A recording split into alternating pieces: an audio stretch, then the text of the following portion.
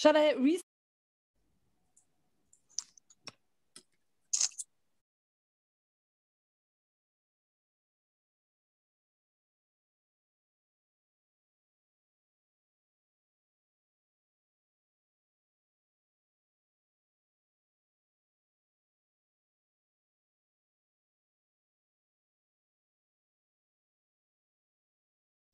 Schön. Aber wir sehen sie nicht.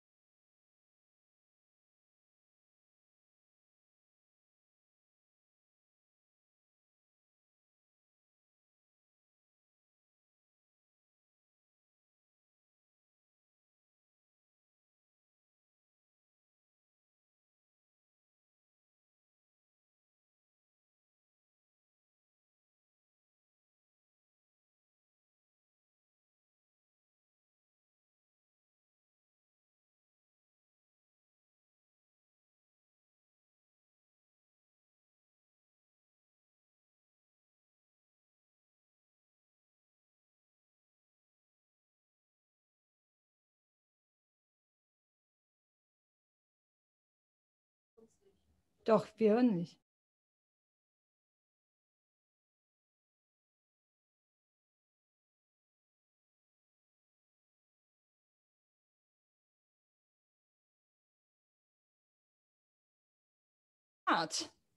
Mr. Weber, Mr. Fratscher, fellow colleagues, ladies and gentlemen, thank you very much for inviting me to speak today. Sorry for these technical problems, but now we can really start. Marcel Fratscher, thank you for setting up this great event, now for the third time since 2017. My very special thanks go to Axel Weber, my predecessor as chair of the board of trustees of the German Institute for Economic Research. You, Axel Weber, have led this institution for over 5 years with expertise, great courage, and wisdom. It is you have initiated the Women in Finance event. And I know the topic is very close to your heart. We promise to keep up the tradition. The German Institute for Economic Research was founded almost 100 years ago. And for almost a century now, it accompanies the most important and vibrant discussions in our country with outstanding research. Always a step ahead. Always offering reliable scientific insight to pave the way for bold political decisions. The German parliament is currently discussing a law which establishes a quota for women on executive boards and supervisory boards for Germany's largest and partly state-owned companies. The so-called Führungspositionen-2-Gesetz, a typical German word. That is one of those political decisions that we would need. The law was initiated by Franziska Giffey, Minister for Family Affairs, Senior Citizens, Women and Youth, and my dear friend. Thank you to Franziska for accepting to speak today. The DIW has a very powerful tool, the Female Manager Indicator, which every year monitors our progress as a country by looking at the share of women on management and supervisory boards in Germany's top 500 companies. It will help me to illustrate the situation and make my points. Since 2019, DIW is also a part of the Sustainable Finance Research Platform, a network of 5 German research institutions that have been conducting intensive research on sustainable finance from different perspectives for many years. The aim of the platform is to provide scientific support to answer key social, political, and private sector questions, and to play an active role in the political and public discourse, for example, within the Sustainable Finance Committee of the German federal government. Women in finance. I'm honored to speak on this vital matter for the first time as a female, after 100 years, as a female chair of the board of trustees at DIW. For me, women and finance are two things that naturally go together. I experienced this early on my childhood. I was raised in a family where money has traditionally been a woman's thing. Nobody ever questioned it. My mother and my grandmother were strong, independent women who take care of the important things: budget, insurance, investments. Everything was discussed over dinner. But in the end, my mother made the financial decision, always. I'm honored because my presence on the board of trustees here, but also on the board of Deutsche Bahn, one of Germany's biggest companies, is anything but likely. When we look at the figures, both in Germany and all over the world, they tell us a different story than the one I was raised with.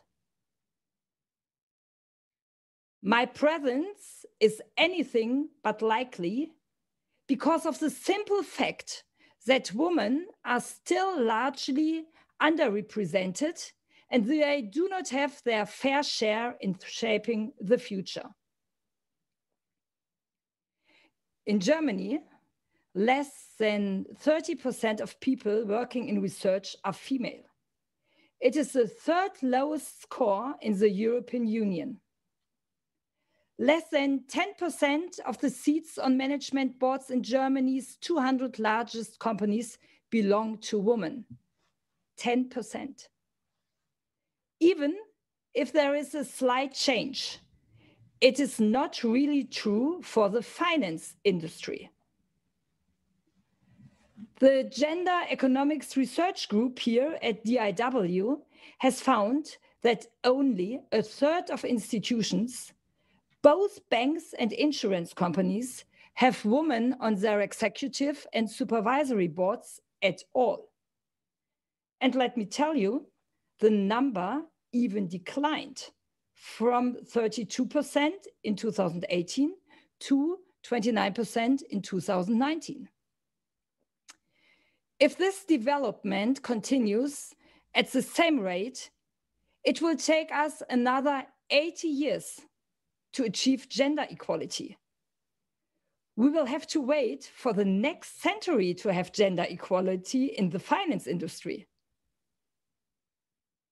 We should find this even more striking, as undoubtedly women are the ones who have better grades in high school, and more than half of university graduates are female. In a society which prides itself on meritocracy and equal access, should it not be the smartest who make it to the top? Finance is the cement that seals together what our very system is based on. Trade relations between countries, business relations between corporations, relations between us as individuals. We use it to assess the value of things which surround us. During the pandemic, we heard on many occasions that countries who had female leaders benefited from a better crisis management. Their countries suffered less infections and less casualties. And they are now heading towards faster economic recovery. Again, we can compare this to the financial sector. The IMF has carried out research which shows that a higher proportion of women on the boards of banks and financial supervision agencies is associated with greater stability. Or as Christine Lagarde famously said, what would our world look like if it had been Lehman Sisters in 2008? I'm convinced it would look very different. In a well-administered system, the finance sector can balance out the access to capital and be a gateway to new opportunities. In order to achieve this, the finance sector has to deal with the unprecedented challenges it is facing. Fintech, cybersecurity, the change in customer behavior, and now, more recently, a huge fiscal stimulus for our economies during the pandemic, to name just a few. And we need the best minds to understand and tackle these challenges, but also to make use of them for the benefit of all, and thereby emerge as a more sustainable sector. Having a diverse team means generating different and more creative ideas. It means more options on how to address clients, on how to understand their expectations, and on how to develop new business models. More women in finance is not an end in itself, ladies and gentlemen. It is what is needed to manage the radical change towards a more sustainable and better future.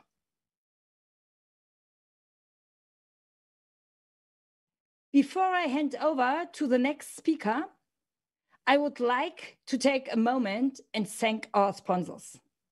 Many thanks to UBS, to Visa, and Deutsche Bank for your trust and support. And thanks to Bloomberg, our media partner. Thank you to all the colleagues who are arranging this event, especially to Christine Czech on Marshall Fratscher's team. Now I'm pleased to hand over to Francine Lacroix for the discussion with Axel Weber. Then Franziska Giffey, our minister, will deliver her keynote address in discussion with Marcel Fratscher. Francine Lacroix, Axel Weber, the stage is yours.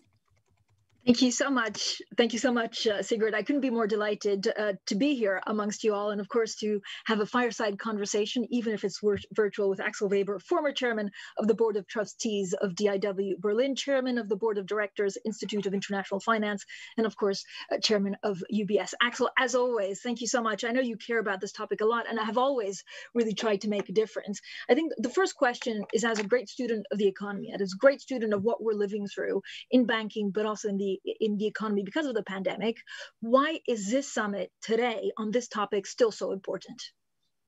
It is important, and it's a second of its kind. We had one about 3-4 years ago, and it is important to monitor what progress we made. There are many commitments out there, but monitoring how we actually implement them. Yes, we have made progress since the last summit, but at glacial speed, and the speed is slowing down, unlike in the glacial environment, where actually global warming has increased the speed at which we see changes. So unfortunately, there's still more work to do. Second, the pandemic has affected women disproportionately, in the sense that since women are the main caregivers in families, the pandemic, in particular when you have children below 10, has led to an overproportional reaction of women reducing their workload or even considering exiting their careers in order to take care of what needs to be taken care of, their family priorities with the pandemic. So we need to act even more now in a post-pandemic world. And third, look, my birthday is the 8th of March. It's International Women's Day, so I care about this issue, and I make it a personal agenda to make progress here. And I think it's worthwhile. It's a worthwhile thing to pursue, because if we can unlock the power of women, we will actually create growth, and we will create jobs, and we will create a more equitable and diverse society. And I think that is badly needed. So Axel, maybe let's go back on when you think we'll go back to a more normal economy. If women have dropped out of the labor force, even in finance, where people can usually work from home because of lockdowns, because of homeschooling, when do you think we'll get to something that looks a little bit more like 2019? So I think we will go to what I always call a new normal. And I think that new normal will not be where we came from for various reasons. First, what is particularly disappointing for me is if you look at the top of global companies, the progress we made over the last 3 or 4 years, and in particular in the last year, in getting women on boards, management boards, or boards of directors, among the top 100 banks is lower than almost in any other sector of the economy, which says that finance really hasn't made the progress of what we should. And we talk about this with some of the companies like Citi for the first time having a female executive who wanted to be with us, but unfortunately couldn't. So we are making sporadic progress and pointed progress. On a more general note, I do think that we will go back to a more normal working environment for sure over the summer as we see the pandemic sort of being pushed back by the rollout of vaccination and by getting closer to something that we call herd immunity. But I think it will be a different working environment. It will be much more diverse. It will have greater choices for people working from home as opposed to being in the office. And I think in a way, we will roll this out in reverse order to the way we introduced it, because you can already see that our Asian locations are more back to a working in a normal environment than we are in Europe or in the United States. I think the US will be next, and then Europe. But I do think we would benefit from the flexibility that we had to have by working from home, and it worked seamlessly. 80% of our staff at UBS were working from home. Why shouldn't we use the benefits of that flexibility to cater better for a combination of a job life and a private life, in particular for women in finance? So is the problem attracting female talent, or is the problem progressing them or retaining them after they have children? I think it's all three problems.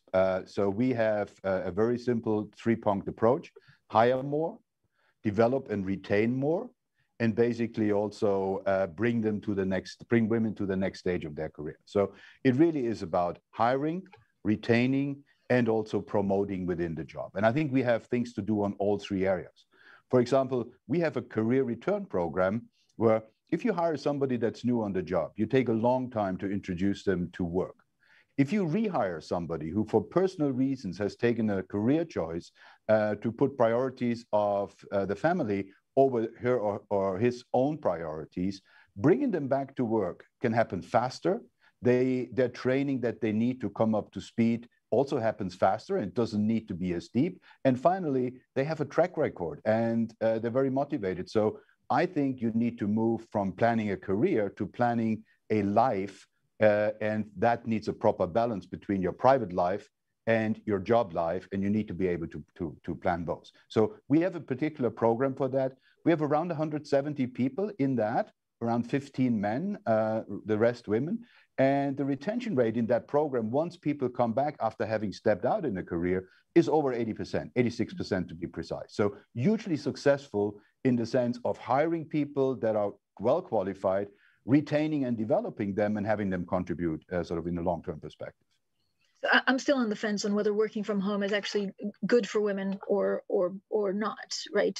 In general, the women that don't have, let's say, kids under 10 that they have to homeschool, do they benefit from the flexibility of working from home because maybe they can put something in the oven or whilst working on a deal, or is it actually worse because they can't get promoted as fast because they don't have that interaction?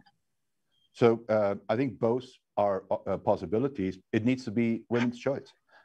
If we have in the pandemic introduced an explicit program against conscious and unconscious bias. So what we told line managers is that nobody should be discriminated in terms of performance appraisals, or pay if they work from home or are in the office. So I think, first of all, management needs to acknowledge these things and put them down as you don't want that to happen. Second, I think it's everyone's personal choice. I think we at the center of the group, the board, the CEO, top management, it shouldn't be our choice. We should accommodate choices that women or men in careers take. And sometimes, depending on the life situation of a family and the stage in which that family is, depending on the age of children, some solutions are better than others. And that might change over time. So I think where we can accommodate working from home with a new flexibility of being in the bank, either part-time or some days in the week or a part of the day, we should be able to accommodate. One of the things that I introduced when I was at the Bundesbank, for example, we had also a problem in attracting talent relative to the ECB across town, was introduce a kindergarten at the Bundesbank. And suddenly it was possible to combine working from home with working at the bank. I mean, they had a kindergarten, but we extended it. And suddenly moving to work and taking your children to work and then being able to take them home again and knowing that they're well catered for was part of a choice why people would choose to work at the bank as opposed to in the financial industry here in Frankfurt, which is the bigger competitor, because the large banks have some of these programs, but they're not as large. So I think it's really about individual choices. Mm-hmm. And it shouldn't be the bank's choice, it should be the employee's choice. And we need to facilitate that as much as we can. And how different is it from country to country or culture to culture, region to region? I think it's quite different. And so, for example, in Switzerland, there is now a new act, which is sort of equal pay across gender. And they set a target, and we're audited on that every year. And when it comes to pay, you have to meet the bar of being audited on that. For us, the male-female gap in pay is 0.6%. So virtually non-existent, as opposed to a 5% tolerance level that is engrinded in the law. 5%, of course, was meant to narrow down the difference between male and female compensation. So it's just one example. Depending on the country, there are different advances. Take childcare and taking time off around having a child. Very different rules across the globe. Some of the more generous rules in Europe, but in the US, the rule is more flexible in the sense that it's not gender specific, it's really quite diverse.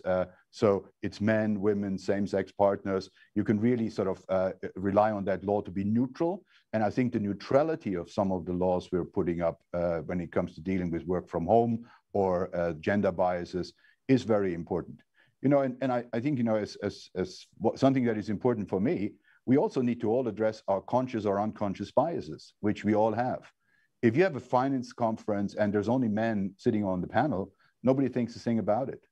If you have a finance conference and there's only women on the panel, people would ask, is that by design? And almost, I need to say, given the penetration of top jobs in finance It has to be by design. And we need to run these conferences as long as people still notice that it had to be by design rather than by chance. And that's where I think where we need to really move on the agenda.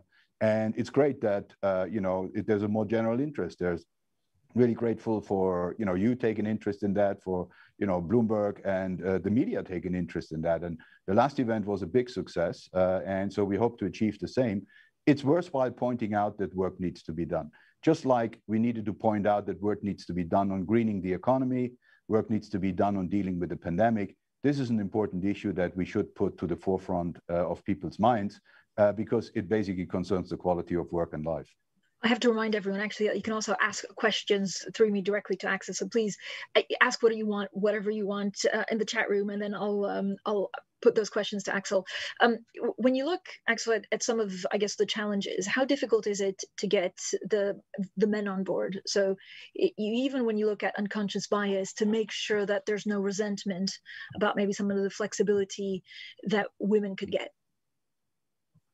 Oh, so I think it's important that also the men in corporate rooms make this their agenda. I mean, we have a panel later with Peter Grauer and Douglas Flint, who already participated in the first conference, and they all been driving this 30% agenda, which is an important first stop. So we need to put that on top of everyone's mind. But 30% is not a natural stop. It's actually a minimum achievement we need to do. The real challenge is to get to 50-50. And this has to happen consciously. If you look at politics, for example, it happened in politics just because it was a conscious decision. It's much more advanced in academia than it is in the industry. And so I do think we need to work at that. And I think corporate boardrooms need to put that on top of their agenda. I put, 10 years ago when I started at UBS, I really had the objective to move to 50-50, at least on the board of directors. We're at a third, so there's more room to do. My own transition is a good chance for the bank to onboard a chairwoman, and I'm very committed to looking at that. And I think we need to push this agenda further, and it needs to be also beyond finance. Finance is an important intermediator for economic success. And if we don't put women in decisive decision positions in finance, financing the economy will suffer from an unconscious bias as well. I can give you the example, and we should talk more about it, is the financing gap for female entrepreneurs as opposed to male entrepreneurs. They have around 10 percentage points more, when you look at surveys, 10% more women say it's harder for them to get the funding in the current pandemic environment than you hear from men running standalone companies. So again, there seems to be a systematic bias that we need to address. And I think if sort of the banks had more women in decisive positions, that bias would disappear. So it all depends on each other. It's a very interactive set of decisions. Yeah, and I know UBS has done actually quite a lot of work on the funding gap, so I want to get back to that in a second. But Axel Weber, when you talk about, you had this plan of getting 50-50 on the board, and now you're at a third. Why was it slower than you were hoping? Well, so it partly depends that the gender balance is just not the only balance you need to strike. And we needed to work on a number of ethnicity is another point. You can imagine running a Swiss board. It naturally doesn't have the diversity that you would have in a UK board or in a US-based board, but that's not an excuse. So you need to even more consciously work at ethnicity and also at diversity of talent on the board. And in a way, it depends also on people transitioning out. The board has a certain view on the mix of talents that should be on a board. And sometimes it's hard to find a combination of 3 or 4 just at that point in time to also be able to cater for a woman. But it's a medium-term objective, and we haven't lost track. We just didn't progress as far as I wished. And there are 2 more opportunities, to move to, 40% and then 50%. And I'm quite focused on trying to use these opportunities. We started the conversation with you telling me that, we have seen progress in the last 2 to 3 years, but it was glacial. Even before the pandemic, what kind of progress did you see? Is there anything that actually, made you think that we were going at least in the right direction when it comes to women in banking? Yeah, so I think we have very good programs now. You can see that at universities, the number of female students is massively increasing. So it's not, in the past, I used to hear the term a self-discrimination, that there weren't enough women studying economics and finance. That's not the case anymore at all. Actually, as a former professor, I can tell you, I always had classes that were roughly 50-50. And dare I say, the women were usually the smarter in the sense that they got the better grades. But somehow when it came to PhDs and to professorships, the number of women in those positions was underrepresented as opposed to the student base that you had. And so again, it tells you at some part of the career, whether it's a professional academic career or a finance career, things don't go right. And I think, we know what that is. We need to deal with these hurdles. We need to deal with the glass ceilings that we have in some of these careers. And in finance, I think part of the thing that has happened is, whilst finance hasn't really suffered through the pandemic, because we were already quite technologically focused and work from home environment, we could switch it off quite effectively. It really has created a lot of tension in families. And again, as I said, as prime care providers, women, again, have been suffering disproportionately from the setback that the pandemic has provided. And so here, I do think that the pandemic has created a need to double up, because by itself, we will not make the same progress, because in a way it has gotten the norm again that if both need to work from home, women disproportionately took responsibility for childcare. That should not be the case. So I think we need to really address that coming out of the pandemic, so we get to a new normal, because it needs to be a better normal than the normal we had before, else we will have not made progress. And that's why I think it's important for banks like ours, where we do have the objective to move on these things, that we do that we talk about it, and that we really try and lead. So I want to go back to the funding gap, Axel, and this is basically UBS report, which it wasn't. I mean, I enjoyed reading it, but the finding wasn't great. Female entrepreneurs globally receive less funding than male counterparts. This is kind of the broad overarching theme of the report. Is raising awareness enough to redress the balance?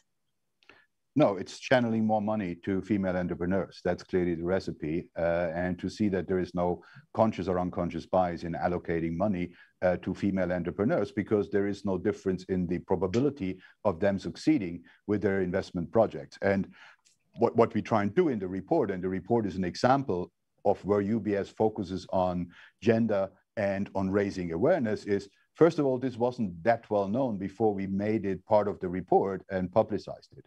Now we know that there is a problem. We need to unlock all the potential and the talent that is in women entrepreneurs to make a progress for the global economy. And I think that is important. So it's an important first step to recognize the problem, but you can't stop there. You need to then solve the problem. And I think for us, it probably will involve that we need to introduce a conscious bias towards funding women entrepreneurs at a rate that is higher than what we've done ourselves, that is equal, and that we check that across sort of male, female entrepreneurs and money we give, and really try and produce statistics around it that once you measure it, you can get on top of it. But if you say there's no difference in risk, if you're lending to a woman or a man to actually start a company, so why the discrepancy? Is it algorithms or is it something else? For example, if you go into microfinance in some emerging markets like India, it is a well-known fact that giving money to women to microfinance communities is much more successful than most other programs are. So I think there are even counterexamples where actually women entrepreneurs, because they have much more of a longevity view and are used to thinking about the long term, will use the money wisely and proportionally. So I do think in the report, but also in other statistics, we do find that financing women can unlock a lot of growth potential that is currently not unlocked because there is a bias towards financing men and their investment ideas. And probably there is different ideas that women would bring to the table that would pay off and that would be wise to finance, also because it would help them raise families, it would help them sort of to deal with the private environment. And that's what I think really needs focus. is there still a difference in expressed ambition? So one of the things when you speak to money managers or people that actually lend say, well, the women don't want as much money. They're not as forthcoming as certain men in what they need to start a company or funding. Is that still the case?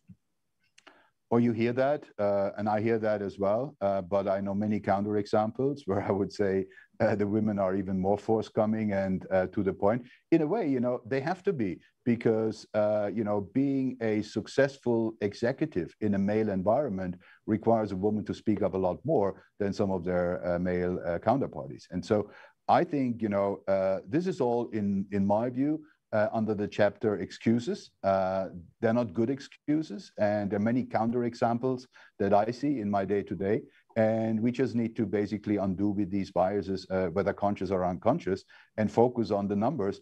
Do we get to equality, and what can we do to improve that? And each of us having a responsibility in a corporation, and the later panel of chairmen will show that, chairmen and chairwomen will show that, that there are things we can do in our organizations. For example, by pushing organizations like the 30 plus club, etc. It really requires corporate action and corporates to follow up on that. So for the funding, for example, I mean, what's the solution? Do you need alternative sources of funding, or do you need to put targets? For example, we had an oncology fund that was supposed to be investing on impact investing around oncology, raising money to deal with a health problem that was well known, but under-researched and underfunded. I think it's exactly the recipe you need to do. If there is a funding problem with female entrepreneurs, you set up a fund for female entrepreneurs and you monitor that fund and the returns in it. And I'm pretty sure it will be as competitive as a standard fund. So yes, you need to design special tools in finance to undo this gap. And a fund like I just described would be an important way to raise money for women. So what you need to do, if women have a problem raising money, you need to raise it for them and allow them to tap that fund and basically risk mitigate and risk share with those women that want to be entrepreneurs, because it's very hard for them to be in direct contact with investors and also with, with media. So being in the media about it, but being in contact with investors would help them. And if they don't have that directly, the banks as an intermediary can do that for them and set up such a fund. And I'm pretty sure it will be paying off to do that. Is there any words of advice for females that need to raise funds or that want to be more aggressive maybe in their career? I've always heard that you have to be an exceptional woman to actually get ahead, but you can be a pretty mediocre man and get access to funding. Oh, absolutely. And look, we see that in our philanthropy work. A lot of our millionaires and billionaires that bank with UBS are setting up philanthropies. And in the philanthropy, the idea is to give money for a cause that you think is worthwhile and to forgo a return. What I talked about is not that. What I talked about is giving money for a cause and expecting an excess return on it because it's a targeted investment and it will unlock potential that otherwise will not be unlocked. So I think we need to use what we have in impact investing to bring that to funding of female entrepreneurs, because it will be an impact. And in my view, the impact could be larger because funding for entrepreneurs is not really today a big issue. What is surprising is that there is a gender dimension to it. And so it can only be that there is an excess return that is not unlocked because the gender position is still there. So I think it is unlocking potential to the benefit of the economy as opposed to doing something that is sort of foregoing return here. So I have a question for an audience member, and you can continue sending them through.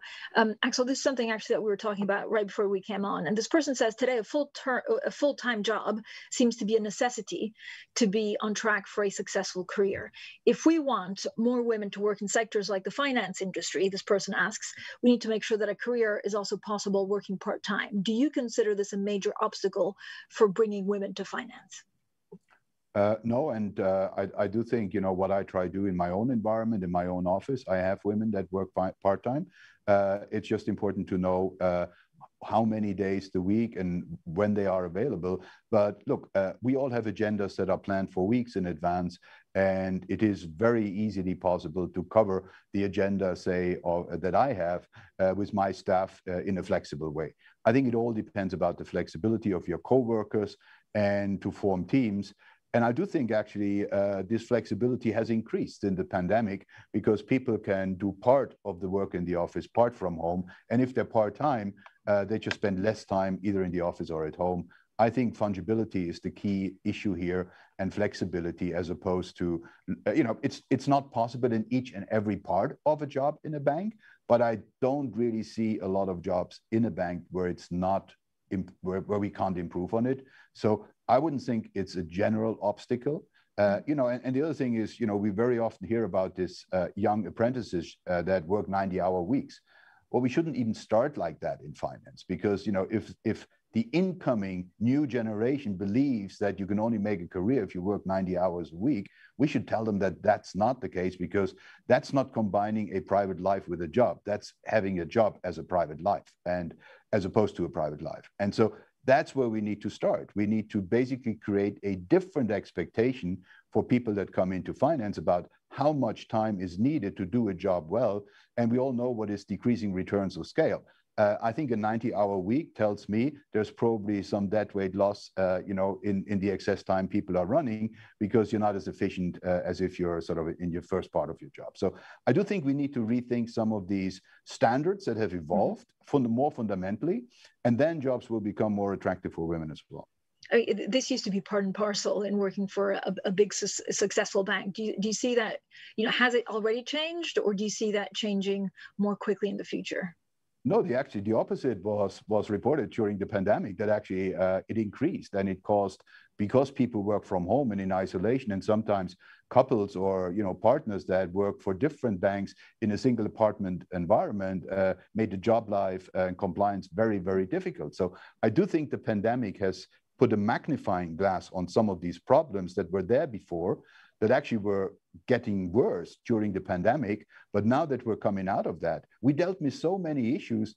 I don't think it's a problem to deal with this one as long as we have it on our agenda. So we need a much more fundamental rethink of how we do jobs in finance in order to make these jobs in finance more interesting for the next generation, for younger people, but also for women.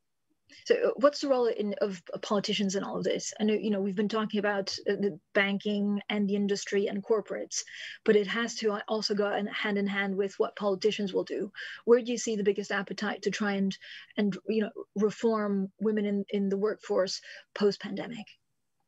Well, look, I was always pretty strong proponent of not introducing quotas. I fundamentally changed my view on that, because what I do find in many conversations I have is successful women don't want a quota, and they don't need it. But I think there are more general ways to start looking at hiring people early in their career and not having a bias there. And when you look at the success, the areas where an explicit quota was introduced, that's the areas where we made most progress. And so, I do think banks in their own interest should volunteer to make this progress. But I do think we need a tightening of standards from a regulatory or legal perspective, a bit like the broom car at the marathon. The camera is always on the top guys that run ahead. But then there's a broom car always, and occasionally the camera is on that as well, which takes out the players that would never or only very, very late arrive at the target. So I do think we need both. We need to go ahead and be determined, but at the same time, we need minimum standards to push those that don't move in the right direction, because otherwise they can be permanently excused from making progress, and we should not allow that. I may have time for two questions, Axel, because we're actually running out of time, but I'm just getting a question. What would be the ideas to change such expectations on work approaches? So this person writes in saying, as long as there are sufficiently many people willing to do 90 hours a week, how can it be tackled that these are not always naturally given precedence? Well, I think that's exactly where we need to put that into. We need to monitor how long people work. And I think, success is what you achieve in a given amount of time. We shouldn't set expectations so that people need to achieve so much at work that it takes 90 hours for them as an input. And surely we don't pay them, like that. So I do think we need to, and in Germany and in other countries, that's the case. You have a certain regulation of time you spend at work. I get a reminder from our HR department, from human resources, every time when my staff, because I'm in the office too long, has been in the office too long as a result of it. And I think that's a timely reminder that you do need to start working on that. Maybe the option is to hire another person into that job if you find that the people on the job need to spend too much time getting it done. And that's, I think, where we need to start. And that's the only way forward, that you need a certain amount of hours in the office, but it shouldn't be excessive. And if you can't get it done in a certain time, hire somebody else because you're understaffed. There's this, I guess, a number of companies also have mentorships, especially skewed towards women. Out of everything that UBS has done, what do you find has been most successful? I think the most successful parts have been two things. One is the mentorship programs, because we do have successful women and they form networks and they basically stand up for each other. The second part has been sort of some of the career return programs that we did, because that in particular has helped women who left the workforce some time ago, because the rules weren't in place yet for combining family and career. It allows them to come back at a point in time where some of them had even given up the idea of returning to work. I found that quite important and quite encouraging, that we could get people that had given up on a finance career back to finance and contribute to the bank and stay at the bank. And that's sort of something where we need to work. But mentoring, like this event, is very important. Women providing others with an example, but also with a network and helping them to progress their career is hugely important. Axel Weber, thank you so much for a wonderful conversation, really. And I know you'll be with us throughout the day. So with that, thank you again. And I'd love to hand it to Marcel Fratscher. Marcel? Thank you, Francine. Good afternoon, and a very, very warm welcome also from my side in the name of all of DIW Berlin, the German Institute for Economic Research, and all the colleagues here. We're very happy to be able to host this second Women's Finance Summit. At this stage, I would have liked to introduce to you the first keynote speaker of the afternoon in person, who was supposed to stand next to me, but Franziska Giffey, who will deliver this keynote, couldn't be here in person today, as she had an important political commitment she had to run to. But thankfully, she taped a message to all of us, and I'd like to ask the colleagues to please play that tape and that message from the minister. Dear Mr. Fratscher, dear Sigrid Nikutta, dear Professor Weber, ladies and gentlemen, from the Ministry of Women in Berlin, I send you my warmest regards. Unfortunately, I cannot be in person participant in your conference, but nevertheless, I want to send you some of my thoughts. Today, you will talk about the future of the financial sector. This is a very important topic for the Federal Ministry for Women, because banks and insurance companies will only be successful if women and men lead them. I have brought something to you. This is a book of my predecessor, Renate Schmidt. And it is entitled, Ein Mann ist keine Altersvorsorge. A man is not a retirement provision. In her book, Renate Schmidt calls upon young women to educate themselves, to deal with money and to not leave that to the men. Because money means independence, and because women's perspective is important. As this is still not a given, a Women's Finance Summit is needed. Many of you work at banks and many in leadership positions. According to the German Institute for Economic Research, women in leadership positions are very much underrepresented at banks. Why is that so? We know from studies that in the field of banking, especially those are rewarded who put up with extremely long and inflexible working hours. Thus, equal participation in leadership positions is a question of the work culture and the legal framework conditions. Ladies and gentlemen, I have a motto: the vast majority are men. Not a single company among 30 DAX companies is led by a woman. Why is that so? The famous so-named Thomas cycle might be a reason. Probably you all know it. One Thomas promotes Thomas, and one Michael another Michael. This produces a cycle that excludes women. We have to break that mechanism. In Germany, we have implemented the women's quota for supervisory boards since 2016. Since then, we have noticed the quota is effective. It works. There are so many very qualified women who need to become leaders. And we have also noticed where there is no fixed quota, voluntary commitment by companies is not enough to bring about real change. Therefore, I have fought for the second act on the equal participation of women and men in leadership positions in the private and in the public sectors. In German, we call it Führungspositionengesetz. For the first time, there has to be at least one woman on the management board company where there are more than 3 board members. We know from studies that diverse teams are more successful. So I say, diversity is a factor of growth. Or, the way I put it, women are good for business. And that we have to fight for. What can we do to have more women in leadership positions? I am convinced it all depends on a good work-life balance. This means with sufficient and high-quality childcare. This is why I campaign for the expansion of child daycare with all my might. The federal government will provide 5.5 billion euros by 2022. This is an enormous project for the Federation and the Länder. Childcare for small children is not enough.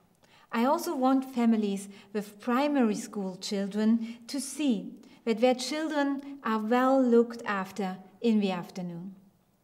Therefore, I am really delighted that the cabinet meeting yesterday, we decided to introduce a legal entitlement to all daycare for primary school children. This way, we will create more educational equity and advance equality between women and men. With a sufficient childcare, more women can work, and by that, more women have the possibility to reach leadership positions. This is good for the families and it strengthens the national economy. And now, especially for the ladies, you all have positions of responsibility. You serve as role models. And I ask you, please contribute to a new culture in your enterprises. A new culture means that every woman and every girl learns women can do everything, and that a man is not a retirement provision. With this wish, I say goodbye to you, and I wish you a very good discussion. All the best, and greetings from the Ministry of Women Affairs and Gender Equality.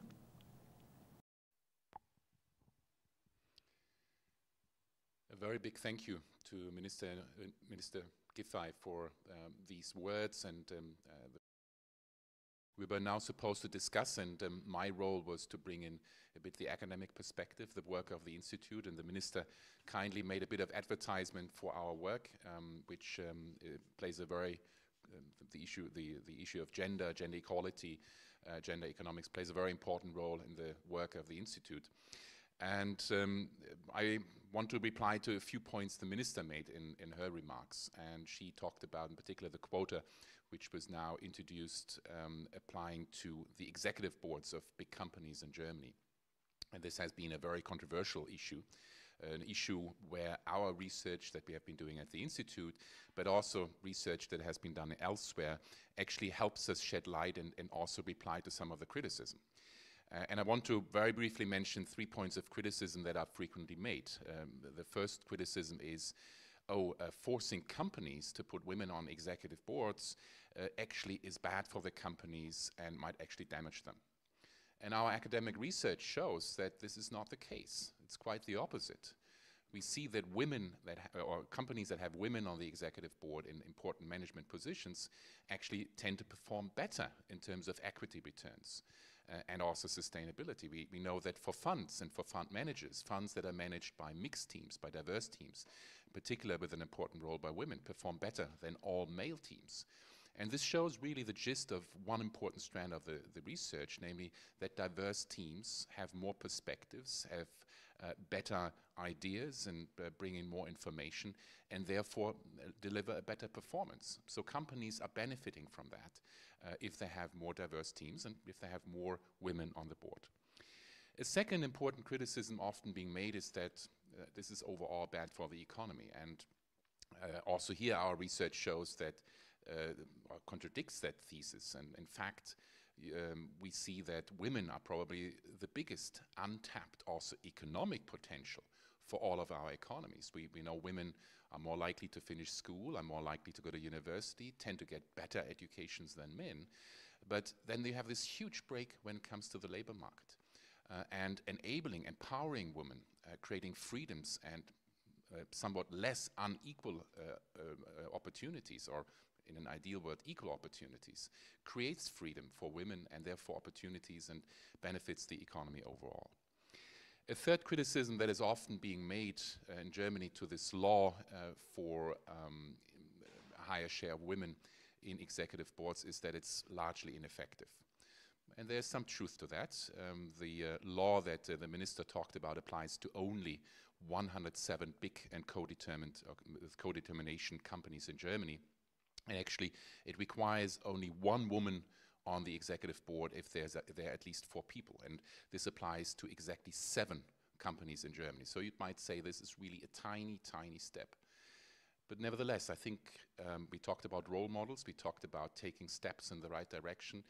And I think this is a very important step towards creating more equality of opportunity and tapping the potential we have. And if you allow me a very, very final word from a male perspective, from the perspective of someone who couldn't be more privileged in many ways, it's often argued that laws that help women, quotas, are discriminating against men. And that's not the point at all. It's about creating equality of opportunity. And also our surveys show that most men, the majority of men, particularly younger men, often say they want more equality of opportunity. Men benefit from the fact that women have more opportunities and the same chances as men. Men want to share more of the work in the family, in companies, in their private lives. So the beneficiaries of more equality of opportunity, such as a quota for management in executive boards and supervisory boards, is not just benefiting companies, it's not just benefiting a few women or all women, it really benefits all, including men. And I think that's an important message to keep in mind in order not to induce polarization, but really understand that making progress on equality of opportunity is really to the benefit of all. So with these few remarks from an economic perspective, again emphasizing our work at DIW and that of our colleagues here, I want to hand over to Gillian Tett from the Financial Times, who will chair the first panel of the afternoon. And I wish you an exciting, interesting conference, and look forward to seeing you at the end of the conference with final words.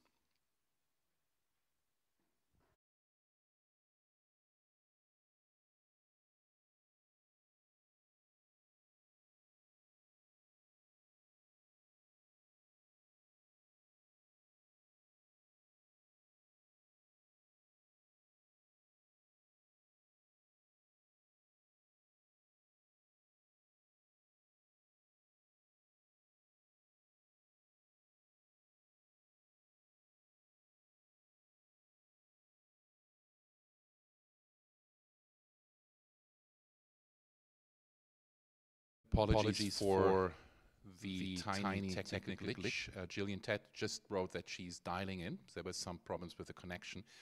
So if you just hold on for a minute, don't go away. We will transfer in a minute to Jillian, who will chair the first panel.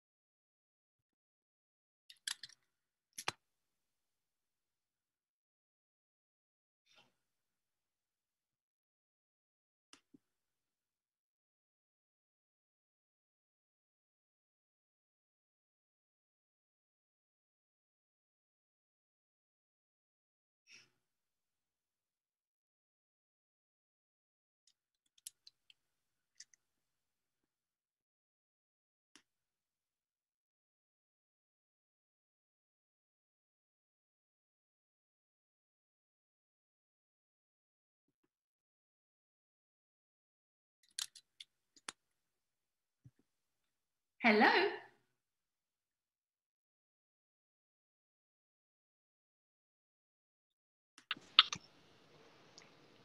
Is that Jillian? Yes, hi, it is. Hi, I've had huge problems getting onto the call. Can you hear me all right?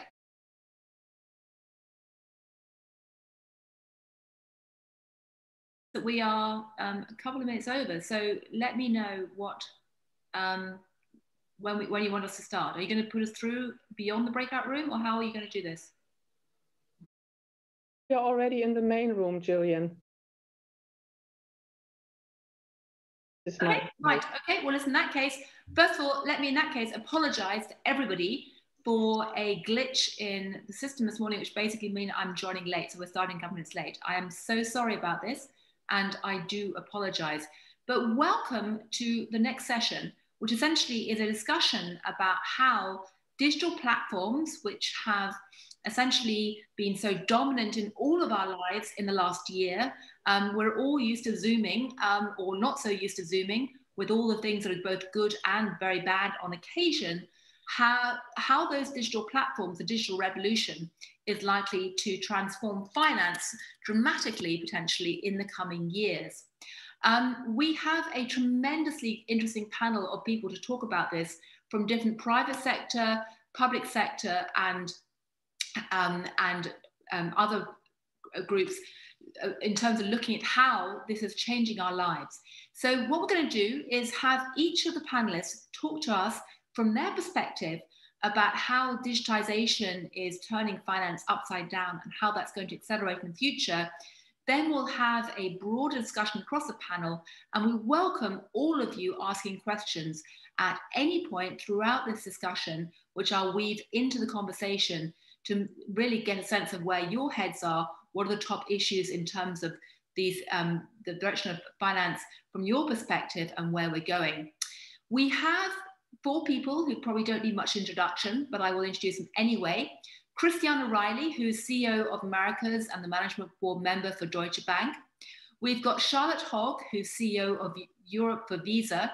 We've got Elke Koenig, who's the chair of the Single Resolution Board, and Sabine Kellerbus, who's president of Personal and Corporate Banking and president of UBS Switzerland and Group COO.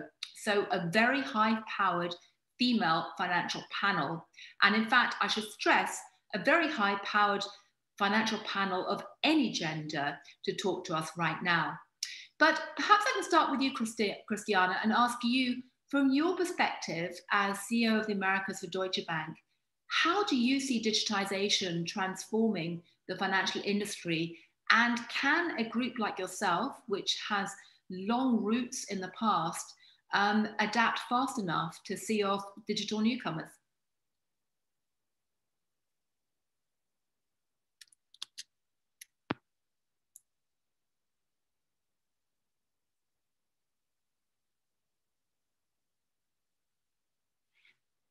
Christiana, I think you're on mute still. So we're creating a wonderful sense of suspense to hear what you have to say.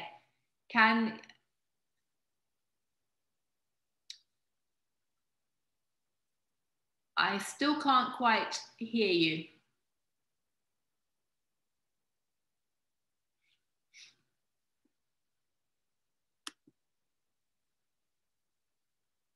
Okay, while we're waiting for her, let's try Charlotte Hogg. Charlotte, do you want to jump in at this point?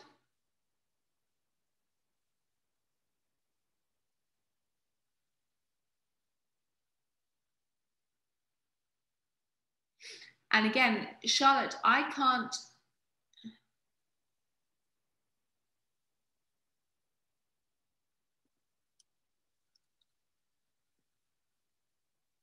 Jillian, Sabine, I just give it a go. Can you hear me? Oh yes, can you hear me now? I can hear you now, Christiana. Yes, I'm glad I wasn't the only. Why don't I jump in? I think there was a central problem with the technology. We were frantically trying to solve it on our end. So first of all, it's lovely to be here and it's lovely to be heard. So thanks very much for including me in the conversation. You asked the question, Jillian, how digital transformation is affecting the financial industry, how it's affecting Deutsche Bank. And so I'll start, I think, by giving you perhaps a very general platitude that I suspect all of the panelists today will sign up to, which is that no doubt since the onset of this pandemic now more than 14 months ago, we've seen a dramatic acceleration of digital transformation, not just within the financial services industry, but across the economy at large. Some of these have been great transformations and things that really have been to societal good, and some are things that we need to ask ourselves the question, how effective and how sustainable should they be for the long term. I'd put in the good category things like telehealth and the rapid acceleration of interaction in that space that really has been a long time coming, and we hope is something that projects for the long term. We'll put in the negative category Zoom kindergarten. For those of you like me who have small children, that was a very suboptimal setup that we certainly don't want to see proceeding. Bringing it to the financial services industry, obviously we welcome the very rapid innovation that we've seen in the virtual advisory space and in digitization of end-to-end processes, things that we as organizations, and I'm sure others on the panel will subscribe to, have been working on at a much slower pace, that have taken an incredibly rapid path over the last 14 months. And on the other hand, there have been more challenging aspects of this unbridled, accelerated digitalization in financial services. People with excess liquidity in their pockets and a bit of excess leisure time engaging in social media-fueled day trading have caused all manner of challenges and volatility in risk management in our capital markets. We've got to balance out the good with the bad in this rapid acceleration of digitization that we've experienced over the past couple of months.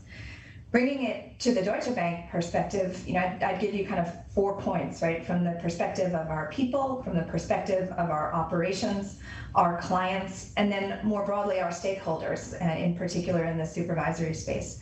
For our people, this has been an unprecedented situation. And when I sent in the US 95% of our workforce to work from home on March 9th of 2020, we had a lot of trepidation. How well was that going to work? And it has worked phenomenally. And we are so excited for the flexible work future that we've got ahead and everything that we've learned as an organization about how trust-based interaction between employer and employee leads to so much better outcomes.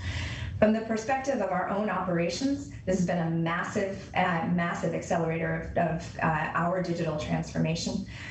Deutsche Bank signed up in the course of last year to a strategic partnership with Google Cloud. We've been rapidly accelerating the migration of our own operations from legacy mainstream, kind of skipping many steps and straight into the cloud. I'm happy to talk more about that experience and how excited we are about the possibilities that that opens up.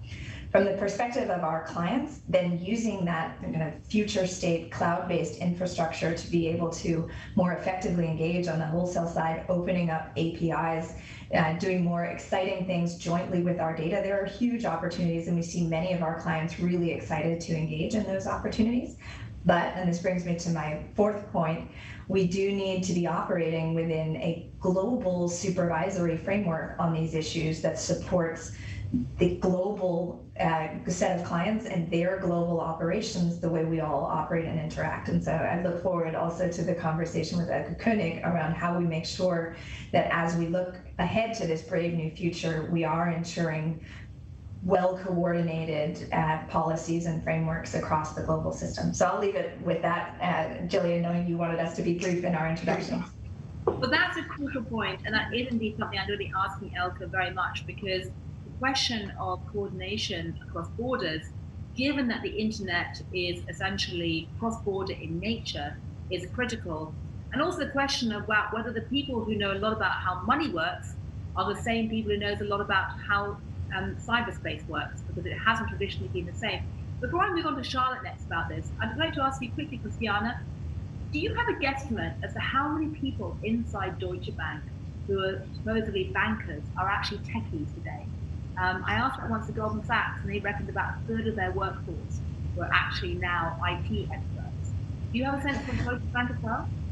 Well, I tell you, it's certainly vastly more than it was when I entered this industry about 20 years ago, and the profile was very much around, financial education, master's degree, and you're a financial engineer. We are thrilled with the diversity of profiles that we now have within the organization. And I would hesitate to say that 30% may be the number that we would put on kind of technology and operations staff, but that there are technology capabilities that we're looking to put into the hands of many much closer to the frontline engagement with our clients when we think about implementation of services in the cash management space, or if we think about what really goes on the trading floor as we are increasingly automating the way we're engaging with the market. So that capability can't isolate these days just to the technology organization. It really seeps deep into all aspects of how we run the business. Right, that's fascinating. Charlotte, how does it look from your perspective? Do you have a guesstimate of how much of your workforce now is actually a techie rather than a financier?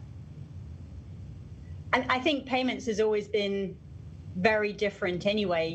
When you're talking about the infrastructure of the financial system and the kind of the ability to protect consumers from fraud and to authorize transactions in milliseconds, you're always going to have a very strong technical bent. So whether you count the number of people in technology, which is a very large portion, or the number of people in cybersecurity, or all of the people who actually work with our clients and implement our solutions, we have a more technical bent and probably always have. Right. But in terms of how has digitization accelerated for you during the last year? Thank you. So I thought I might talk about it a little bit from the kind of information we see and how we see economies responding. So, the big thing that we've all experienced, of course, is that in our daily lives, in our essential shopping, we have fundamentally moved into the digital world. So whether it's the shift to contactless, 55 countries around the world have raised their contactless limits. It's been one of the changes that's been really welcome from financial services, and that's not always the case with financial services, as we know. In Europe, we've seen about 1 billion new transactions in that new contactless limit around Europe. And then when you look at e-commerce, 15 of the countries we monitor around Europe have seen a 40% or more increase in e-commerce. I think that's both a significant change, and it's also a significant accelerator of change. I don't think we've hit a discontinuity and now we kind of plug along again. I think we're actually in a different phase of change. And everybody sort of says, is this reversible? Is it not? I think about how long does it take you to make a habit? 21 days. How long does it take you to make it permanent? 90. How long have we been going through this? A lot longer. So I think there is a very fundamental shift. I think there are some real positives, and I want to call out that I actually think our economies have probably become more resilient as a result of this shift. So whereas initially you saw this big shift of consumers, what was also happening under the surface and then has become more embedded is a big shift in businesses. Businesses knowing that they needed digital outlets in order to continue to sell as restrictions came and went and came and went.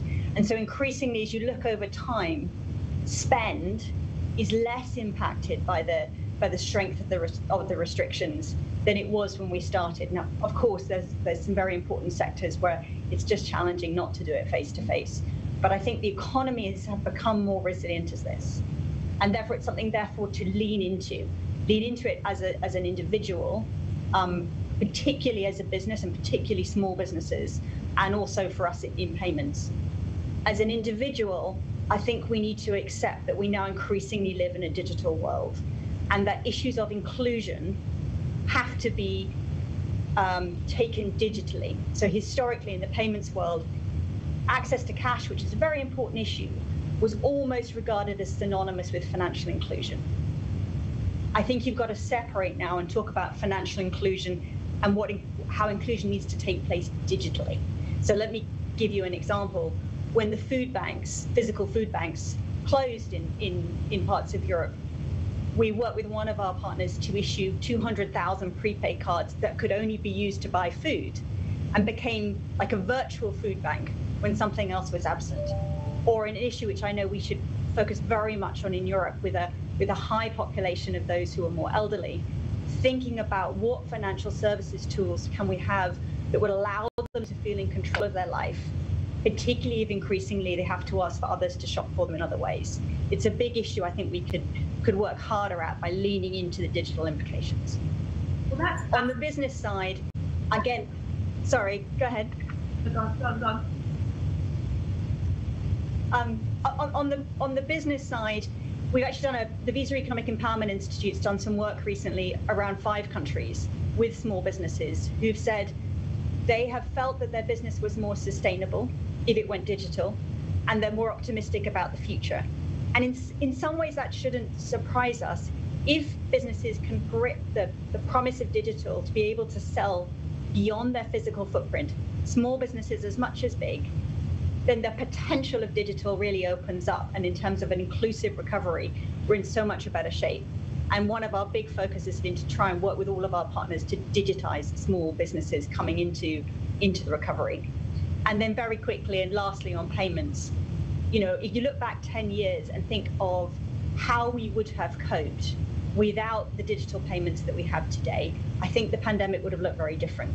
But what it also means is that there's a very, very important bar in terms of the level of resilience payments has to deliver, the level of cyber protection, the level of consumer trust that it has to maintain.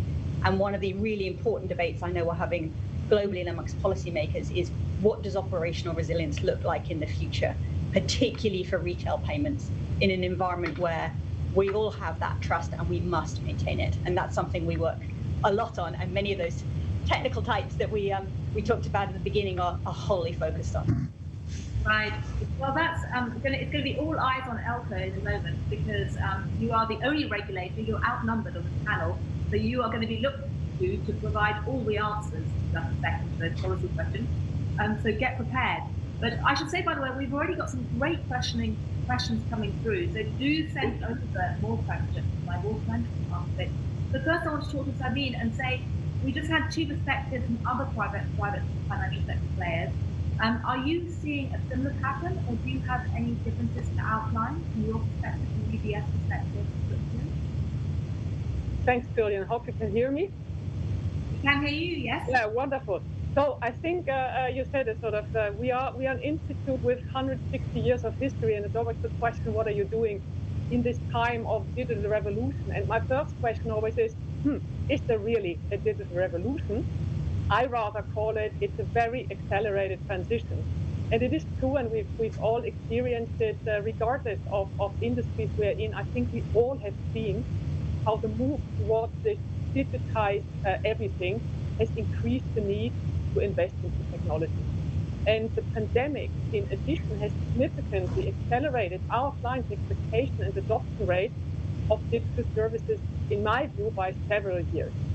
We were an early investor into technology, and in my view, this is precisely what we were able to continue to advise and support our clients during the pandemic without any interruption to our services. We have mentioned the importance of operational resilience. So our systems, we have a 99.999% stability rate, which is really very, very high and important.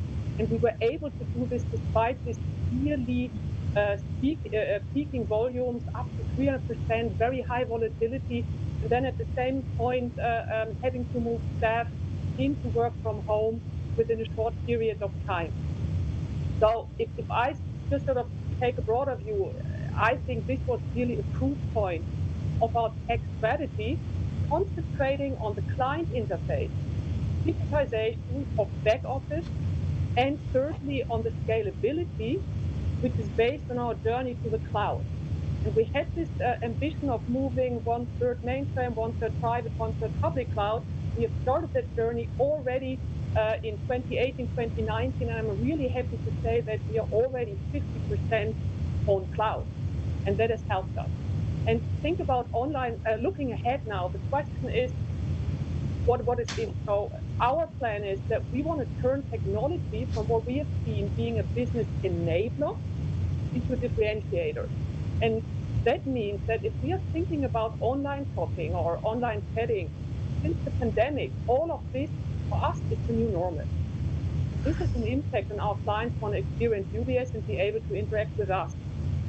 And I have to say we've adapted very fast, and we changed into remote interaction very instantly. And already in March 2020, this is when the first lockdown hit us, our research team, for example, organized more than 1,500 conference calls, live streams, webinars, podcasts. And these efforts were highly appreciated by clients, and we saw significant increases in the engagement level. And the number of CIO interactions even more than doubled in that very first quarter of the pandemic. And this exactly is the kind of client experience which is becoming the new normal. And it's either through fully digital interaction or by using tech to support our client advisors so they can bring better, faster, and more customized services to our clients. So in our plan, we actually make technology the first step in how we deliver and improve client experience even further. And we will digitalize what we can. While, and that is really important, it needs to be driven by the client business side, as they understand what the client wants. And we'll have to deliver faster speed to market. But above all, as this differentiates us as banks, we will continue to earn our clients' trust, and we will truly understand client needs. And data will play a key role, because today's and future technology supports data analytics in a never before seen manner. But here, for me, there are two underlying principles which are important. Using data to create added value for our clients, and treating data with the utmost diligence. And in this digital journey, I think we even can learn a great deal from tech companies, but always in a way that our clients feel comfortable with. So I see tech companies and fintech as our partners. And that, while we are already collaborating with a vast network of more than 2,000 of them, we have built them over the years to find new and even better solutions for our clients. And through this, we are even closer to new developments, because with our client know-how have grown over decades, we can anticipate their needs. We are capable of integrating innovation power in a highly regulated environment, and by our size, we are able to scale new solutions. But there's one caveat: banking is and remains a people business. Transitions are only successful if we ensure that our employees are part of that journey. And this needs really dedication from a lot of angles. Starting with digital trainings for employees, changing leadership styles to become more agile, or very importantly, supporting our employees in remote working, as this will be indeed part of our new normal. So I think if I make it in one sentence, we have to make digitalization an imperative in everything we do. Thanks, Jillian, back to you. Well, that's fascinating. Thank you. I should say, by the way, as I said before, if anyone wants to ask questions, please do via the chat function, and I will incorporate them, because we have two fantastic questions already, which I'm going to mention, so the three private sector participants can think about before I turn to Elke, but I will turn to this after talking to Elke. One of the questions is about whether you think it takes a crisis to bring about the acceleration of digitization or not. And another great question is, as this is a women's finance summit, what do you think about whether women are particularly well suited to tackle this digitization? And what does digitization mean for women in particular? I would say, somewhat sarcastically, it means even more license to send emails at 1 o'clock in the morning, but when you're juggling everything else. But anyway, but while you're thinking of that, because I'd love to hear that from you three, I want to turn to Elke, because we've heard a lot about the incredible silver lining of digitization, flexibility, innovation, creativity, all these things. But there are also huge, huge risks. You know, right across the most obvious one about the risk of cyber attacks, through to central banks losing control of money supply. Thank you, Bitcoin and all of those new functions, through to the risks of fraud, or people not understanding things properly, etc. And of course, there's the most basic risk that the internet is global, it jumps across borders even more effectively than money does at the moment, and yet regulators are national. How do you possibly square that circle? Thank you for asking a nearly unsolvable question. But let me perhaps start and build a bit on what I've just heard from Sabina. I full-heartedly agree that digitalization has been coming, and probably the old saying holds true. A crisis sharpens mind, and with that, we move far faster than we would have moved otherwise. And perhaps to go first back to our own organization, to be fair, if you'd asked me in January or February last year whether we could work nearly fully remote and still deliver on our goals, I would have said, please keep on dreaming, but please let's not try. We had to try it in mid-March. We have since more than 90% of our staff not in the office. Actually, we have staff we hired last year who's only seen the office to get their office equipment. And we are still working, and we are keeping the soul, we're keeping the glue of the organization going. So I think crisis sharpens the mind, and you can prove that things work. Looking now at the questions, and I think it's fair to say, looking at it, pros and cons. Of course, digitalization also helps, because without digitalization, we would have seen basically parts of the business not functioning. So we would have seen business continuity at risk. So there is a lot of positive parts to it, which also from our kind, and now you're talking not to a supervisor, but to someone who is more focused of what if it goes wrong and you have to resolve a bank. So digitalization, ICT is a core business to look at, to make sure that it functions fully, and that it also functions in a disruption. But you're right, at the same time, you have clearly the question about what is the risk around it. Cyber risk definitely has increased, and it's far more of this that we might need to worry about.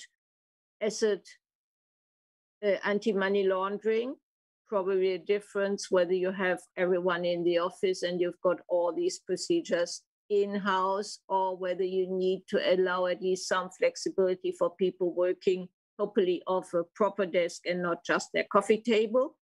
And at the same time, also to consider data protection. You've already mentioned it. When you talk about cloud business and the like, make sure that your data protection, and Europe is peculiar about data protection, is right. So those are areas, but I would say it's balancing, and it's both sides, it's positive and negative. And I would leave it there for the discussion. Right, well, thank you very much indeed. Well, let me then in that case go back to the comments, questions earlier. I'd like to maybe ask with you, Christiana, and ask you, what do you think about the question about whether it takes a crisis to get to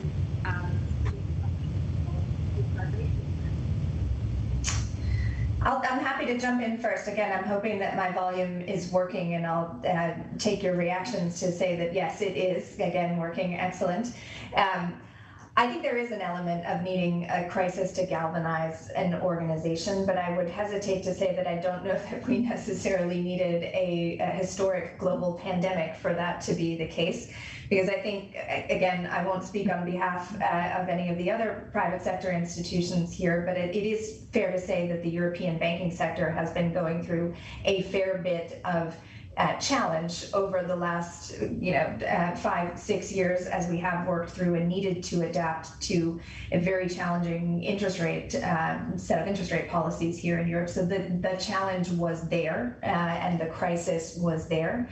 But it is heartening and very heartening to hear not just the DB experience, certainly Sabina's experience, and the really important perspectives that Charlotte brought on board, also from the perspective of retail payments. We're seeing acceleration of transformation across the board.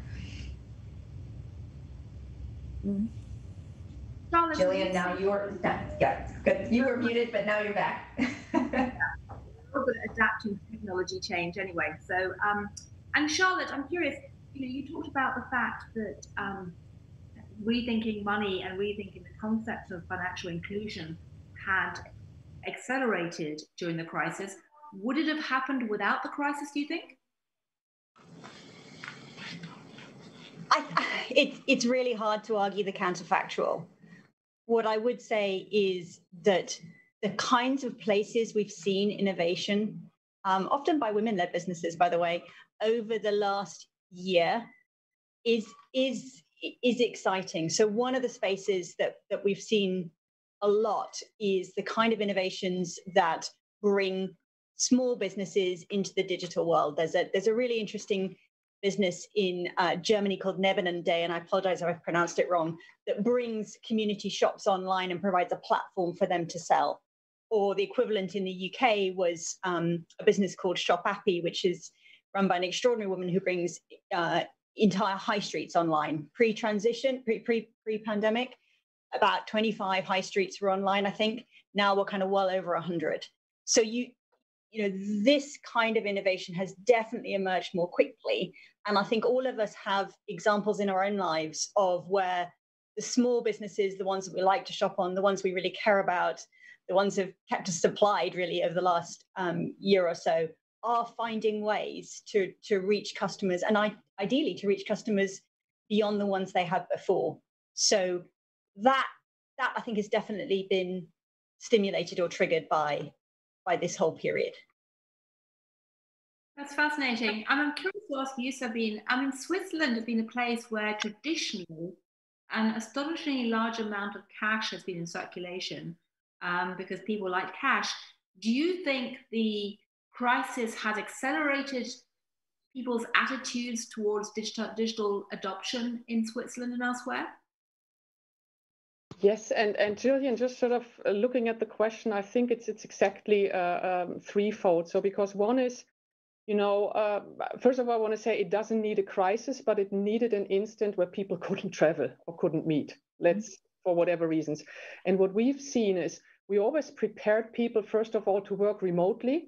But as people couldn't travel, I think this has really picked up. So a huge acceleration driven through the pandemic, which would not have happened. It would have taken much, much longer. Secondly, I think what we have seen really change is this client interaction side.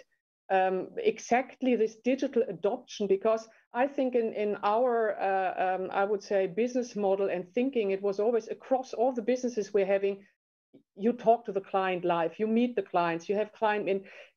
I think on the retail side, we have seen that trend a lot earlier, that this sort of less complex services can be handled electronically. But if it comes to wealth management, if it comes to family offices, if it comes to investment banking relationship, asset management, it was really, I think, here we have seen an unprecedented adoption, which would not have taken place.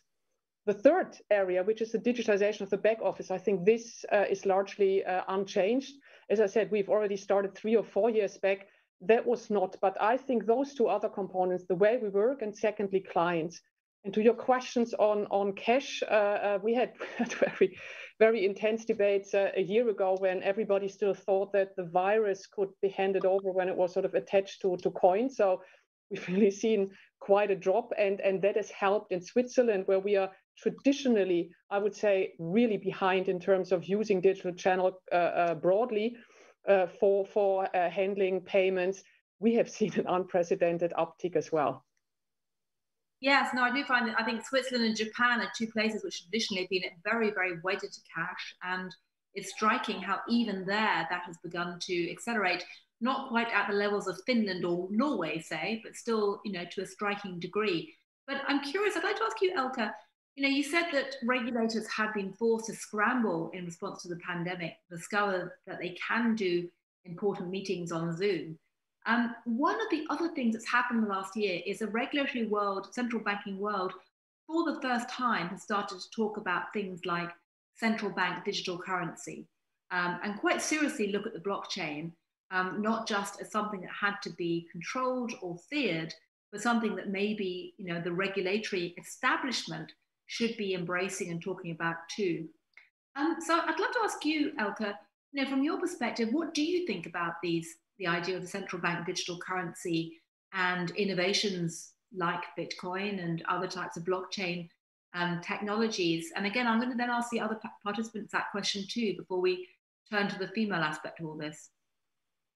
Well, I'm not sure whether you would align Bitcoin or digital currency as call it a result of the pandemic. I think the topic was there. The topic was just ripe to be discussed. And to be fair, the discussion has just started. But now you're talking about something which is a bit far out of my normal topics. And my consideration here is, of course, when we believe that the amount of money in circulation is something for which you want to have central banks to be in control, then the idea of Bitcoin, the idea of other types of, is an idea to which central banks need to react and need to find a way how to ease, on the one side, the use of money, so digital money, and on the other hand, keep control about, well, the exchange mechanisms we have. So I think it's not a question of the crisis, it's something that would have had to come in any case. Is it something to be considered as a threat, or is it something just to be considered as a normal next step? I would perhaps turn it around a bit in a totally different question for the private sector. Looking at all this, what will be the impact on the traditional banking model? What will be the impact on payment systems if you open up for an account, kind of an account with central banks? And in particular, and now looking a bit back to digitalization, what will be the impact on the smaller banks? Now we heard just on payment systems, there are now facilitators to really move forward. But I think we need to go a bit broader to talk about what will be the impact basically on the banking landscape going forward, or if you want to go even one broader, what will be the impact on our cities of what we are currently seeing with more digitalization? More coffee shops or more retail shops? Just to be a bit provocative. That's a great question. It's always a great tactic if you are not sure about how far you can or cannot speak on your question to ask somebody else the question too. But, these are indeed actually crucial questions. And so I'd like to perhaps maybe start with any of you, either Christiana or Sabine, and ask you, you know, from your clients, given that you both work with fairly traditional client bases, you know, who have been wedded to cash in the case of Switzerland and used to be to a lesser degree in Germany as well. What degree are you seeing them scramble for digital solutions? I mean, are you putting them into Bitcoin or telling them to go jump into blockchain or get involved in other stable coins and things like that?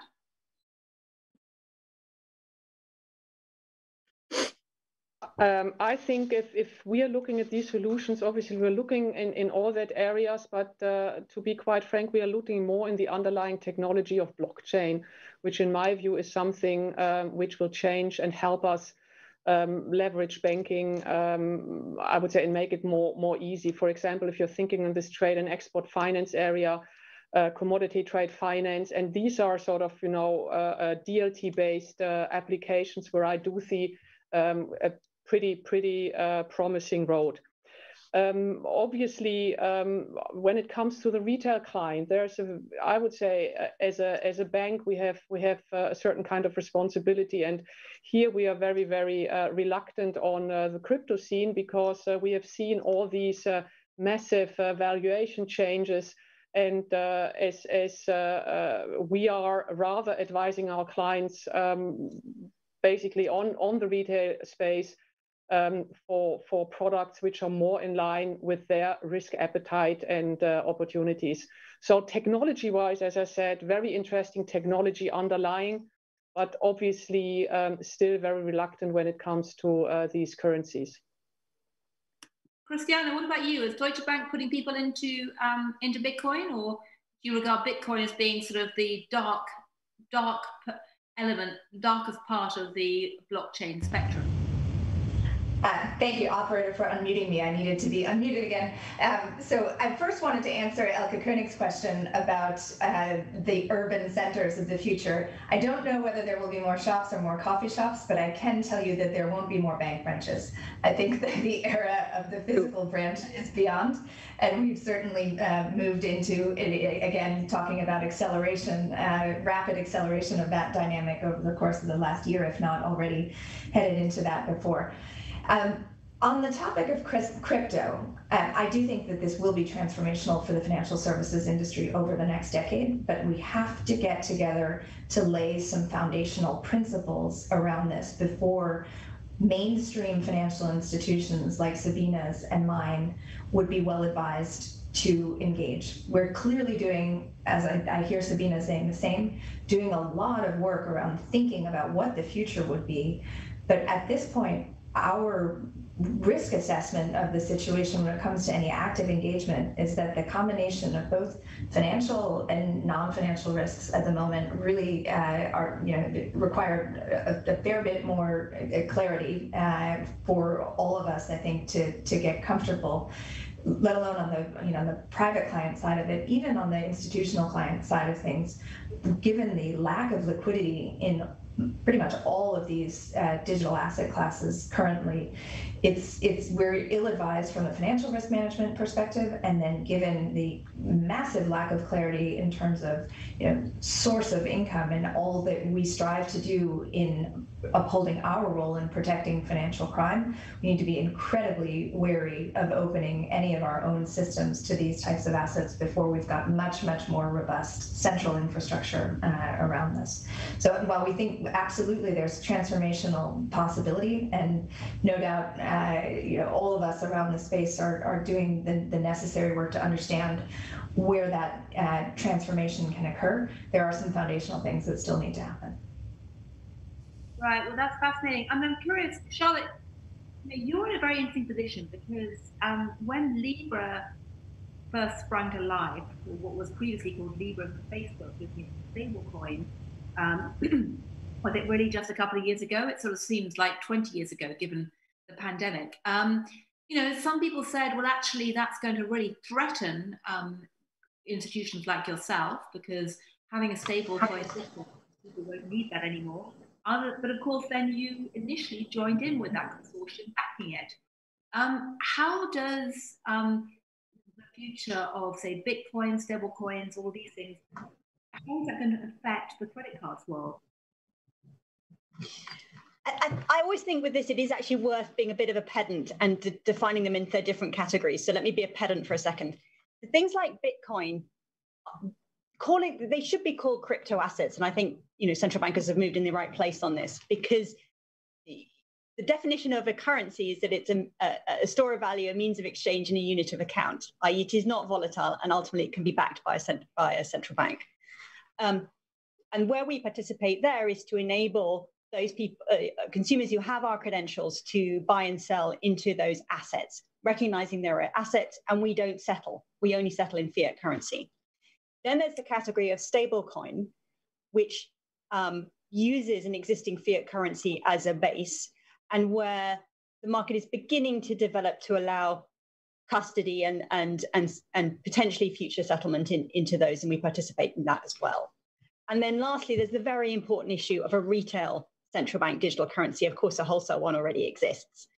And I think the ECB and others have done some really good thinking about this, because when you move into a digital space for money, the definition money, in a sense, becomes inextricably linked with how you might use it.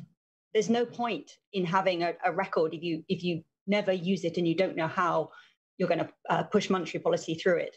So thinking about how would you use that currency in a very safe and secure way? How do you use the best of global data to protect it from cyber attacks and ensure you've got the right level of resilience? Those are really complicated questions, because in the end, a fiat currency is an expression of nationalities and critical, as Elke says, to monetary and ultimately policy and ultimately financial stability.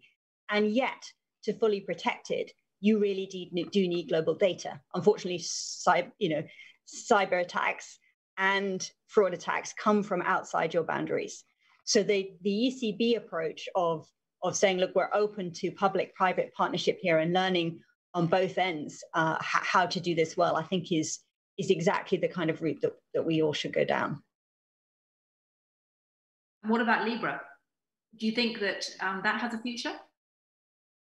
It's obviously a stable coin. It's obviously based now on the US dollar, and I think one should think about payments again as to multiple levels. You need to create resilience, as others have said. You need to be very clear on the rules at which people access the system, and for us, sort of AML and the compliance rules are vital. And then you have to enable innovation off the top, and none of us can peer into a crystal ball and say what's going to work and what's not going to work. But you want to enable that innovation so that if consumers appropriately within the regulatory framework adopt these use cases, and we've seen so many, great, but we should create an environment where they can safely do so. Right.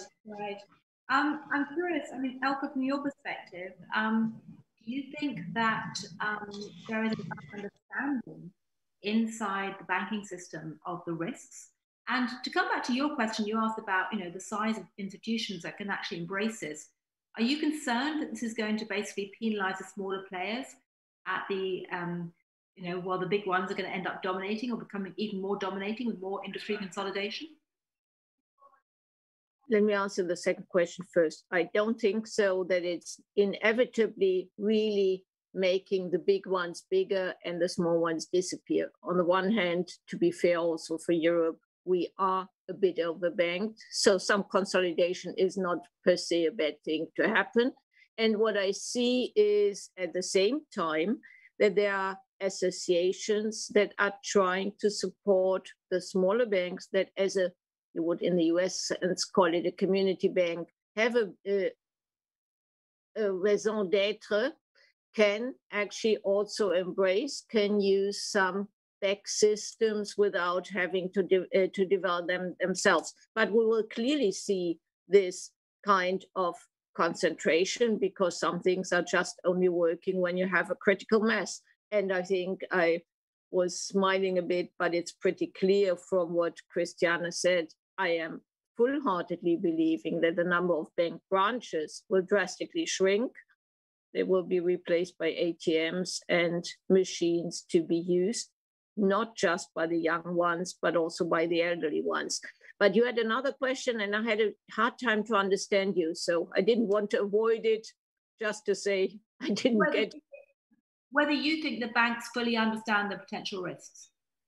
I think they do, or I ideally hope they do, because there is sufficient debate about it. And again, I think the banks need to see how to balance between the needed changes and all the flexibility we need to build in. We actually even need to build them in just to ensure that we have business continuity in any case, but at the same time to ensure that things like AML, like data protection, like know your customer, part of it, don't go a bit under in these priorities. But I think here I'm very confident the banks know about the challenges and they need to embrace them. So can I just quickly ask, I mean, this is a women's financial conference. It is absolutely an amazing sign and cheering sign of progress that we have such an amazing panel of people who are talking about this, who just happen to be women, but that's, you know, coincidental, if you like. When I started my career as a financial journalist 25 years ago, I almost never had any women to quote in senior policy making or private sector roles at all.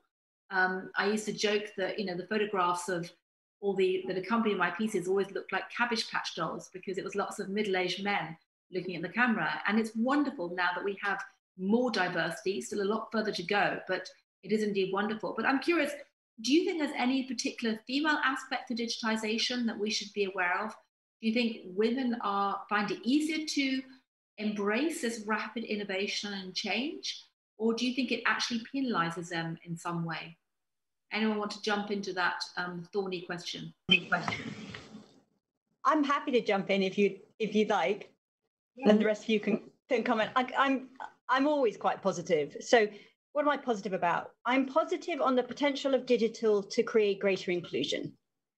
So if we move into a world, which I think we all see, where we'll get more flexible working, more remote working, at least a part of the time, it feels to me like your ability to recruit further away, further afield, both in terms of all forms of inclusion, but also in terms of geographic distance, in terms of part-time working, that should be something we can lean into, and I do believe it'll help women.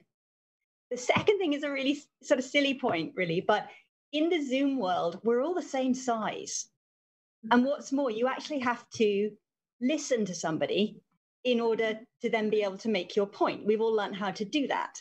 Now, I've spent my life being 5'4", and in a room of very large men, you do feel in a different environment, but now we've all been equalized. So you're all laughing, but you probably noticed that, right? Some of you may be a bit bigger than me. But that kind of actually, that leveling, if we want to call it, is something I think we should embrace and move forward with, and also the ability to listen as well as speak. And we don't always, as women, tend to have such loud voices or such powerful carrying voices. I think that the third thing is that the leadership styles that have been adopted through this period have inevitably crept further into people's homes and into people's lives, because you see so much more than you ever have. And there's been a recognition, I think, that a breadth of leadership styles, which in itself is inclusive, has been incredibly important, particularly for coping with the very real mental health issues and grief that people have suffered through all of this.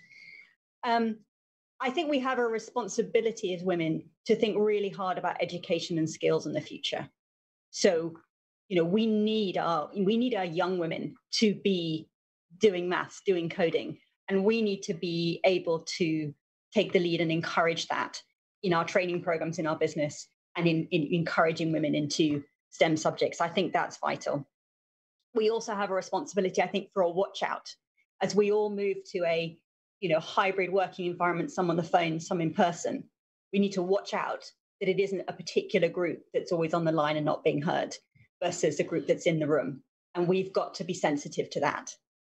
And then just very lastly, I think the extraordinary work that's been done by people in the healthcare industry and people in education, many of us have tried to educate our children, known how hard it is something to celebrate. And of course, those are the sectors where there are an enormous number of women who have served extraordinarily through this period and are true heroines. And isn't it great to have those role models?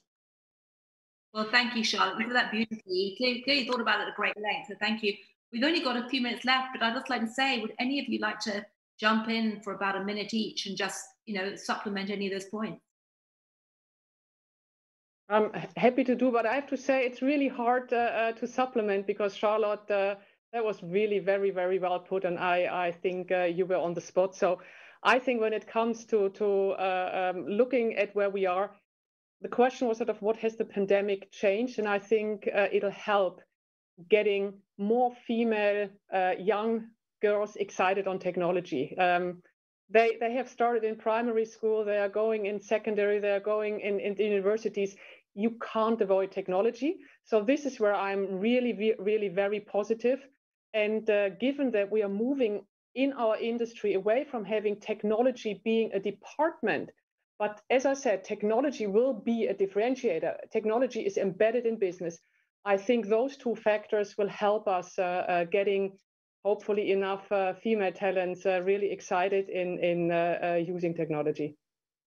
That's fascinating. How about you, Elke?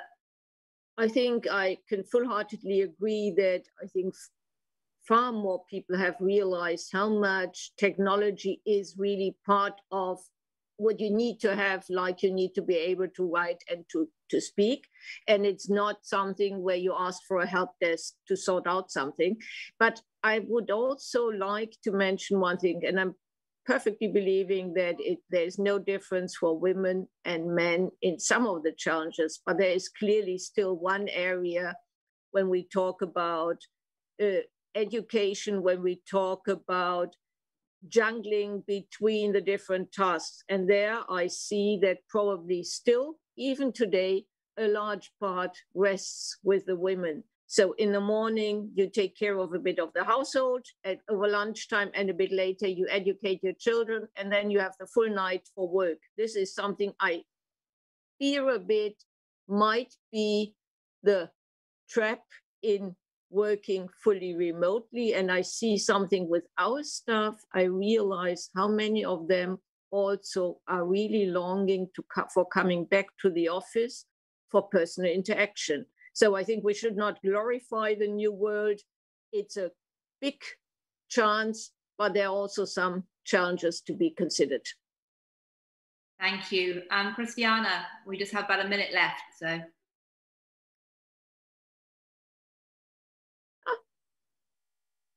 Oops, yes, Christiana. No, we've lost you again. You've gone mute again, I'm afraid. How about that? Great, thank you. So, while I do agree with Elke that there are the challenges associated with everything that women have needed to juggle within the last year, I'm really optimistic for the opportunities that women will be getting as we emerge out of this pandemic. Because I think if there's one thing that we have all learned, it's around the importance of empathy in leadership, and that how hard it was when we all were tossed into our home environments, right? And you saw everybody working in their home environment from their kitchen table. You needed to show the empathy, and leaders who succeeded over the course of the past year have been the ones who've gotten that. And I think women are naturally predisposed to that and will have wonderful opportunities from here. Well, thank you. Well, the last year has really shown us about we can face unexpected challenges very suddenly. I mean, even the Zoom call with the technology, we've all had to grapple with that. And yet adaptation, resilience, creativity, and invention are absolutely key. And I think that applies very much to the world of finance, very much to the world of technology. And it's something that in many ways women have shown themselves to be partly through difficult circumstances and no other choice, particularly at the central role. So I'd just like to say thank you to all 4 of these fantastic women who are such interesting and inspiring role models for us all. Thank you for talking to us about how you have grappled with these challenges, how you think the industry as a whole has grappled with the challenges, and for pointing the way forward for both good and bad. So thank you all very much indeed for a fascinating conversation. Thank you to everyone for watching and listening, and I hope it's helped you think about how you're navigating your own situations, both for yourself and your clients. And with great pleasure, I'll now hand it back to the organisers for the next panel. So thank you all very much indeed, and apologies for some of the technical hiccups. Thank you, and stay safe. Thank you.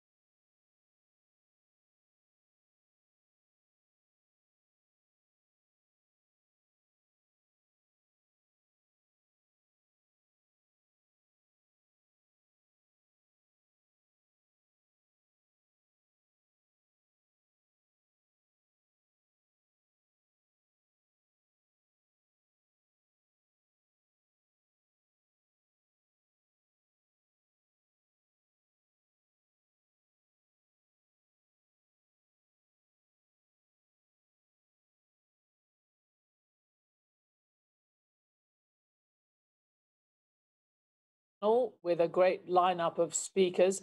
I'm Stephanie Flanders, Senior Executive Editor for Economics at Bloomberg, standing in for Francine Lacroix, I should say, for those of you looking back at your programs, wondering what's happened.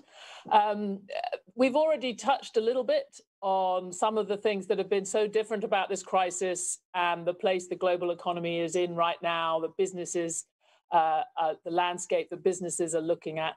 I guess what's particularly relevant to this discussion is that in contrast to the crisis of 2008 and 9, the financial sector didn't cause it. It was nowhere close. There weren't underlying imbalances, holes in the system financially, which made the crisis deeper and more long-lasting, as in the case of the global financial crisis. And in fact, I think most would say that the relatively good shape of financial institutions going into last year's recession may well have lessened the impact and made this economic crisis shorter than it would otherwise have been. But it's clearly, as we look around now, strengthened the pressure to make sure the financial industry is part of building back better, that phrase we hear so much. And I think that is, in many ways, the focus of this panel. We're talking about digitization, sustainability, and post-pandemic growth models. And we have, I think I would say, that the dream team to take the conversation forward. Isabel Schnabel is currently on the ECB's executive board, responsible for market operations, research, and statistics. She's also a professor of financial economics at the University of Bonn.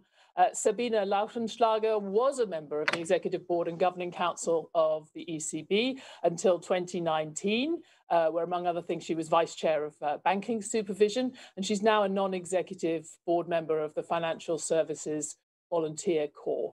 Mary Callahan Edders has been Chief Executive Officer for Asset and Wealth Management at JP Morgan for more than a decade. But most importantly, my former boss, and certainly favorite female boss in my career. Though I noticed that you had just over $2 trillion under management when I left, Mary, and now it's pushing $4 trillion. So I'm not sure what that tells you. But finally, we have Ulrike Hoffmann-Burkardi, who is a senior portfolio manager and managing director at Tudor, and is very responsible for a portfolio which emphasizes disruption and the opportunities from innovation, which is obviously very relevant to the conversations we're having today. Isabel, if we could do a brief bit of scene setting with you first. The policy response, the macro policy response to the crisis last year was massive and swift, probably bigger and faster than we might have previously thought possible. But things have moved on now, and so have the challenges for policymakers. What do you think needs to happen right now, and is it happening fast enough? So thank you, Stephanie. Let me say first, it's of course a great pleasure to be part of this dream team, how you called it. So thanks for inviting me.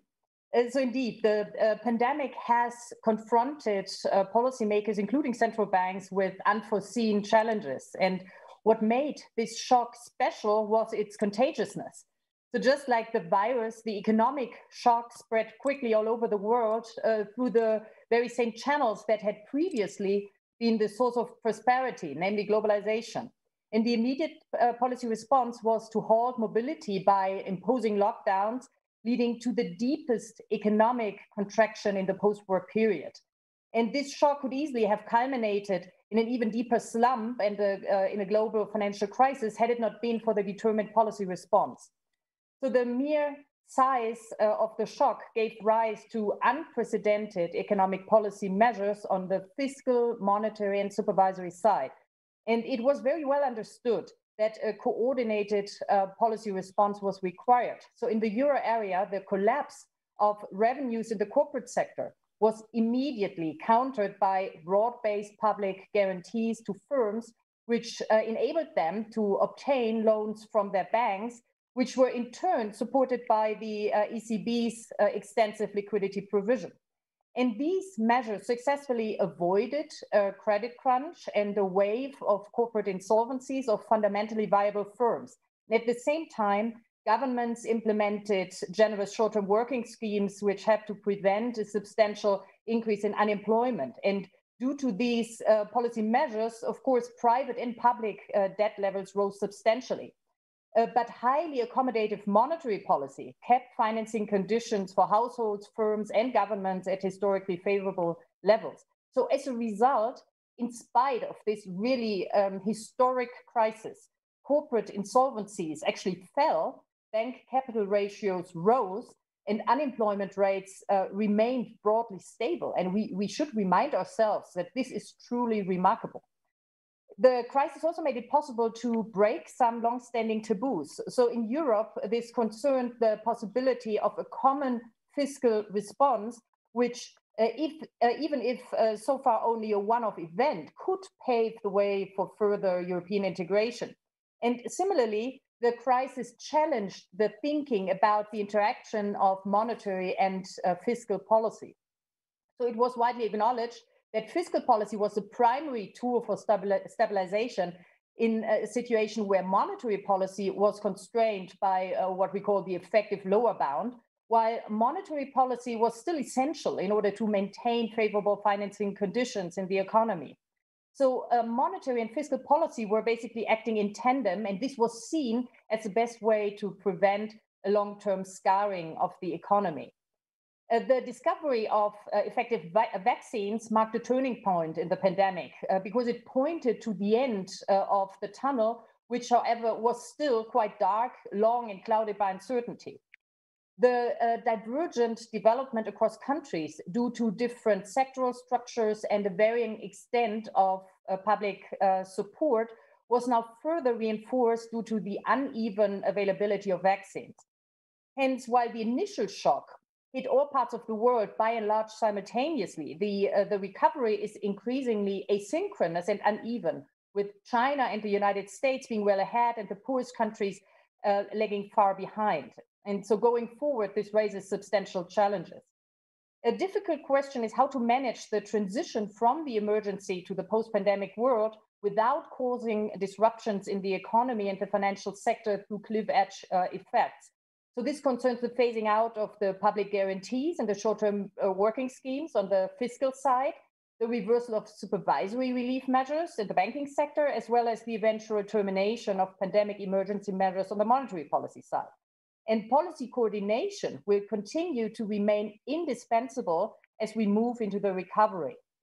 A premature withdrawal of fiscal policy support could leave monetary policy again the only game in town, while a premature tightening of monetary policy could make policymakers reluctant to maintain their support for as long as is needed, and both would impose substantial costs on the economy.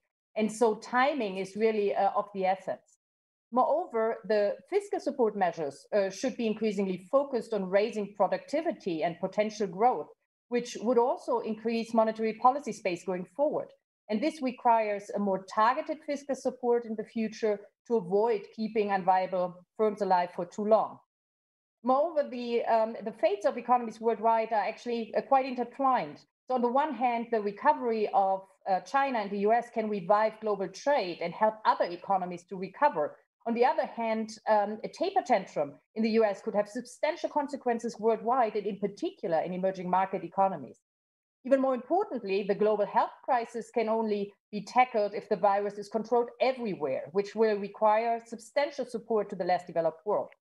So the main lesson learned from the pandemic is, for me, the following.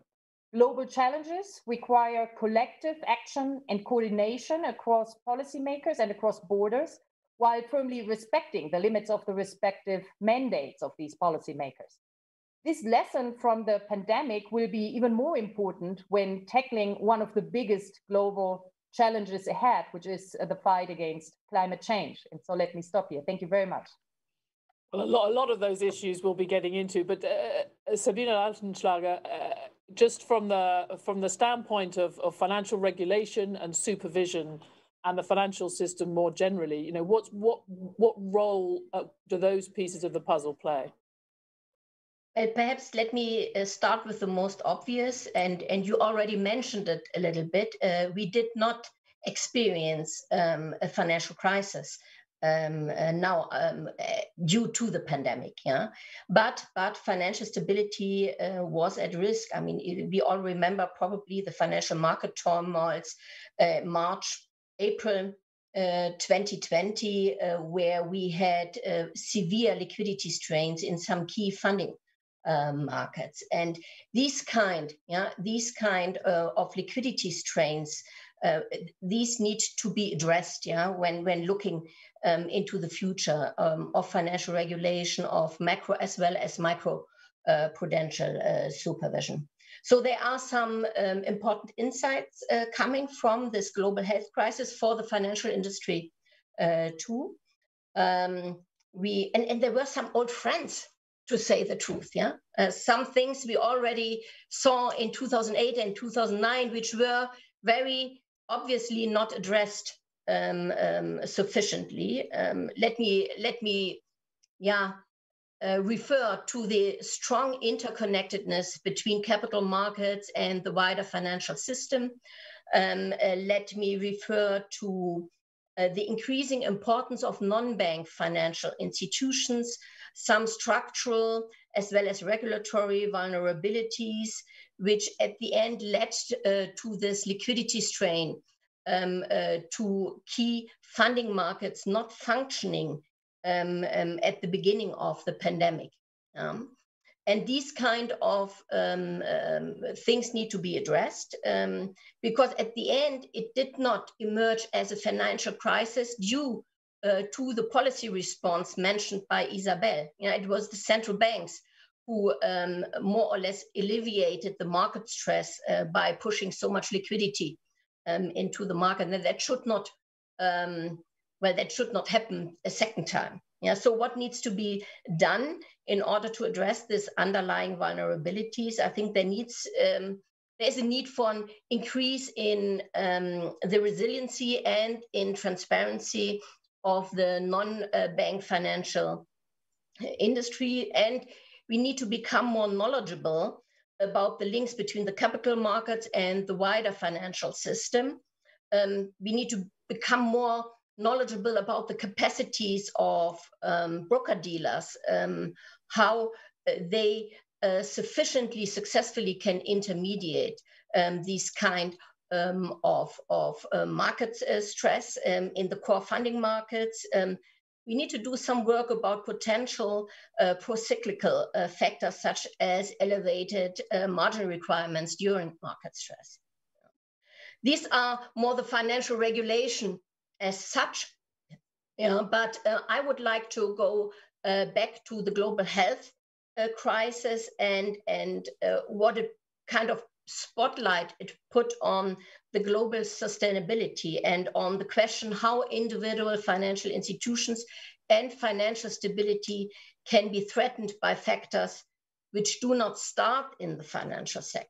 And we all know this. I mean, credit risk is per se such a factor, but I think that the global health crisis and how quickly it emerged, and moved into an economic crisis and then into the question, what does it mean for the financial industry?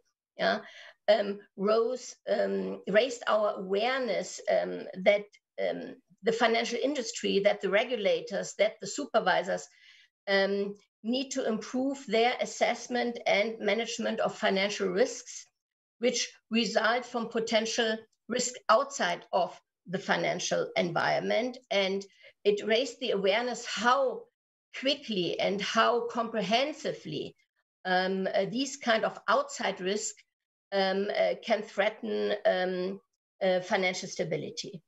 And I think, and perhaps we can hear this from Mary as well as Ulrike, if I may express a wish, it gives the question, that how do financial institutions and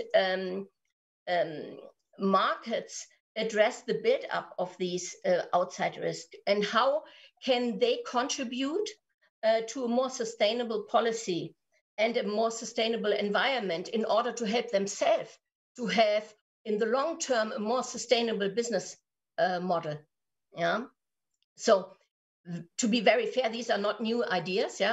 We all know that the institutions as well as the regulatory authorities are working on this topic. But my hope is if we can gain something good out of this crisis, then it is raising this awareness, perhaps having in a best case scenario a trigger for a turnaround, to put more urgency, to put more speed with all the stakeholders in seeing a more holistic view on these risks, and on the linkage to a sustainable business model in the financial industry too.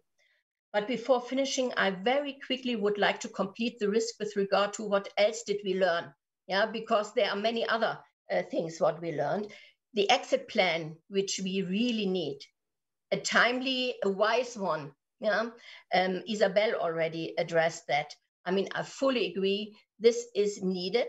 And what is additionally needed is, with all these relief measures offered by the governments, by the regulators, by the central banks, etc., there are severe side effects possible, and we need to watch these, and need to be able to manage side effects on financial stabilities. We need to be vigilant for sure with regard to the credit risk in banks and with regard to another round of liquidity stress. I fully agree with Isabel that global coordination and global standard setting is the key for addressing major challenges. And what I would like to add is that the crisis has shown how worth the effort is to constantly update operational resiliency in the financial industry. I mean, we do not need to talk about the crisis, we just talk about digitization, and then we know that we all have to do our homework every day and in the future too. It's an ongoing, constant effort we need to take. Well, and then we need to here and there change perhaps some post-crisis reform rules. I'm talking about leverage ratio. I'm talking about the usability of capital and liquidity buffers in times of crisis, where I think some tweaking is needed. So now I will finish, because I'm really interested in hearing from the industry, how they want to move forward.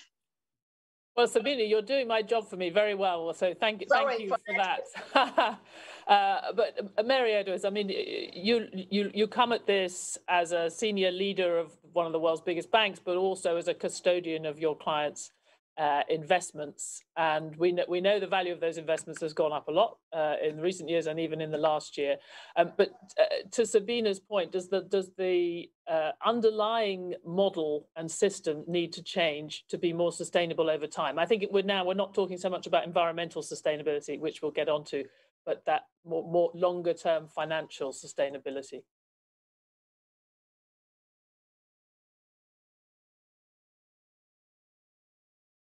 You need to unmute.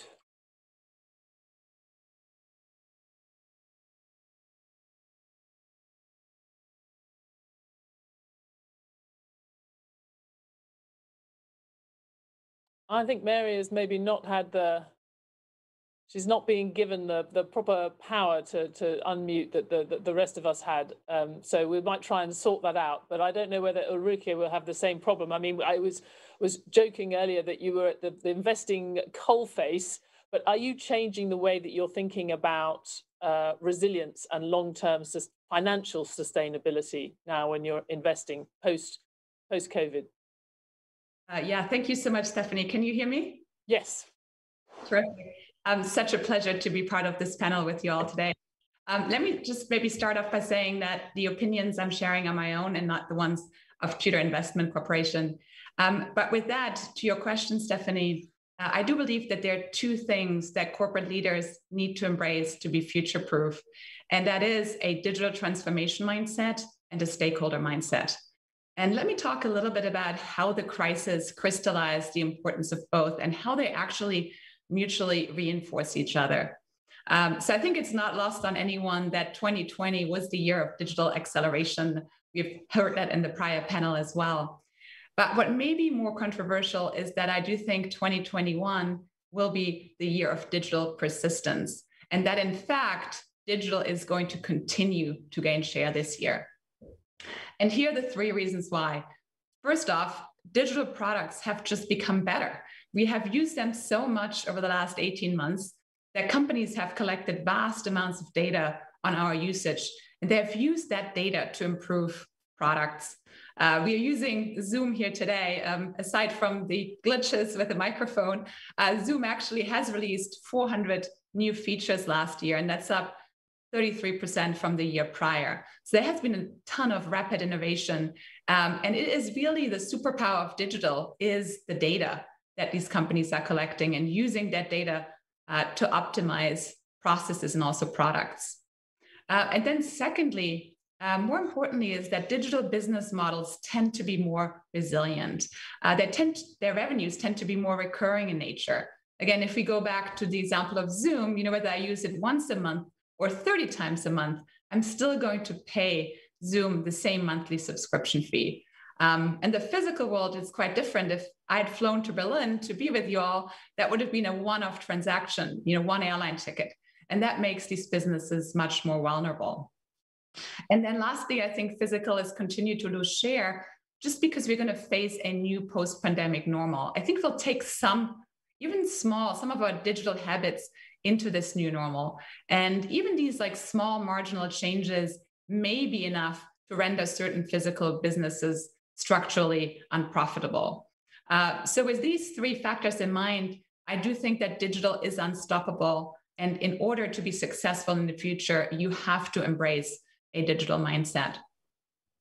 And then, secondly, to Sabina's question, the crisis really laid bare the importance of a corporate ESG stance as a differentiator. There's the saying, a crisis doesn't make a character, it reveals a character.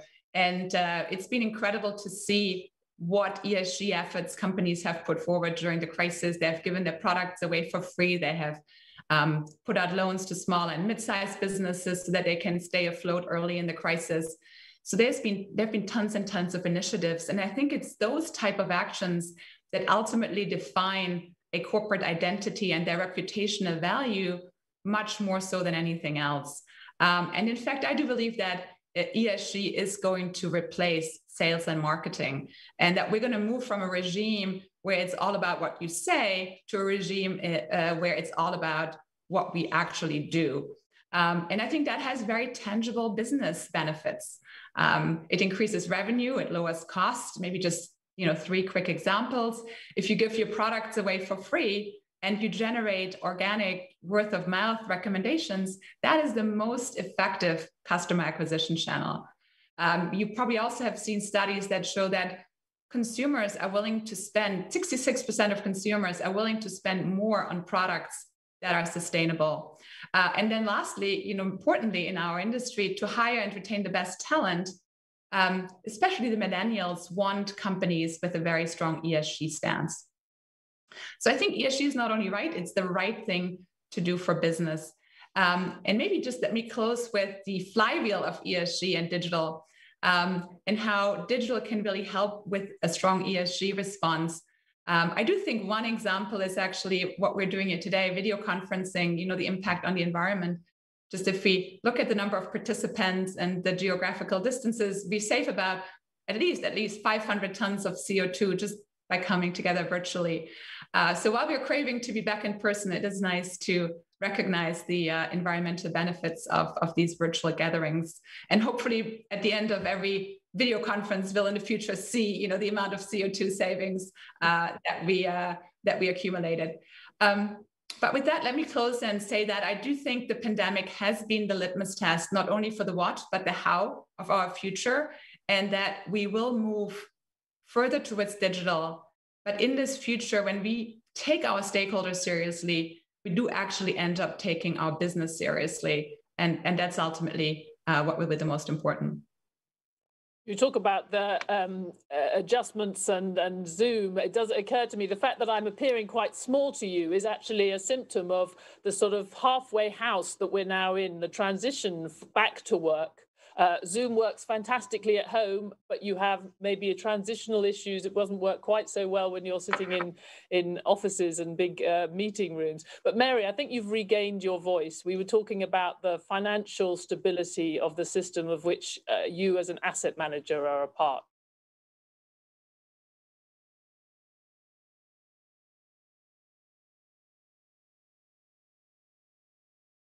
Oh no, we're still not hearing you. That's it's interesting because we were having no problem hearing you before the session. So that's cruel and unusual that we get to see you. But let me go back to Isabel, because something that has been mentioned already many times is ESG. You know, obviously the environmental sustainability piece of this has been enormous, and also quite a lot of debate about the role that central banks could play in that. It's easy to be saying we're all on board with ESG now, we're all on board with our zero net carbon commitments. But what do you see as the key hurdles sitting where you sit? What are the difficult choices that have to be made? So the climate change is clearly one of the biggest challenges that we are facing, and I actually think that all policymakers have to ask themselves what they can do within their respective mandates. And that's, of course, also true for us as a central bank. I mean, you're probably aware of the discussion that is ongoing, whether central banks should be part of this at all. And my personal view is that we have to be part of that, and that this is not only within our mandate, but that actually even our mandate requires us to do certain things. And in order to move forward, all types of policymakers have to do this kind of thinking, what they can contribute. And of course, the major player in this area is the government. I mean, and we know very well what has to be done.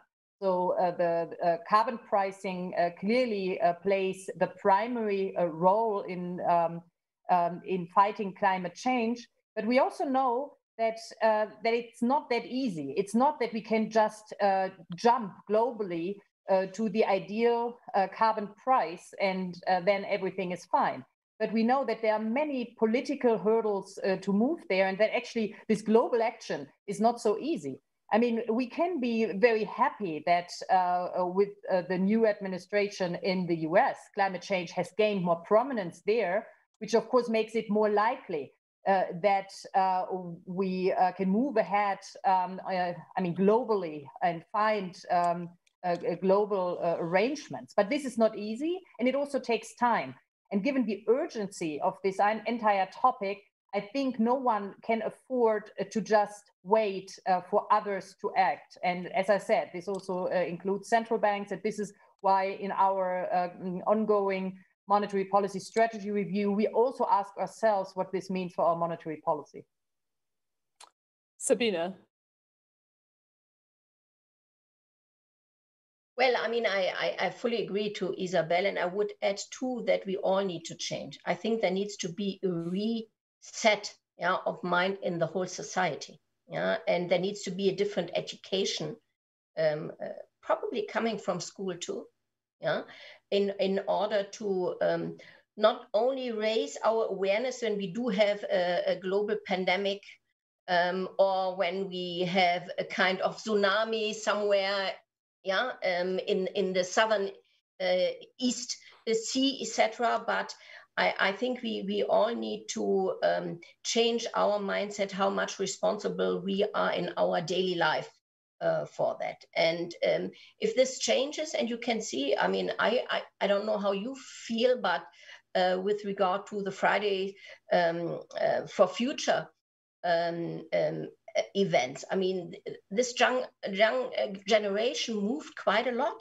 I mean, they really pushed and put politics as well as the industry on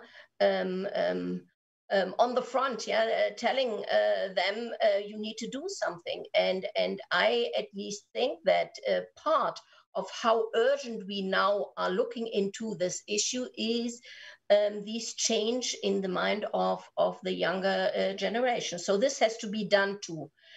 Nevertheless, yes, global politics is very important.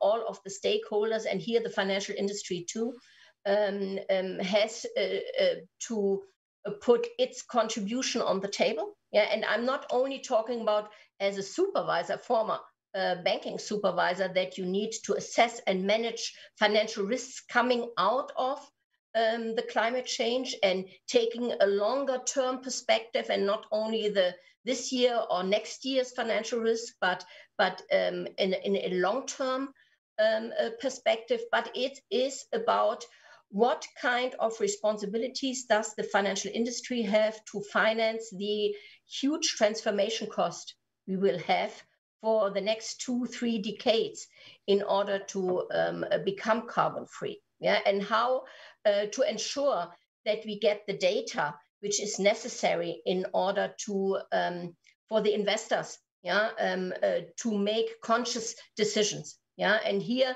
the regulator, the politicians, but the industry too has to do its utmost, yeah, to provide the data so that you can make conscious decisions. Mary, I'm going to cross my fingers, and I think you've got a new location. Okay, and can you hear me? Yes, wonderful. Ah, how exciting. So okay. We have lots of questions already piling up for you, but I don't know if you want to respond to that, the broader question about the financial stability, sustainability of the system and the assets, and then also move on to ESG. Well, I am so excited to be here with everybody. I'm also thankful that after the breakout room, which did successfully work before my microphone stopped working, that we switched from speaking German to English, which might be the first time for a while for some of you. So I was very thankful for that. But I just want to say something upon reflection, having been in this industry for a very long period of time as a fiduciary of assets and working through different crises. This one was very, very, very different. And Isabel really laid out such a great framework for us at the beginning. And then Sabina really helped us to put it together. When you think about all the past financial crises that we've ever had in the world, what happened with regulatory and government central bank action thereafter was about what was happening in your country. And there was always a little bit of posturing, naturally, about I'm going to take care of my country first, and I need to negotiate against maybe what that other country is doing, or we're going to set these rules in place, and they aren't necessarily coordinated with those rules in place. This crisis was a global pandemic. It hit us all at the exact same time. It was a rolling problem. And we knew we all had to coordinate in a way that we never had before. And that the enemy was the pandemic, not the enemy was one country causing a financial crisis that was spilling over to other places and the anger that comes with all of that. And so what you saw was policies that probably should have been fixed and refined in some of those past crises finally got addressed. And we talked about the non-governmental entities, things like money market funds and the like. And we found these junctures that didn't work 100% properly between how the U.S. money market fund business was working with the Lux money market fund business, as a for instance, and how the transfer mechanisms were going to work to be able to support those short-term fundings. And we solved it. And so I think this is really great hope that we will have learned so much from this, because the enemy was really a common enemy that we all tried to fight together. And those policies and procedures and laws and things that we put in place are going to help us to fight future crises. And when you look from a financial markets participant as someone who's putting the money to work, and you see how successful all of the actions around the world did work, you have great confidence that when we get to the next financial crisis, that this will work in a much more seamless way. So I'm super hopeful that this has changed a lot of how we think about those kind of things. I have lots to say on the ESG side of things, as we commented, and I picked up as I was switching rooms Sabina's last comments on giving people the wherewithal to understand what they're invested in and how to make a difference when they put their money to work. So we oversee the assets of everything from the largest pension funds and central banks of the world, all the way through to the local individual investors in China, the US, Europe, et cetera. And so first and foremost, I would say there are different parts of the world that have moved faster to think about incorporating the thoughts of environmental kinds of issues within their portfolio and really taking action for that. I would also say that institutions have moved a lot faster than individuals in this case. We had a survey of, I think it was like 256 pension fund CIOs representing about $7 trillion. And about 40% of them were already putting that as a mandate into their portfolios. Another 35% were thinking about really making it an important part. And so you're talking about, 75, 80% of all CIOs have that already within their board governance structure, et cetera. I think individuals will look at it differently depending on where they live in the world, what their personal preferences are, et cetera. And what's important for the asset management industry to do is to make it so that you can express your own individual choice. So if I'm Stephanie and I care about one particular issue, how do I find that in a portfolio today? Because portfolios today are launched in very important fashion, but you have things that are like carbon transition funds, big fanfare, lots of excitement to launch. And then you think about, I wonder if the investors know that the top 5 holdings of the carbon transition fund are Apple, Microsoft, Alphabet, Amazon, Facebook. And it's not naturally the first 5 companies that would come to mind if you were thinking about carbon transition. And so how do we give the transparency to people investing in these strategies that they want to put their money, and how can they make it more personalized? So where I live in a particular part of the world, I may care about one thing versus another. So can you get me a way to customize what I'm actually asking for? And I think the asset management industry is on the verge of doing that. And that's just going to open up a whole new way for people to think about investing. And I think it's going to be, bring so much more focus and excitement for people to invest in, because they can be active about how they think about these issues in the world rather than passively giving that off to somebody else to do that for them. Let me come back on that, just because there's a question to the panel which is relevant to that, and I'm interested in Mary's thoughts and then maybe the others. It's just, how do you handle the controversy around financial funds, for example, for atomic energy in Germany might be a no-go, and in France and the US a must. I mean, you've just been speaking to this, Mary, but I wonder what you're effectively saying is that you have a sort of differentiation across different client types and different jurisdictions. But in this area where companies are also being asked to show leadership and play a role in furthering this agenda, is that going to be enough for all of your clients in different places? Yes, it's a very, very tricky question that you're asking. And I think that, again, just going back to what did the pandemic do to all of us? First of all, it made us pause and think about what's important to us in life.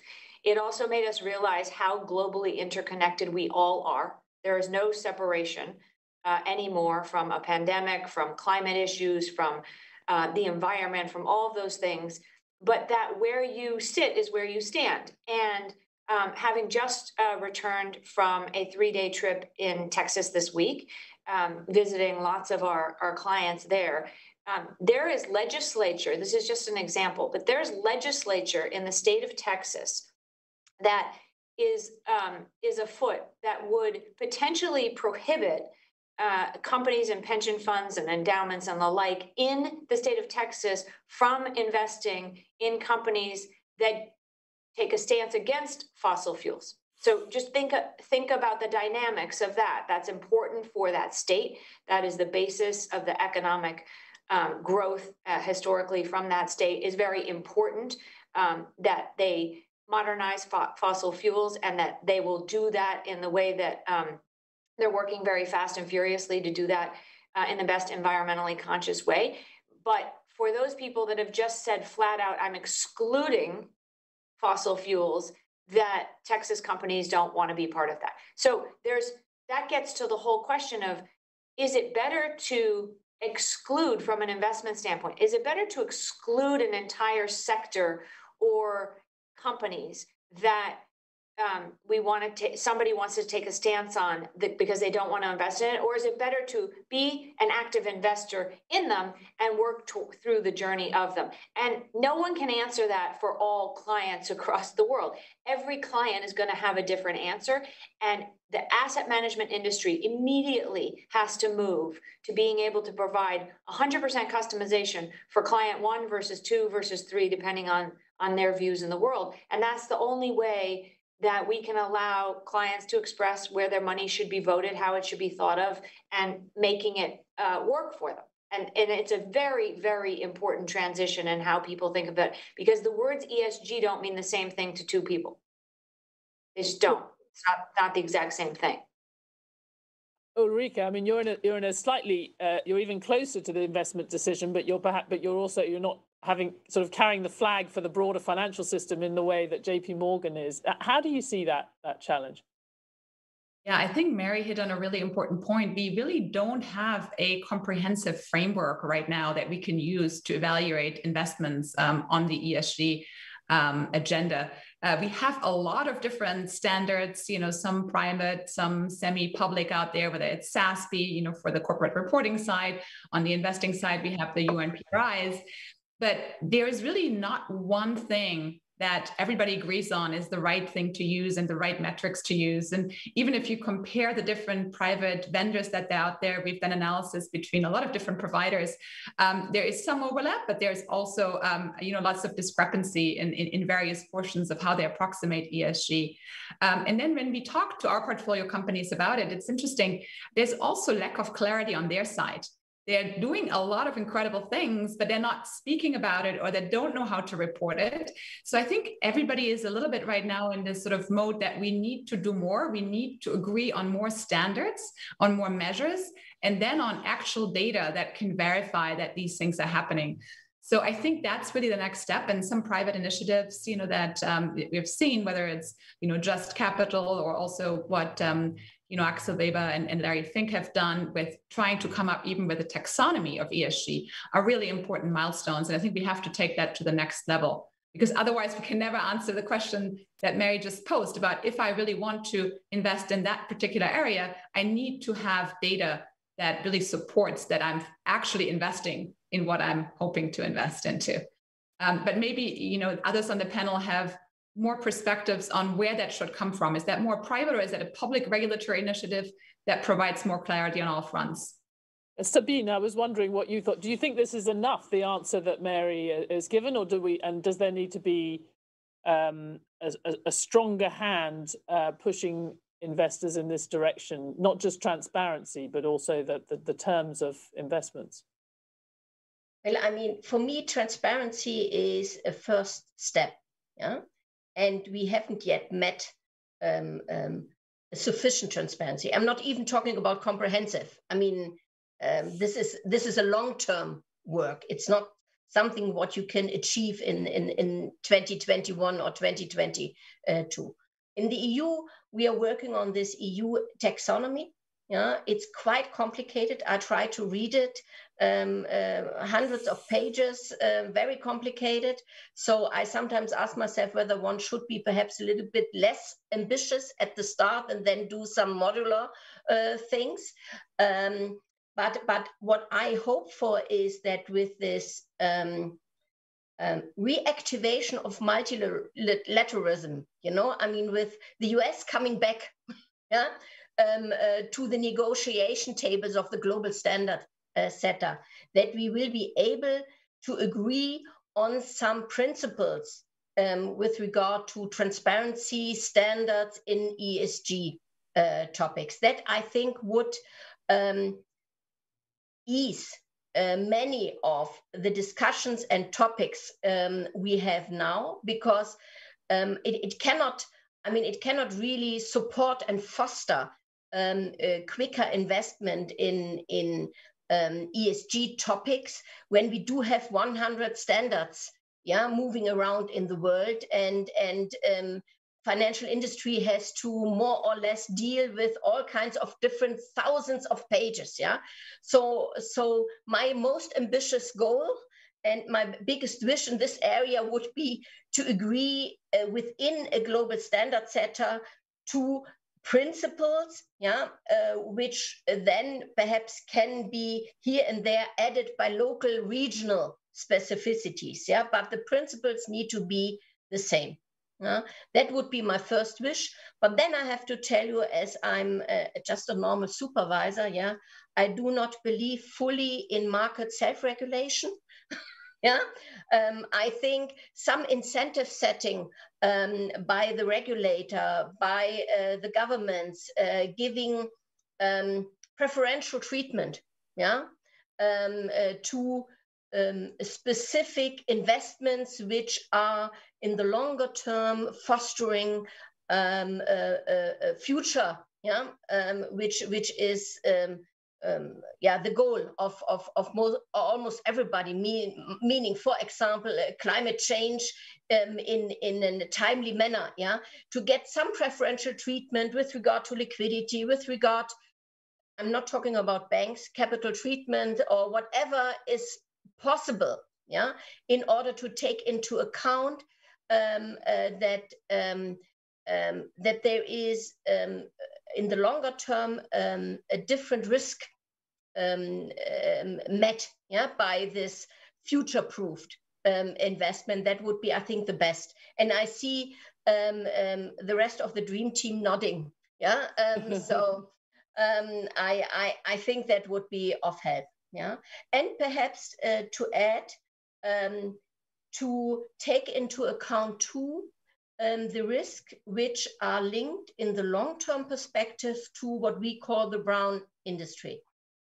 So it's not only giving a preferential treatment where it is by risk justified, but to see the longer term risk with brown investments, to see that too would help.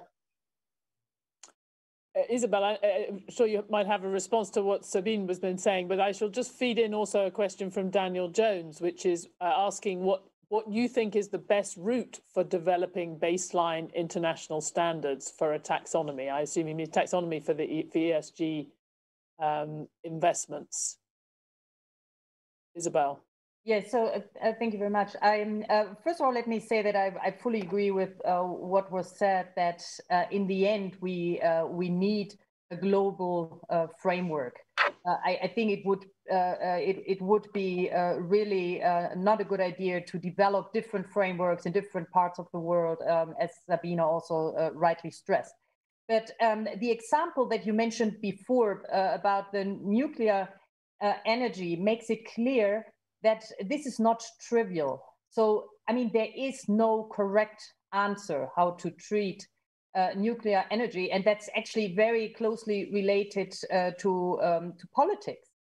And I mean, you know that, let's say, Germany and France, which normally agree on many things, have completely different views on that question, which makes it so hard to find a solution there in the European context. And of course, if you just have a perspective of carbon emissions, you may actually say nuclear energy is great. If you have a broader perspective, you may say it's not so great. And so, I mean, this is something that we have to be aware of, that there are no objective answers unless we have a very precise goal. And this makes it very complicated.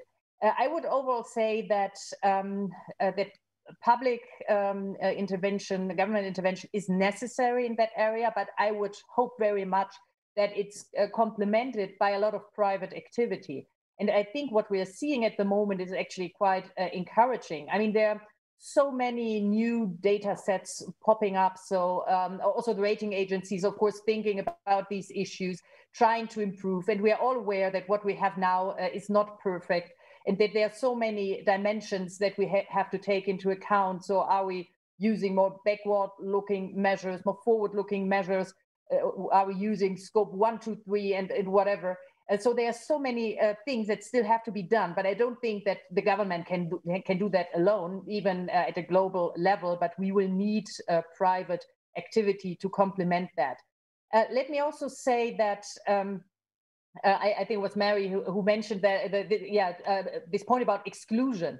So I personally think that exclusion is a very dangerous thing, because we have to be aware of the fact that those companies that would be excluded are those where the potential for reducing, let's say, carbon emissions is the highest. And so really this whole idea about promoting a transition is extremely important. It's actually, I mean, it doesn't help us very much if we declare a company as green that, that doesn't have, that never had any high emissions and will never have. But of course, if we manage to turn the carbon-intensive industries into less carbon-intensive industries, this can make a huge difference. And this is the real challenge. And so let me stop here. Thanks. I don't know whether Mary wants to come back. I mean, that's a fascinating point. Yeah, no, I wanna comment on everything that all three of you just said.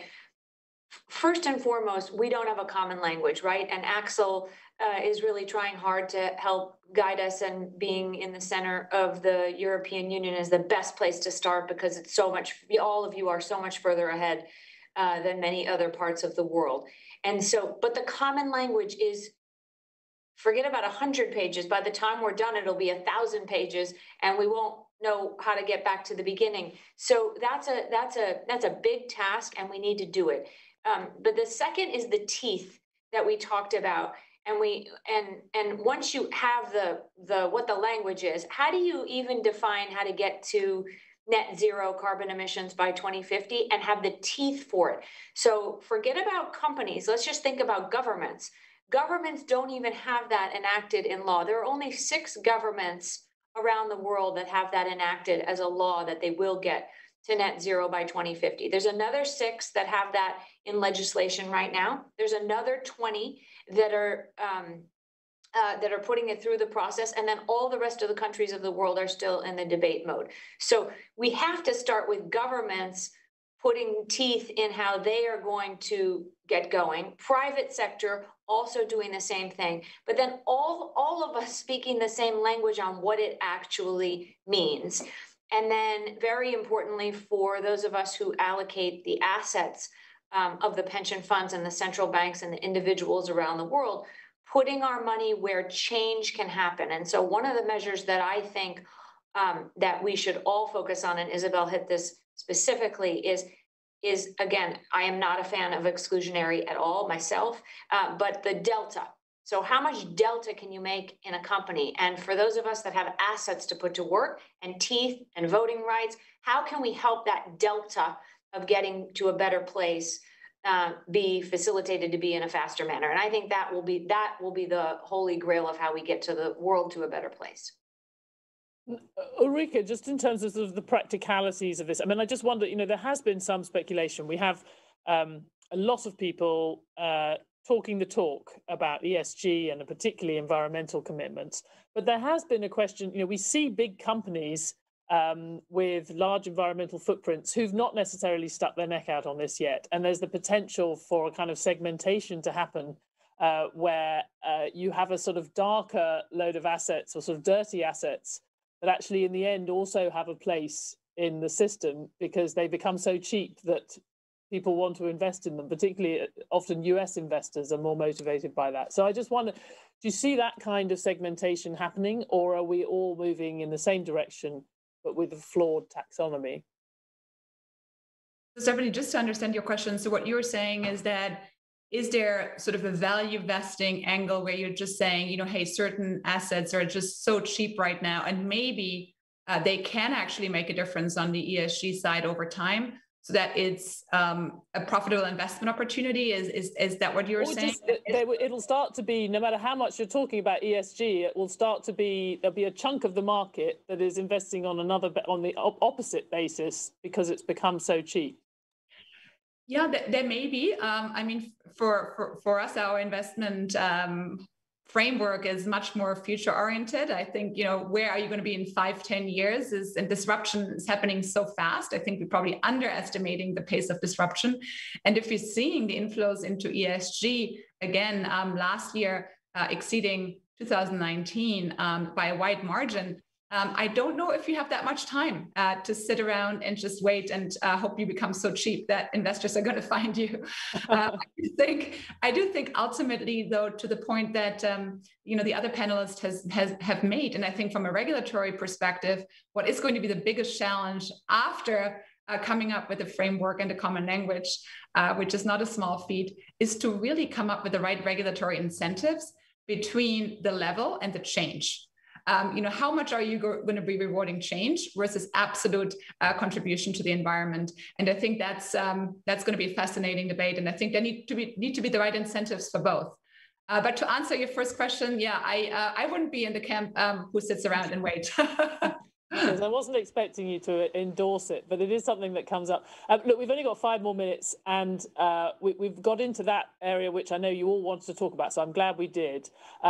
If we just think about the S in ESG, but also the broader framing for this panel, which is the role of the financial sector and in making a better system, a safer system. Even though the financial system wasn't at fault in this recession and may even have helped with this crisis, people have come out with it.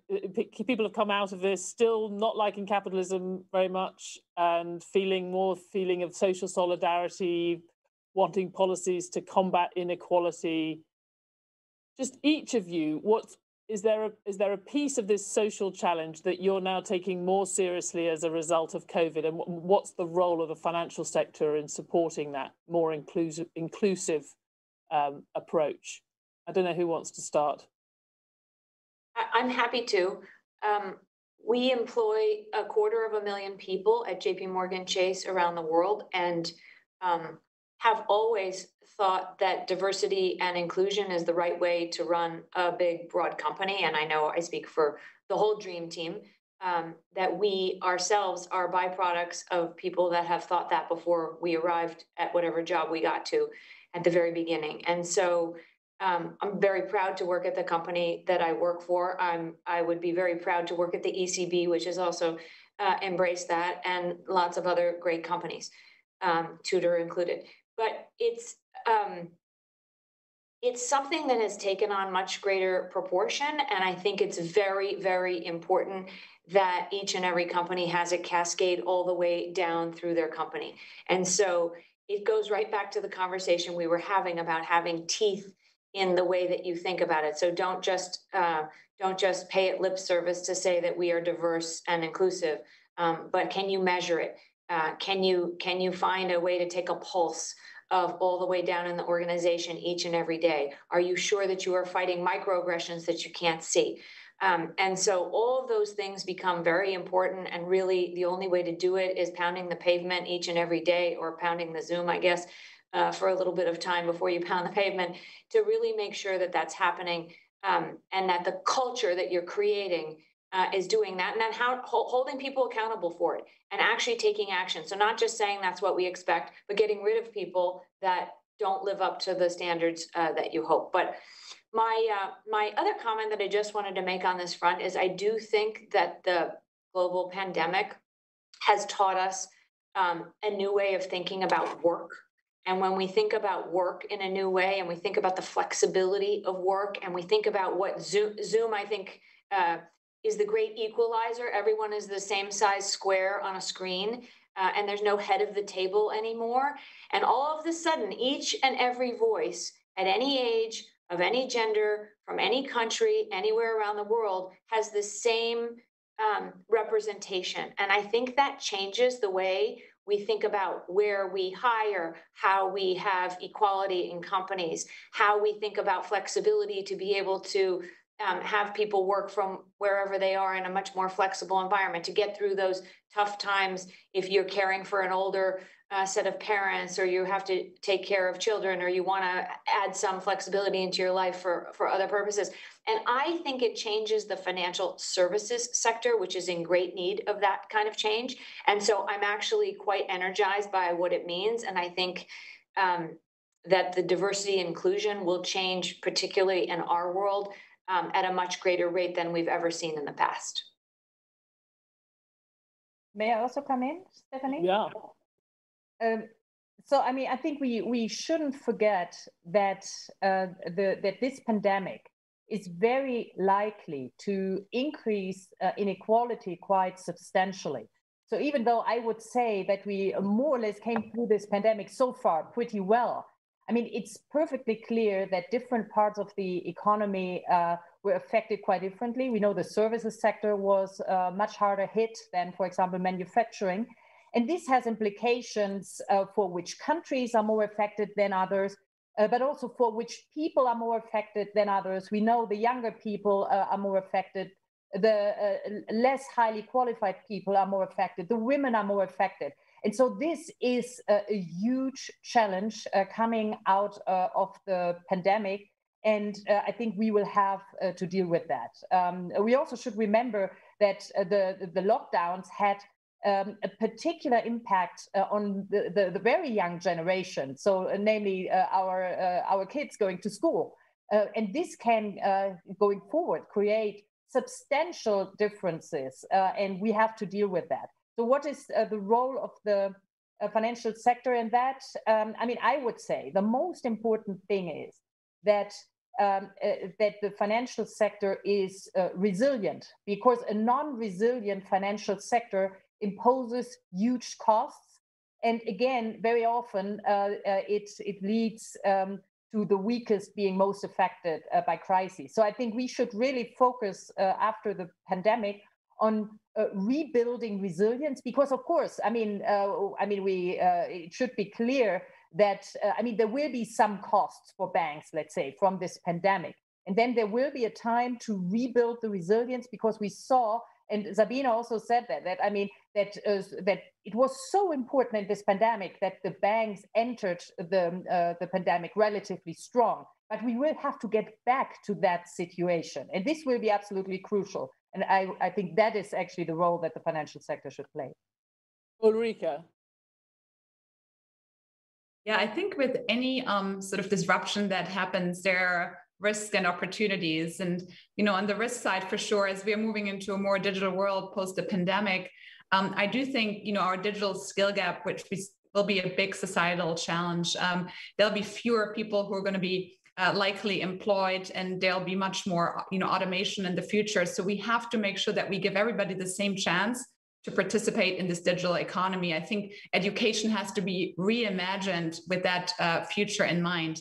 And then also the role of governments and redistributions more broadly over the next decade. But I do think, to Mary's point, there are tremendous opportunities as we are moving into digital, and that digital really becomes an equalizer, that we're going to become more inclusive because we can hire talent at different stages of their lives, because we can so easily jump onto Zoom and do work. We can recruit talent from other parts of the world and other parts of the country that might not live in cities to help us perform really well. So that's where I see the opportunities, but I think we have to be very careful to make sure that it's not just a small minority that ultimately is going to participate, and give everybody the same chance to broadening out our education and really reforming it, that we have the skills of the future. That is a very powerful point, and we've seen now a lot of studies that are just concerned about the acceleration of change and the digitization and the changing nature of work, having made it even harder perhaps to bridge the gap between the old jobs and the new jobs. We might have had quite a short adjustment period before, now we have even less time. But so, Sabine, a last word for you about the social challenges for this sector coming out of the crisis. Well, I would like to come back to the inequality topic, and almost everything was said already. And I would like to stress too the educational part. And it's not for me only the educational part about the digitization, but the educational part in the advanced countries, because let's be very frank. We are here in a room of a lot of privileged people. Yeah, so I think we need to ensure that in the advanced countries, the younger generation is able to come to a level of these kind of privileges, even if they are not having parents, yeah, who are academics or yeah, are already privileged. So for me, the educational part is very, very important. And I think all stakeholders in society, financial industry too, has to do its part. Yeah, because these are the future clients. Yeah. So we are missing a lot of future clients. Yeah, when people are not well educated, and when looking into the not well-developed countries, then it's even worse. And I think there, in order to face the major challenges of the next 30, 40, 50 years, talking about migration, etc. Yeah, we really need, all of us, we really need to think very hard how we are able to help less developed countries to move forward, to make progress, to give a future to their children, to get them better educated. Sabine, thank you. And you said at the start, you talked about familiar problems now being seen again. And it reminded me of the writer Robert Macfarlane talks about unburials. And he's talking about places near the Arctic Circle where things that they thought would be buried for hundreds of years are being unburied by climate change. And I think that the COVID crisis has unburied a lot of these issues which we knew were there, but maybe are a little harder to ignore now. Thank you so much to all of you, and particularly to Mary for persevering with an uncooperative microphone. It's been a fantastic panel, and if you watch this space, you'll be able to see more of the summit. Thank you to all of you. Thank you. Thank you very much, Stephanie. Thank you. Bye. Everybody. Bye-bye.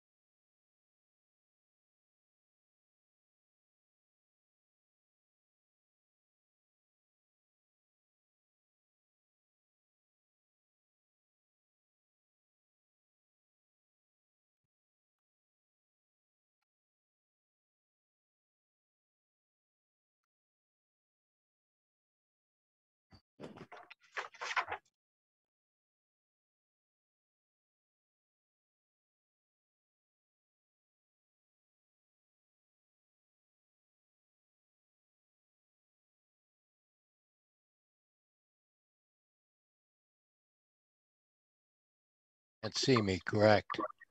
Correct, Peter. Can hear you, but not see you. Yeah, I don't know why you can't.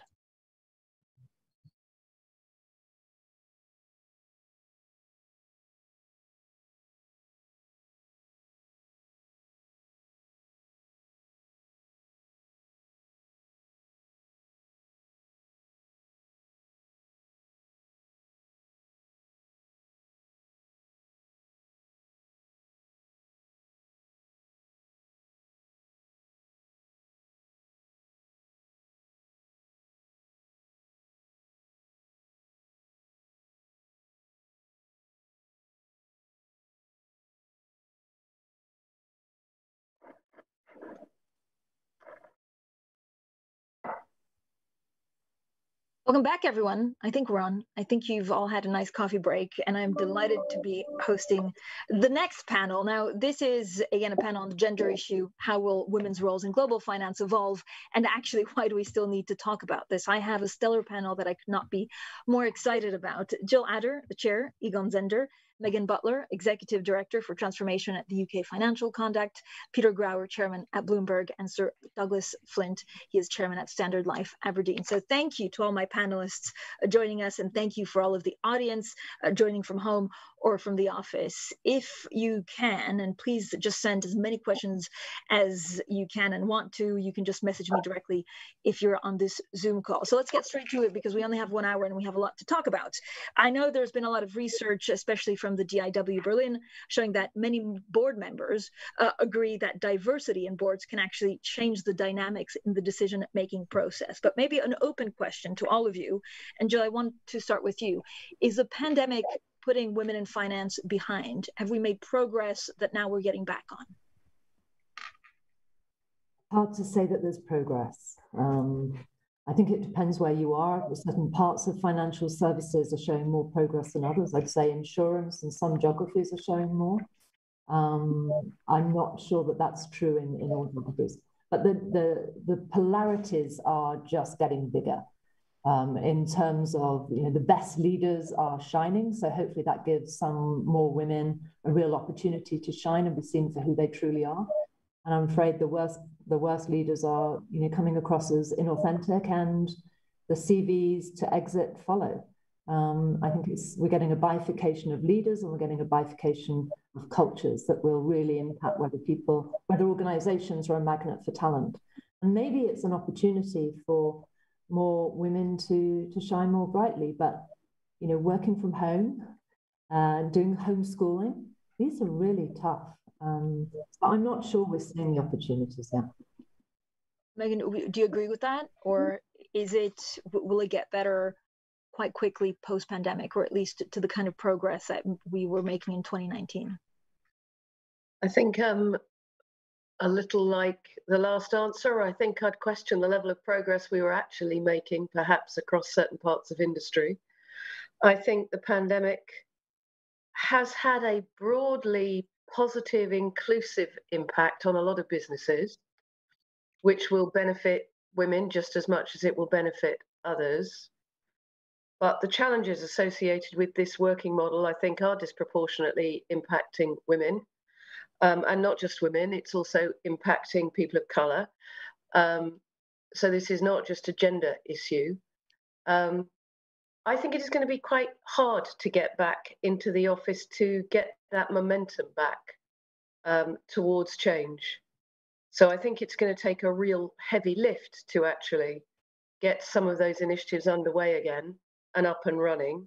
And I think businesses will do themselves a disservice if they think everything is just going to be as it was, and the positions they were holding, the interventions they were making don't need to be revisited and rethought. Peter, you've done a lot of work, of course, with 30% Club, also with Gender Equality Index. What have you seen over the last 2 to 3 years? I think, and I think both Jill and Megan talked about it a little bit, and I think the progress has been gradual not nearly to the level that all of us would like it to see, but nevertheless in the right direction. And I do think the pandemic has thrown a monkey wrench into the details, and it's going to make it just that much harder. I think we're going to play catch up. I think leadership has to be much more direct in their intent about focusing on issues of gender and ethnicity, even more so than we have before. Because I think what this has done is it's given our female colleagues a pause to be able to look and say, you know, am I dedicating my efforts in the right area? Should it be professional or should it be my family? And as a consequence, we're going to see more and more people challenging that model. And I think it's going to put us back. And I think the burden on leadership, as I said earlier, is that we've got to recommit ourselves to aggressively driving these initiatives as we go forward. So Douglas, do you think, given the pandemic, that we almost need to double down on efforts to make actually any difference at this juncture? I think we will double down. I'm going to take a more positive view, actually. I think there are some learnings and benefits coming out of the experience of the last 15 months that actually play to diversity. So people have got far more knowledgeable over the last 15 months about their colleagues and the challenges they face. As Megan and Jill have said, people working from home with or without families, with school-aged children, with someone who's a carer, different ethnic groups, and so on and so forth. So we've all got a lot more knowledgeable about the different circumstances. And so the diversity of thought that's coming into the boardroom and into the management teams of people who know about what it's like to live on their own, know about living with young children, and so on and so forth, and the burden that women disproportionately have taken in many families through the pandemic in terms of homeschooling, family affairs, perhaps caring for a relative and so on, has brought a broader perspective and an understanding in management teams. I think that they need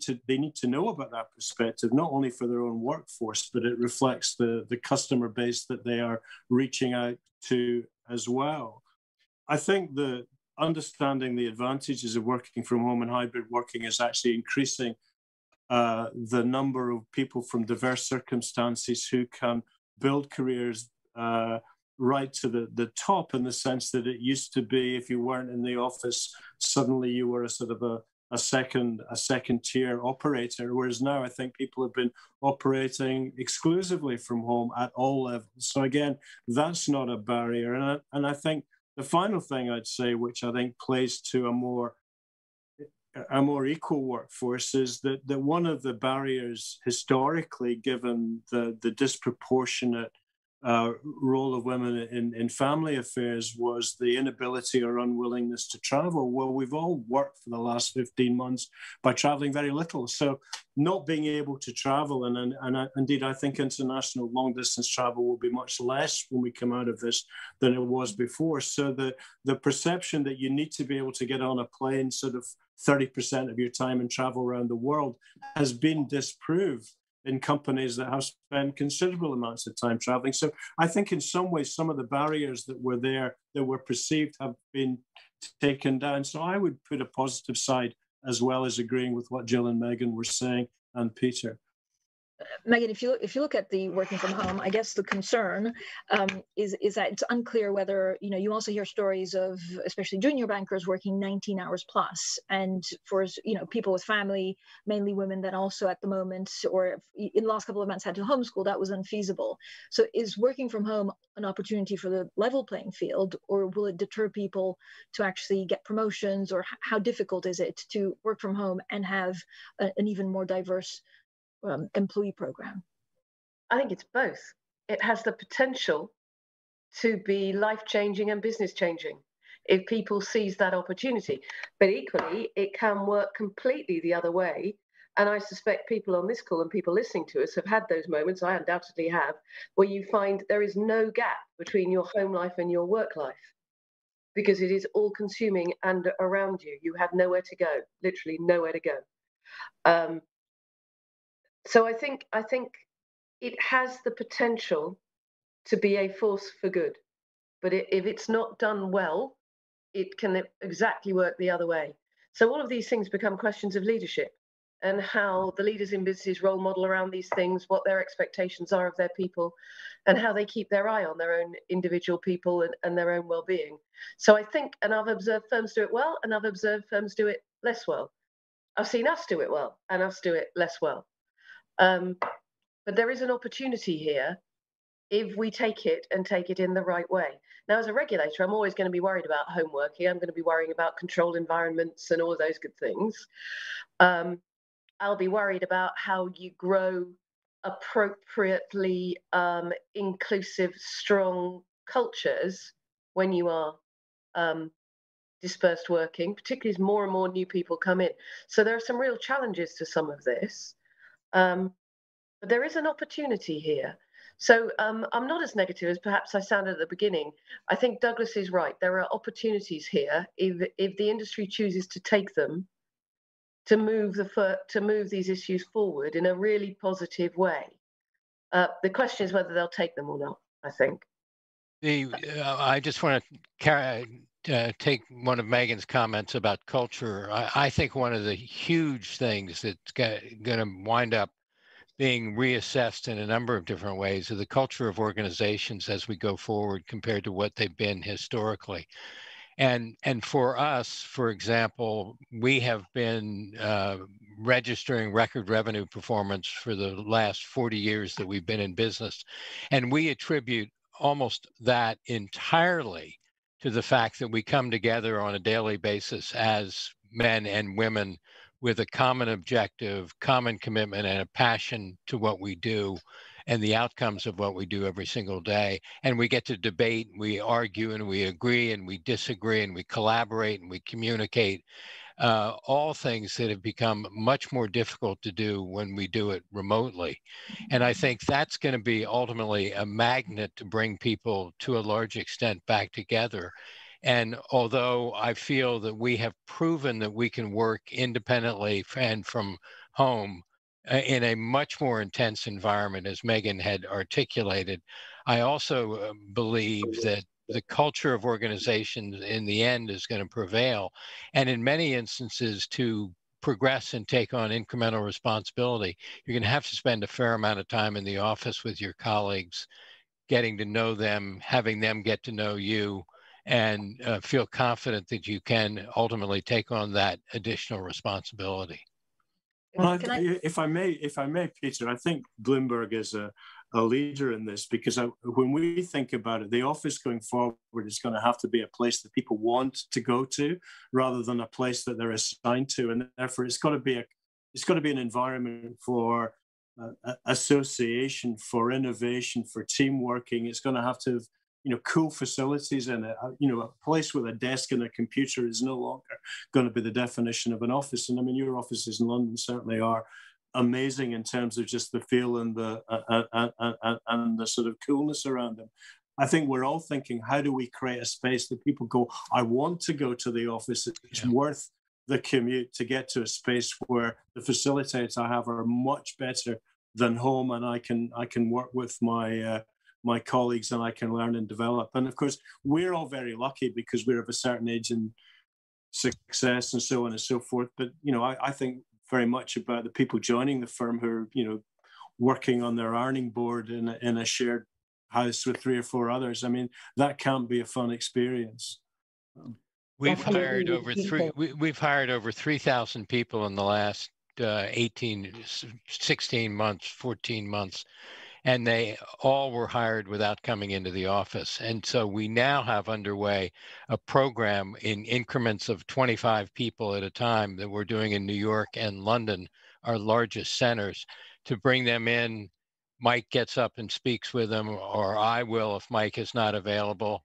And we'll have kind of a one-day program to really orient them to what's life like in our physical facilities, in hopes that obviously that will catch on very quickly and they'll see that this is where they want to be as opposed to working remotely. But it's a big challenge.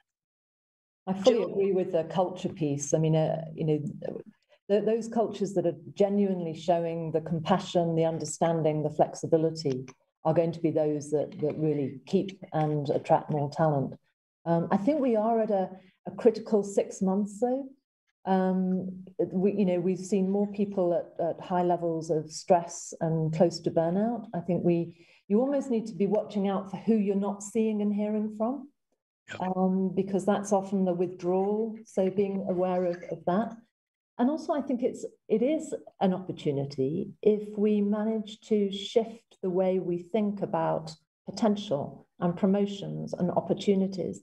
So if we can leave behind us the old frameworks of what is motivation, it's not about motivation, not about being in the office 12 hours a day and having your jacket on the back of the chair. We really have to leave some of those old myths and frameworks behind us and look for what's the new set of frameworks that we're going to look at, and potential. How do we assess potential? But I just worry this next 6 months is going to be quite a pivotal one. And Megan, you were talking about some of the things that some of the boards you were on were doing well and others that weren't doing so well. Can you share a couple of examples, concrete examples of what's been working to level the playing field? And a lot of that is around, and we've had some of that on this call already, which is the open nature of a discussion you can actually have through this medium. It's a very leveling mechanism to have this mechanism to speak. It's almost impossible to talk over somebody. You can have a much more organized conversation. You can bring people in a much less hierarchical way. I think you see firms doing that, and you see really strong decision making, which is my regulatory interest in this issue, is to see strong and effective diverse voices coming in to improve decision making, voices that allow firms to understand their customer base and perhaps to knock into some of those unconscious biases that might sit in their decision making otherwise. You can see all of that coming through in some of the ways some firms are engaging with their own people and with the way they're reaching out to their customers, using the technology in a different sort of way, thinking about bringing people on in a different sort of way. Now you see others who have used it as an opportunity to expand the working day, to control, to limit, or indeed worse, perhaps to exercise, in regulatory terms at least, to exercise absolutely no control over what is happening in a home environment. But a lot of this is around the things that are going well, are the things that are going well in cultural terms, which is why this cultural conversation is so important. Jill, when you look at the difference, again, we started the conversation with saying, like, actually progress has been at a glacial pace. What do you think would actually make a real difference? And does it have to come from boards? You need the encouragement from boards, but it's not just about boards. I mean, it's about the whole pipeline of your diverse talent, and seeing it as not just a nice social thing to do, but this is about businesses thriving, creating more jobs. Because if we have diverse teams, we don't get mind traps and groupthink, and we really get better decision making, and we all benefit from it. So I think there are definitely opportunities here, but every organization should be taking a moment to say, in what way does our culture need to shift? So if I take our firm, we've been very values led since we were founded in 1964, but we've just included a new value of embracing difference. And I think if you look at the greater differences of opinion and the polarities in the world, and how much more important it is to understand each other's differences, that's going to be really important. So I would just encourage everybody to look at how their cultures need to change. I can't imagine there's any organization that doesn't need to make some cultural shift from what they've learned. And actually, if I can just come in on the glacial pace of change for a moment, with some of the data that we've got from our own oversight, we are stubbornly stuck at somewhere around 17% of women in senior leadership positions in financial services. And that's a number we've been stuck at for about 5 years. And that's in the context of the real oomph that went into the gender debate around the Me Too movement and all of the initiatives that flowed from that flowed from women in finance, and all the rest of those things, we seem stubbornly to be stuck in senior leadership positions at around that level. And even when you look at customer-facing roles, it's worse. So more, even lower. It's our customer-facing roles have even lower representation of women within them. And I'd add to that what we've got, not good enough, but we have got stable representation in functional roles. But where we've all got to double down as well is trying to get more women into P&L roles. Exactly. Running a business. Because otherwise we'll never get the breakthrough at the top of the house in terms of CEOs. And the more we don't do that, the more women will decide to go plural and only have non-exec roles, because they're not getting the recognition and the support in their own organization. So again, I think it's an opportunity. You can frame it as a challenge, but you can also frame it as an opportunity. If you look also, just to kind of expand on the point a little bit, I was looking at some data that we wrote a story on last week, which is about female portfolio managers in the investment management business. And that number, to Megan's point, has been static, I think, for 20 years. And I think all of this really, the burden of responsibility, I think, starts at the top of the organization to really set the tone as to what is expected in terms of a diverse and inclusive workforce going forward. And I think that's where it starts, and it gets driven down through the organization, kind of level by level, manager by manager. And the level of accountability that people need to be held to just needs to be ratcheted up. Because if we set the targets, and I'm not necessarily someone who agrees there should be things like quotas unless there's no other way to solve the problem. If we set the targets and hold people accountable for it and penalize them for not meeting those targets, I think that's going to help. Douglas, executive bonuses makes a big difference. Yes. Yeah. But Douglas, does it also, are we going to see much more pressure from either shareholders, right, to invest, for example, in companies that have a more diverse board and diverse workforce?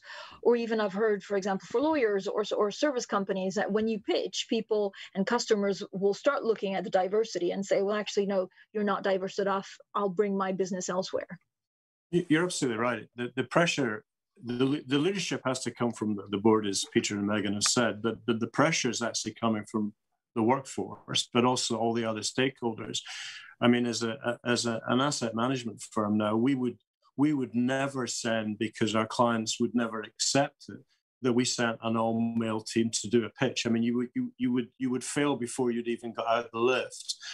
And actually, I think one of the things that's changed in the last 3 or 4 years is that inclusion has been superseded by involvement. So it's no longer a question of saying so-and-so is included in the team, got to be involved in the team, and increasingly has to be involved in taking a leading role in the team. And that's all aspects of diversity, not just gender. So I think, inclusion is moving to involvement, and involvement is moving to much more leadership roles within portfolio teams and as portfolio managers. Now, obviously, we've got a legacy situation to deal with, which is a burden of the way things were 15 years ago when people were coming into the firm.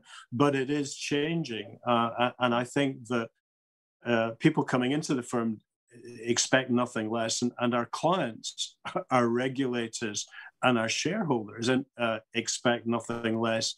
And we, as a leading asset management firm, 20% of our engagement with corporates in which we invest are about diversity inclusion in terms of encouragement to do things better, because I think it's a competitive necessity to show that you've thought about it.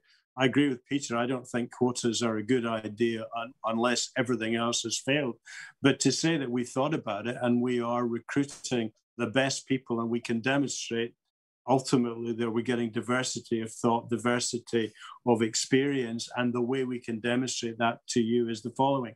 So I think it's coming, but I'm really taken with this move from inclusion to involvement, and I think that's a very strong trend at the moment.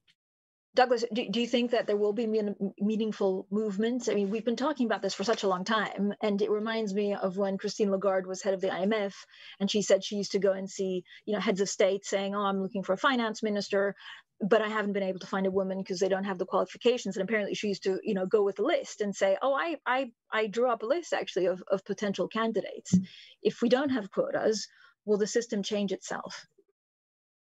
I think it will, because and I think the pandemic in a way has helped in the sense that people have recognized that there are experiences and perspectives that come from just diversity of thought that come from all sorts of different experiences that people have got. So I think there's more willingness to recognize the skills that people bring in that diversity that weren't perhaps recognized in the past. And as Megan said, when you're sitting on a grid like this, there is no sort of hierarchy of one end of the table or the other end of the table. Kind of everybody's equal, and the contributions that can be made are the same whether you're in the top left of the screen or the bottom right of the screen. Everyone has the chance to contribute. So I think we are seeing an environment where it is much more progression is much more available, and not that it wasn't perhaps in the past, but there was a perception that there was a barrier. I mean, again, if you take another very trivial example, in my career, women have said part of the burden is that our life doesn't allow us to go to the pub after work and mix with the boys after work.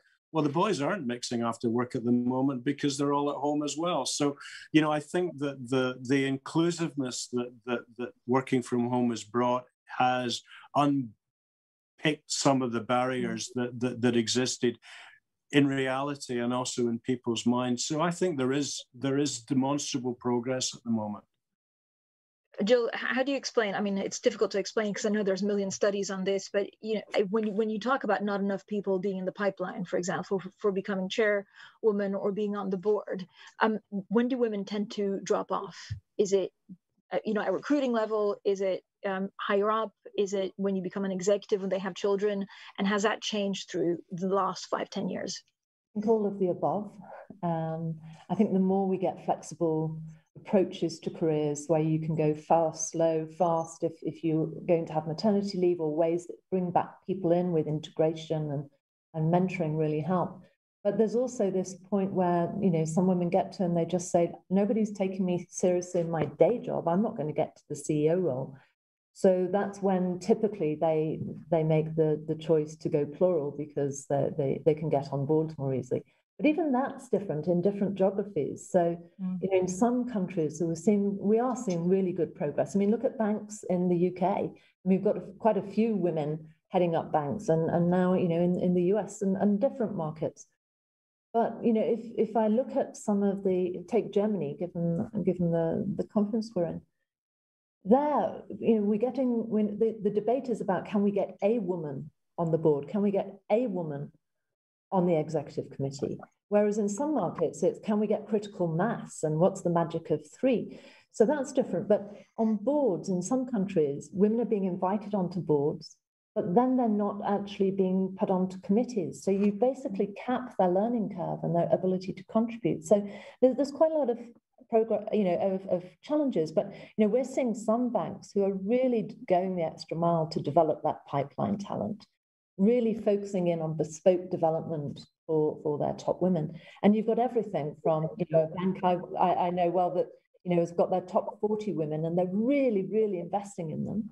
And another one I could tell you about where I had lunch with the top 12, and one of them said, if we disappeared tomorrow, firstly, nobody would notice, and if they did, they wouldn't care. So it's very hard to talk about the universality of it. It can be very specific locally.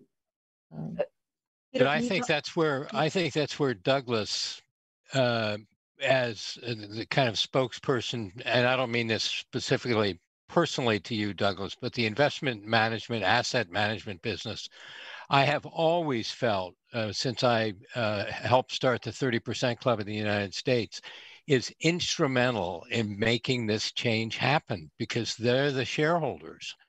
And if the shareholders in a large enough number go to leadership whether it's the chairman or the chief executive, whomever it may be in the company, and say, we expect the following from you. You either do it or basically, ultimately, you have the risk of running your job. I just think we all need to be a little bit more aggressive about these issues to really drive home not only the value, but the importance of making these changes going forward.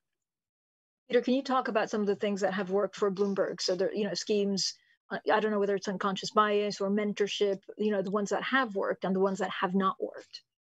Well, we do the same thing that I'm sure Douglas does at Standard, at Aberdeen Standard, and that he did at HSBC, that Jill does at Egon Zehnder and other organizations. We have sponsorship programs. We have identified a group most recently of 80 Black and Latinx colleagues who are in individual contributor roles, all high performers, highly rated, that we have a one-year program, including mentorship and leadership development training, to basically prepare them to take on the next level of the organization from a responsibility point of view. One of the things that we basically started before the George Floyd situation occurred was basically conversations about race, because none of us are 100% comfortable having those discussions. And if we can break down those barriers so we can communicate better with our colleagues of underrepresented groups, obviously there should be a higher degree of empathy and a higher degree of understanding of the real value that they can bring to what they do all the time for us. We do unconscious bias training. I have a D&I review with 13 business leaders on an annual basis. They basically come up with a plan focused on recruitment, development, retention, and kind of an other idea concept that we ask them for. I have a 6-month review with them with our head of D&I. We hold them accountable for those. We haven't yet docked their compensation if they haven't performed, but that's kind of the next agenda item for us as we go forward. We've become very active in something called New Voices program, where we're educating particularly women, but people of color, so that they can come and tell their story through our media channels. We're doing a myriad of things internally and externally, and obviously the ones that really work, we're being very aggressive in our support, and the ones that we're not, we're kind of moving on and learning from that experience and kind of putting that in the bottom drawer and trying some other new things going forward. But I think it's what any leader is doing within his or her organization today to really drive home the importance and the value of what we're trying to accomplish through these programs. What I think is really interesting about what you said there, Peter, is there is no one single individual measure that's going to do this. It's lots and lots and lots of small changes, some of them not so small potentially, that add up to big change. But sitting alongside that is this problem that if you start 25 new initiatives, it can look uncoordinated, uncontrolled, and ineffective. So you used a really important word when you're talking there, which is about accountability as they go. It seems to me that the key success factor, irrespective of the number of initiatives you do, is be clear about what they're trying to achieve, who's delivering them, how you're going to measure it, and if it's not working, you stop it. So I'm often asked, what is the one thing I can do to make this better? There is no one thing. There are lots and lots of little things. But if you do lots of little things, managing that has got to be such a tight performance matter. It puts a real challenge into any business. And that's, I speak from experience within my own organization, quite apart from others on this. But the one way that I characterize my responsibility and our management committee, everybody is on board, but I really started driving this thing 7 or 8 years ago, is that my goal is to be as persistent as I possibly can be. And making sure that if it's not working, we're moving on and we're trying something different. And I characterize that a little bit differently and a little bit more directly than just saying I'm being persistent. I'm being a pain in the neck or any other part of the anatomy that anyone wants to turn to. Because if not, there is the natural tendency to get back to business as usual and really not, from a importance point of view, give this whole issue of building the most diverse and inclusive set of colleagues that you possibly can, because we're in a wildly competitive war for talent all over the world, and we have to be competitive in our ability to attract this diverse input. I have a question from the floor. There's a need also to address some of society's expectations. One of the things we've done beyond everything that's been talked about in different ways has been to equalize paternity pay with paternity leave with maternity leave, so that you don't have the burden prospectively of women getting to their late 30s or whatever, having chosen to have a family and having 5 years less experience than men of the same age, because the child rearing years have been shared. And that's what happens in Scandinavia, so that when people get to their late 30s, men and women have roughly the same number of years of experience, because child raising has been shared. And that's something that we started last year to give the opportunity. Can't force it, obviously, but give people the opportunity to share. And increasingly, people are taking up that opportunity. And I think that is one of the major things society has to think about. The sharing of the growing of a family for those who choose to have a family has to be more equally shared to avoid that burden of simply having less years of experience. Douglas, you read my mind, because that was exactly the question that we had from the floor. It's basically, this person is asking, why is the challenge understood as the women juggling? And so she goes on to say, why is it always that the role model picture of work-family challenge has a female face on it? Jill, do you see progress? And also a reminder that you can send more questions. You can either send them to DIW Q&A or to me directly. Jill, do you see progress in that field? There's definitely progress on policies. I think to the points that were being raised earlier, there's something about coherence and having the right North Star, that you want this to change and that you're willing to experiment and give things a go. But I think it's men and women. We've all had a taste of what it's like to do homeschooling or caring for relatives. But one thing for me is, gender aside, is the biggest predictor of potential is curiosity. If we've done anything over the last year, to get more curious about each other and where we live and how we live, and that's really important. And to Douglas's point earlier, if we're all equal on these little squares, but as we go back, if we can be coherent and do all the things that Peter described, then great. What Megan's describing, making sure that we're doing the right things.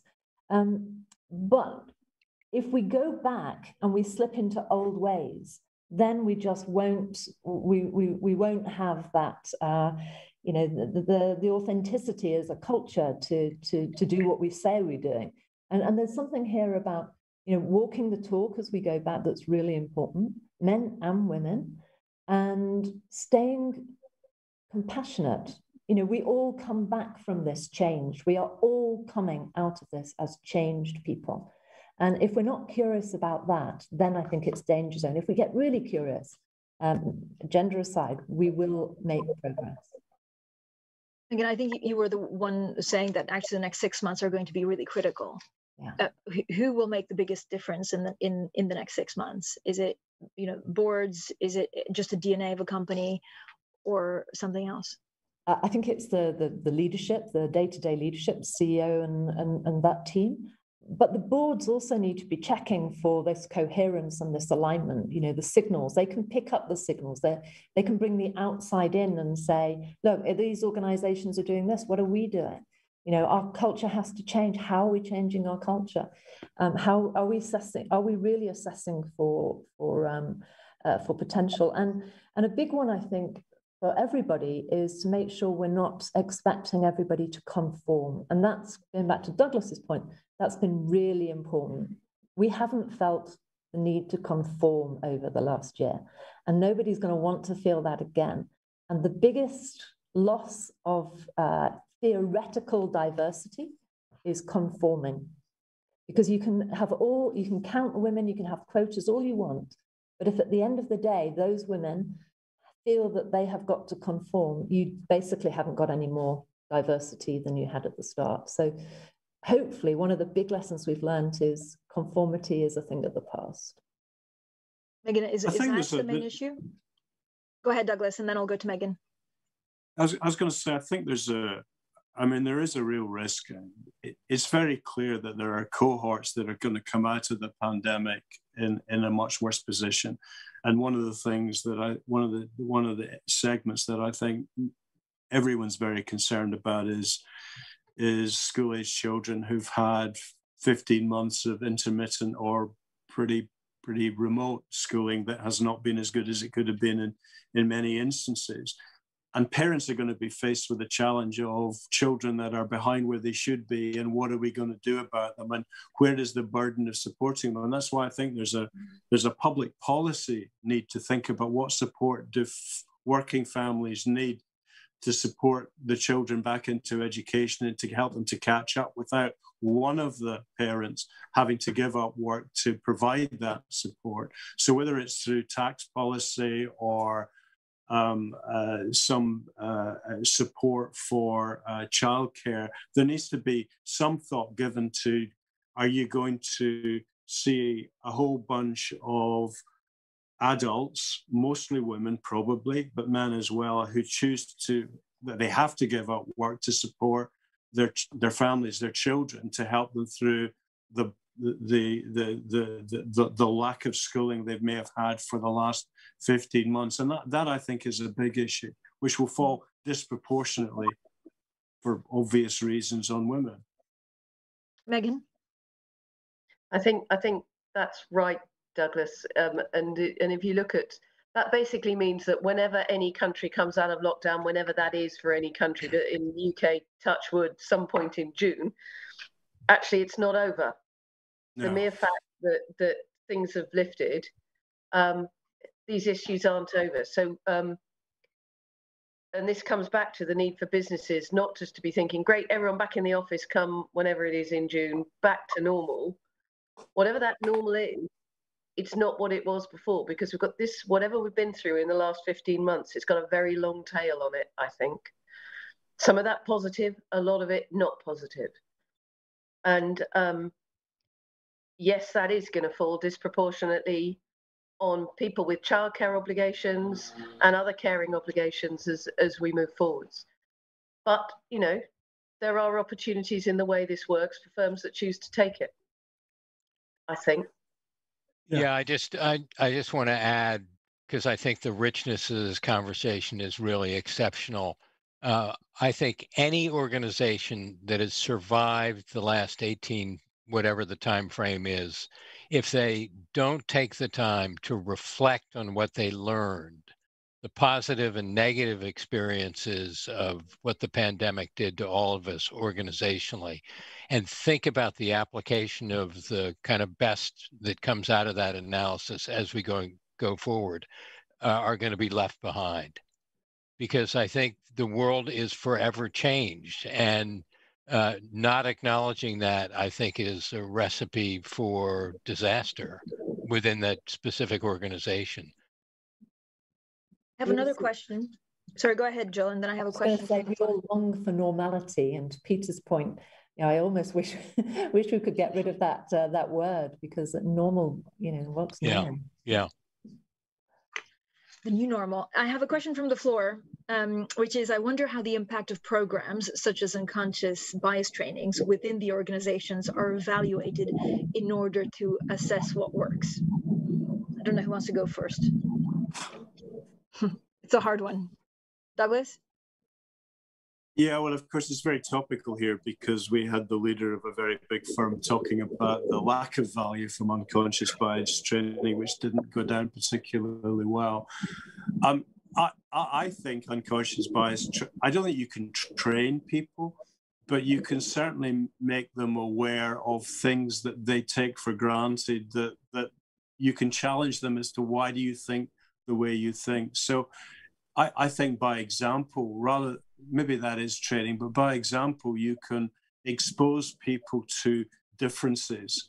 And you don't need to agree with other people's beliefs or lifestyle choices or other aspects of who they are, but you need to be prepared to understand that they have the right to be like that and embrace them for that. And I, you know, at Standard Life Aberdeen, we have 7 balance networks that represent the gender, ethnicity, sexual orientation, age, and a number of others that want to come together to talk about issues. And you know, we're starting a program where they're all going to come to the board once a year and explain what we could do more to help them. And but I, you know, I think it's good for all these groups to mix and understand the challenges and barriers that they each feel, so they're just knowledgeable.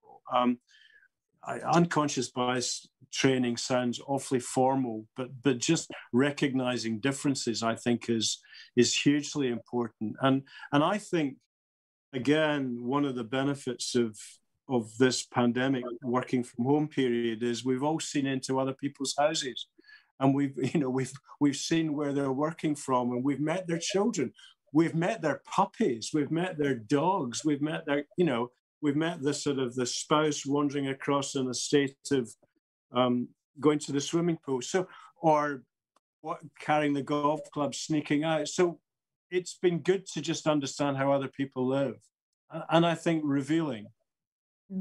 On that unconscious bias training as well, I would just add, if it's seen as a one-off event, tick the box. Terrible.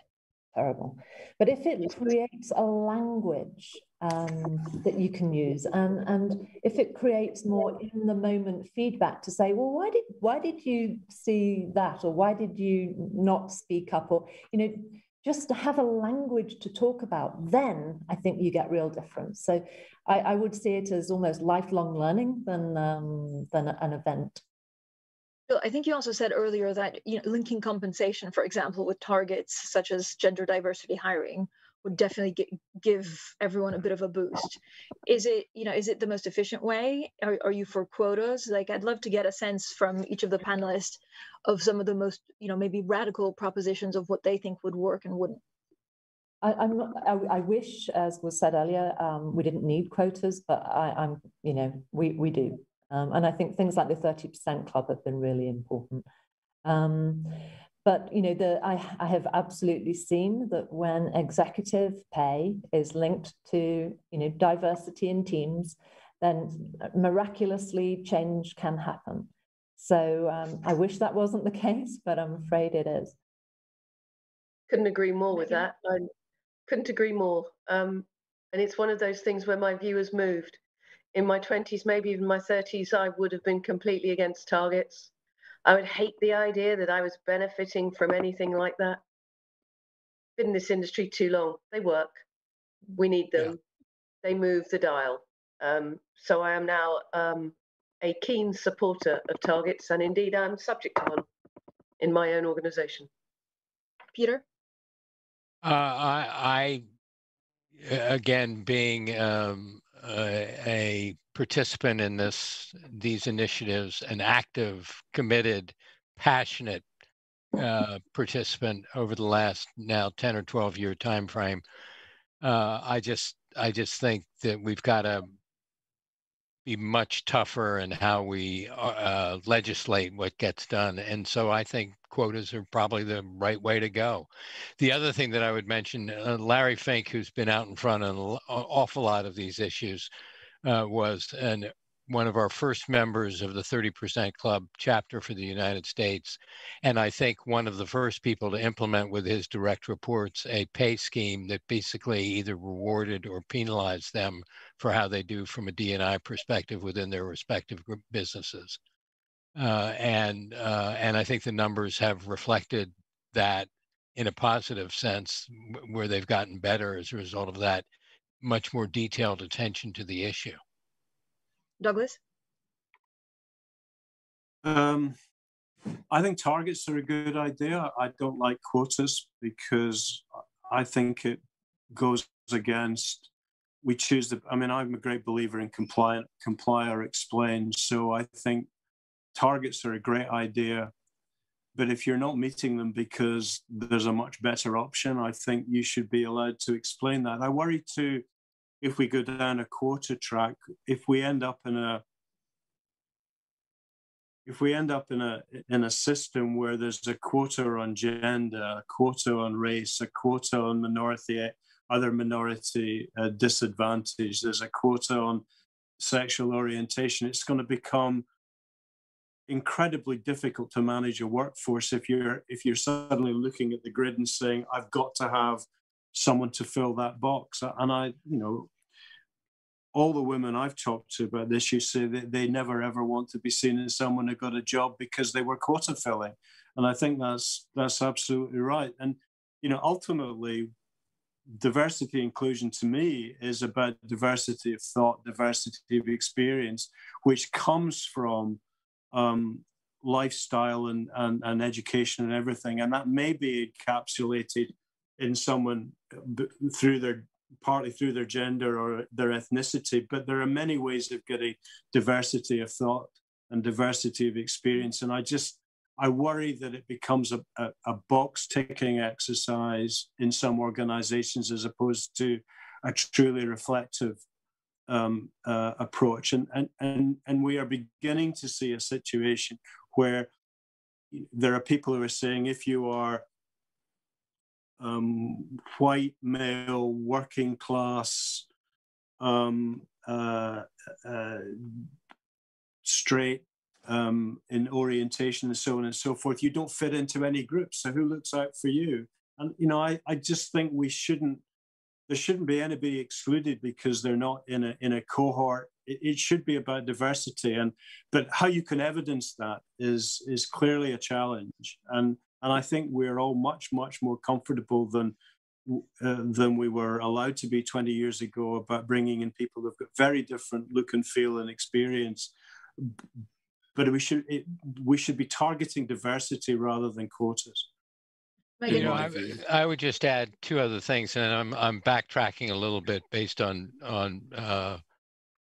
Douglas's comments. But we all pride ourselves in our organizations being meritocracies, and so I just kind of make that statement at the outset, and I think that's a critically important way to be thinking about some of these problems.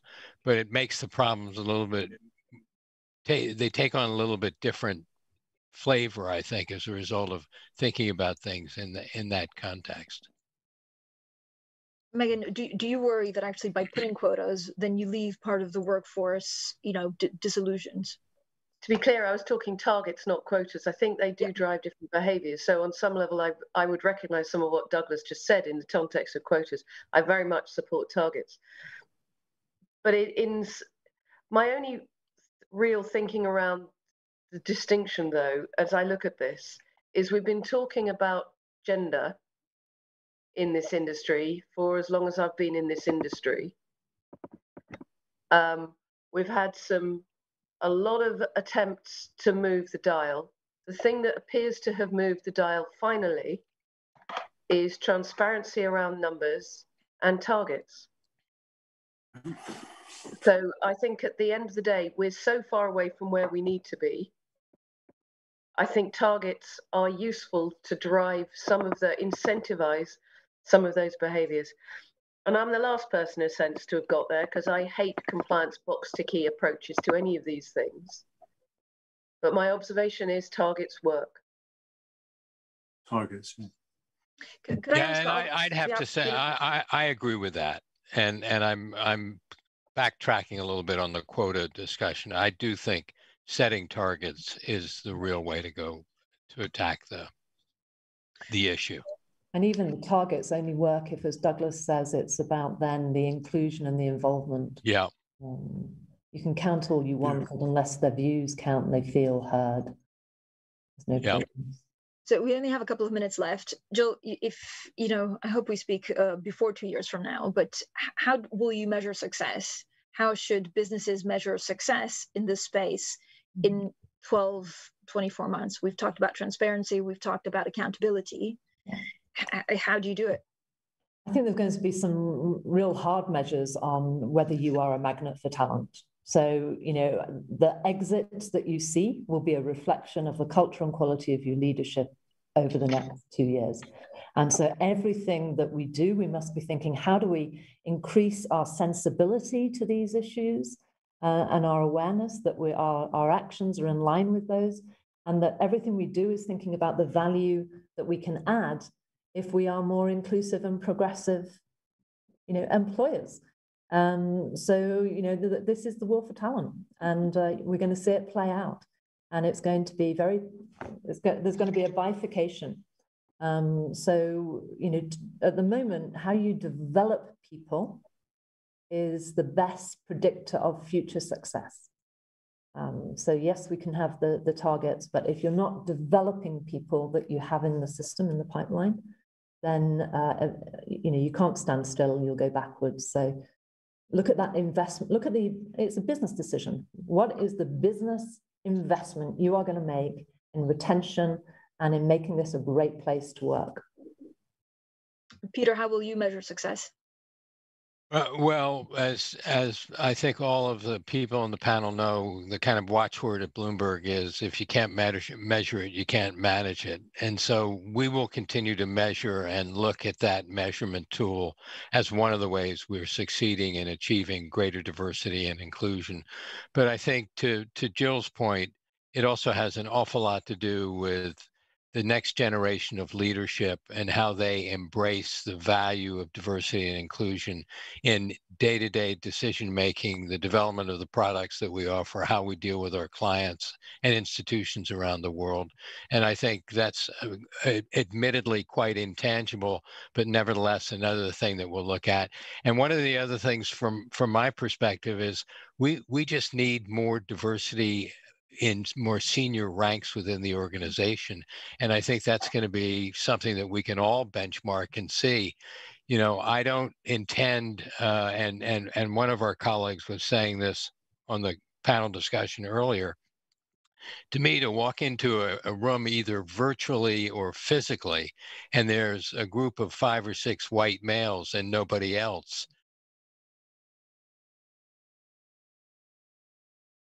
give the challenges the best inputs that we possibly can without having the diverse filters on the things that we do to try and come to an ultimate objective and do the best job that we can. Megan, how do you measure success in this space? Two different ways, I think. Firstly, we've got our own organizational targets where we hold ourselves to account for becoming a more diverse organization, and we publish those. So we've got our external metrics around that. As a regulator of the financial services industry, well, we'll keep tracking those data I mentioned earlier to see what the numbers tell us that we're seeing in terms of senior management functions taken by as diverse range of people as possible. So that's what it will be, that we've driven this industry or played our part in helping this industry becoming genuinely more diverse. Douglas? I think in the 2-year time frame you gave, I think we need to have metrics to demonstrate that we're on a journey that's heading to a destination. Yeah. That we aspire to. I always say to our balance networks and Standard Life Aberdeen, they say, what would success look like? I say that you won't exist anymore, because there'll be no need for diversity networks, because people would never think there would be any other way of doing it. And you know, it wasn't that long ago in human history that not everyone got a vote.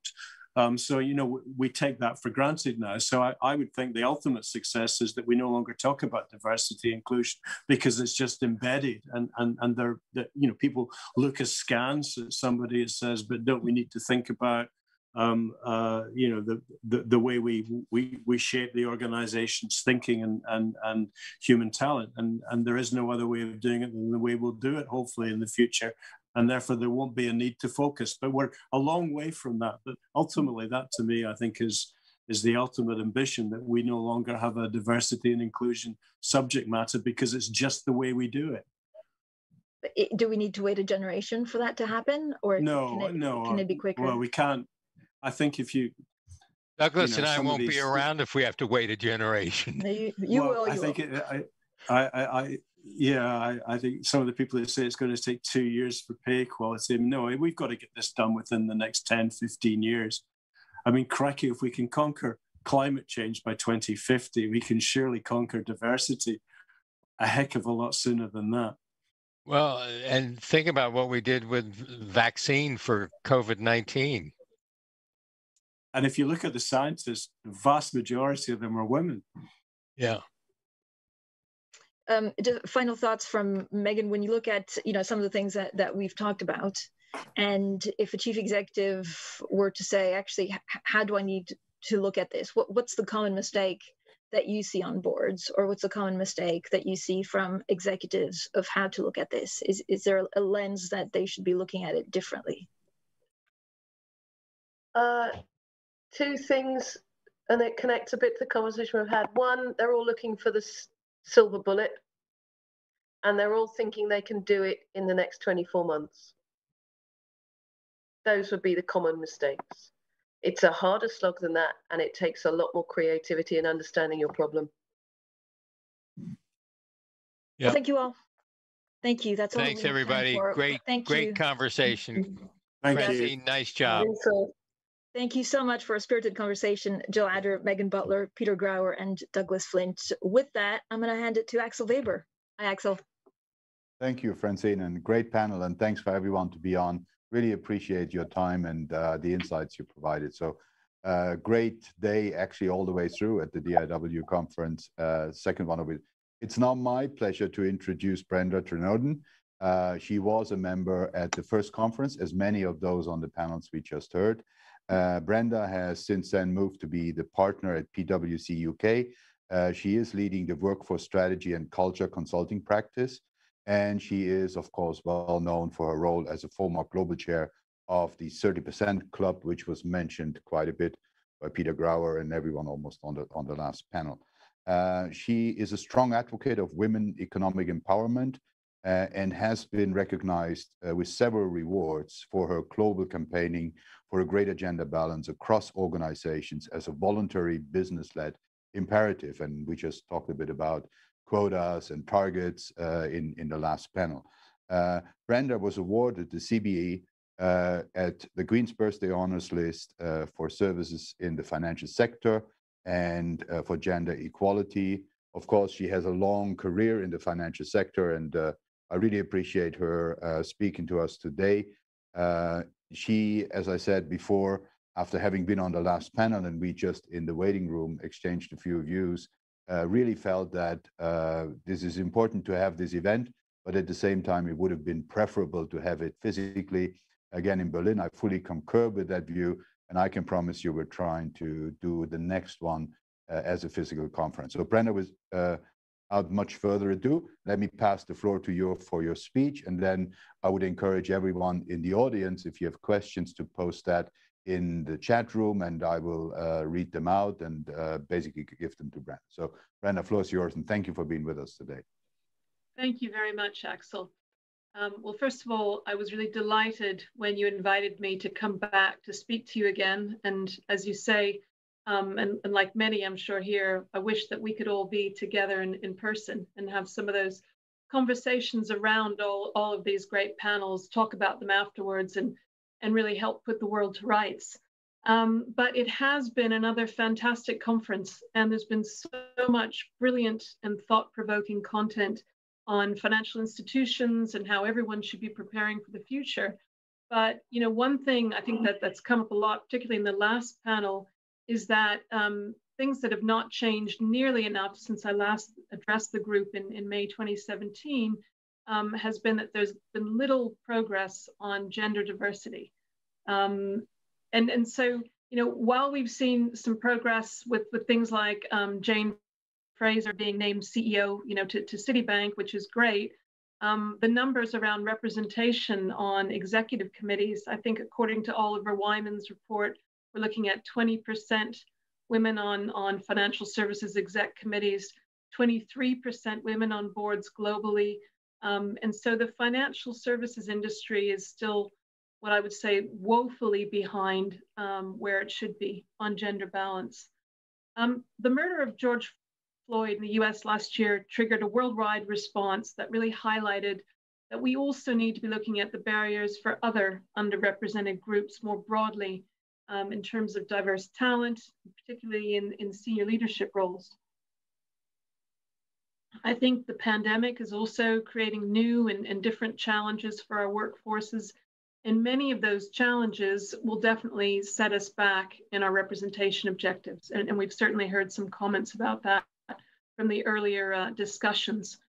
When we last spoke, I talked about the work of the 30% Club campaign to really drive home the business case to various stakeholders. And you know, we heard Douglas talking about the investors. You know, we've got investors, chairs, CEOs and things. And our objective has been to engage those in positions of power and influence to proactively set ambitious representation targets for their boards, their senior leadership teams, and as well as engaging investors to really go out and have discussions with their investee companies.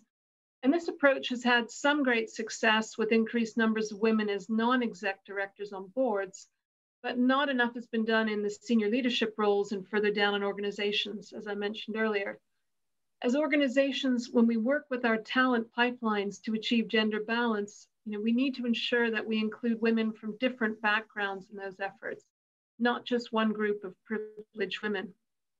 So the 30% Club campaign also needed to evolve its thinking in terms of gender diversity and broader inclusion beyond representation.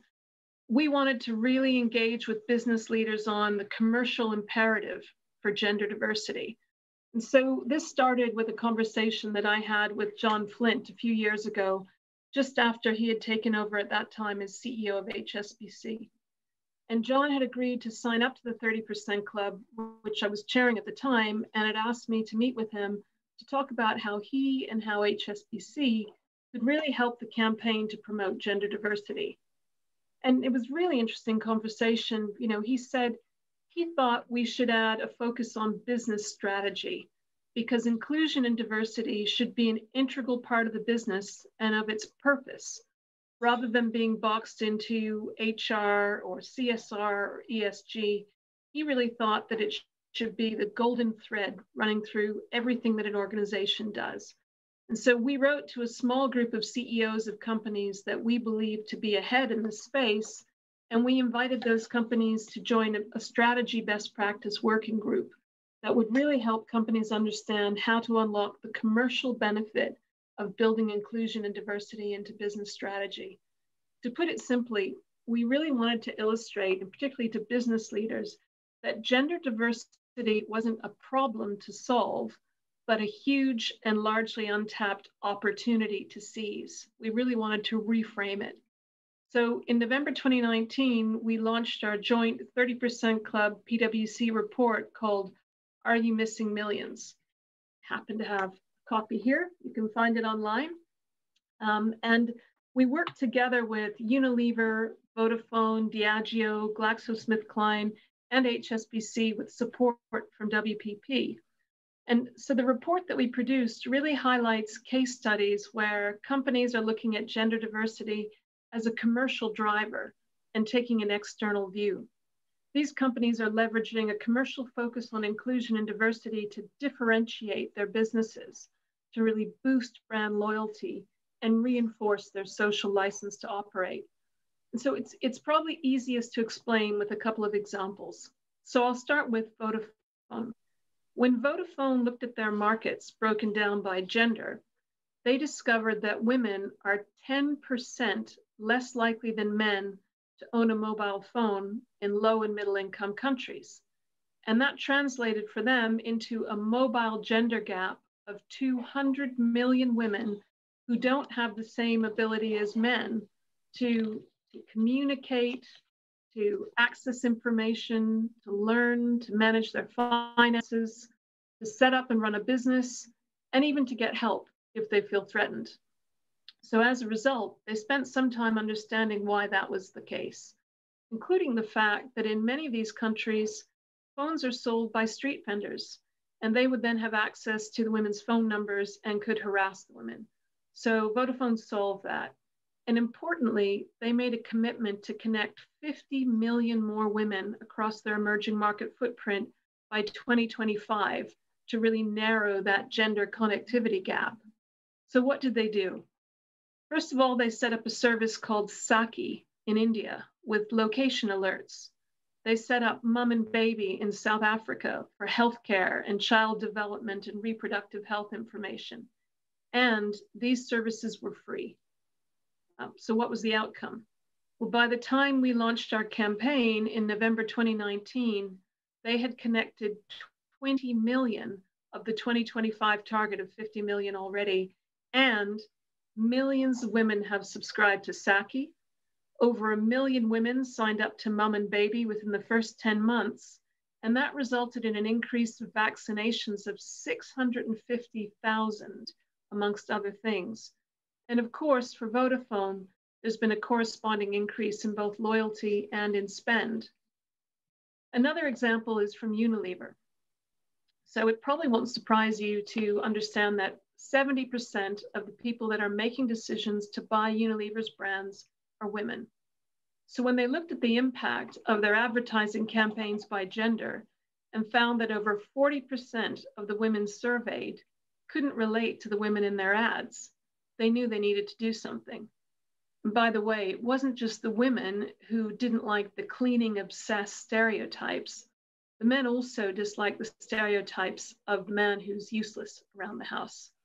And so Unilever really wanted to reflect a more diverse society in age, ethnicity, ability, sexual orientation, and personal background. So what did they do? In 2015, they launched Unstereotype as a company-wide initiative. I think they commissioned Getty Images to get 2,000 new images of women that were unstereotyped, and they allowed the women to tag themselves. So rather than being tagged as pretty blonde or brunette, they could tag the photos as scientist or strong or professional, whatever they wanted to choose.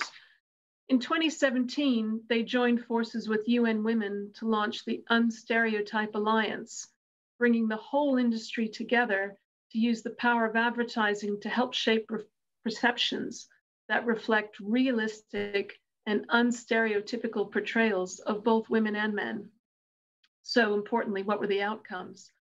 Well, since 2016, Unilever has tested more than 1,500 ads covering 370 Unilever brands in 54 markets around the world.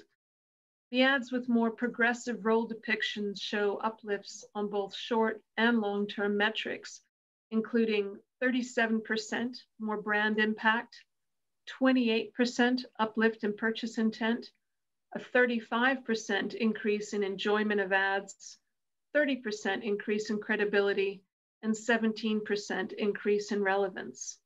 And of course, those figures translate into millions of pounds in additional revenue. And those of you who follow Unilever will be aware that their focus on unstereotyping and inclusive design across their brands is not only ongoing, but it's really been accelerating. And finally, closer to home for this group, some examples from the financial industry, HSBC and NatWest. So according to the British Business Bank, for every £1 of venture capital investment in the UK, all female founder teams get less than 1 pence. Female founders in the US raised $2.88 billion in 2018, which was a mere 2.2% of the $130 billion total capital invested in venture-backed startups. And the IFC estimates that there's a $1.5 trillion credit gap for female-owned small and medium enterprises.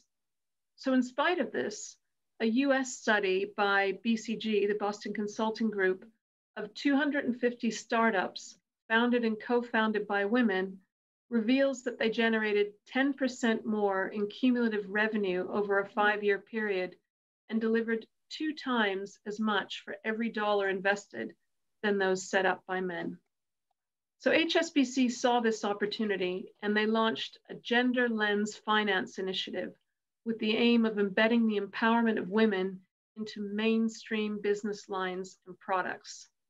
This led to a number of collaborations and transactions, including a bond with the World Bank to raise awareness around the importance of investing in rural women's empowerment. HSBC's Global Private Bank has also started to work with a women's business network called Albright to set up monthly pitch days in the US, the UK, and in Hong Kong to coach female entrepreneurs on how they can grow their businesses and also to provide access to the bank's broader network to help build specific capabilities. Not only does this help their clients, but it also educates HSBC's staff as well and allows them to better design their service offering to open up a new market for them. NatWest has also recognized the opportunity in terms of women-owned small and medium enterprises in the UK.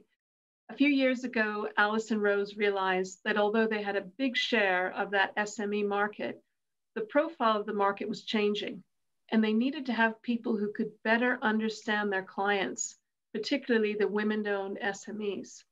They hired and trained more female advisors, about 400 women in business specialists, and they were coaching and mentoring female SME clients.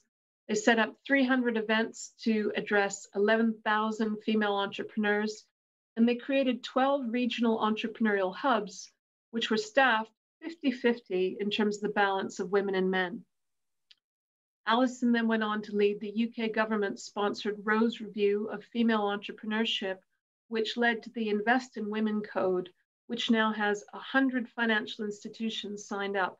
And as many of you know, she's now the CEO of NatWest Bank, and she continues to really drive this agenda. It's a key strategic pillar for the bank with hardwired targets at the ExCo level. Last year, NatWest set up a £1 billion fund for female entrepreneurs, which was fully drawn down in its first year, so they've doubled it. It's built into NatWest policies, and it's a regular agenda item at the board. As Alison regularly points out, this is very much a commercial imperative. Reducing and removing the barriers to capital and investment for female entrepreneurs, from access and awareness of funding to relatable role models and perceived skills gaps, could add £250 billion to the economy. So we're continuing our work on building the knowledge base for how companies can effectively apply that inclusion and diversity lens on their commercial efforts. And I'm really pleased to say that the new best practices that we're seeing show that companies are now going far beyond gender in how they're approaching product design and advertising and really improving their interactions with customers with different needs and interests across all of their touch points.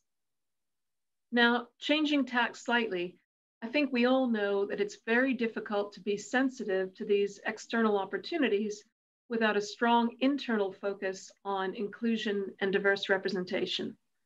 And so why do I say I&D rather than D&I? Because I believe we've spent too much time and effort focusing on diversity and not enough on inclusion. Diversity is very much a numbers game. It's a fact or it's a statistic. And it describes that mix of individuals, of identities, of talent and experiences, and perspectives of the world. Inclusion, however, is about impact. It's what allows your diverse talent to thrive and to succeed. And it's about creating an environment where everyone feels valued and able to contribute. Organizations can really mandate for diversity, but they have to cultivate inclusion. And it's much harder and it takes longer. And the same is true for other related topics that we hear about now, like equity, belonging, and well-being, with many companies now adopting it into their organizational culture work. So getting it right takes time. It takes often a lot of difficult conversations and a very holistic approach, but it's worth the effort. Research shows that those organizations that get it right can tap into a wider talent pool and retain and develop that talent. They're more innovative, they're more creative, they typically make better decisions, and they're more profitable. And this is also why the S in ESG includes measures around I&D. It's just better business. And they have greater insights into their markets, into their communities, into their customers, which allows them to tap into those greater opportunities for revenue growth.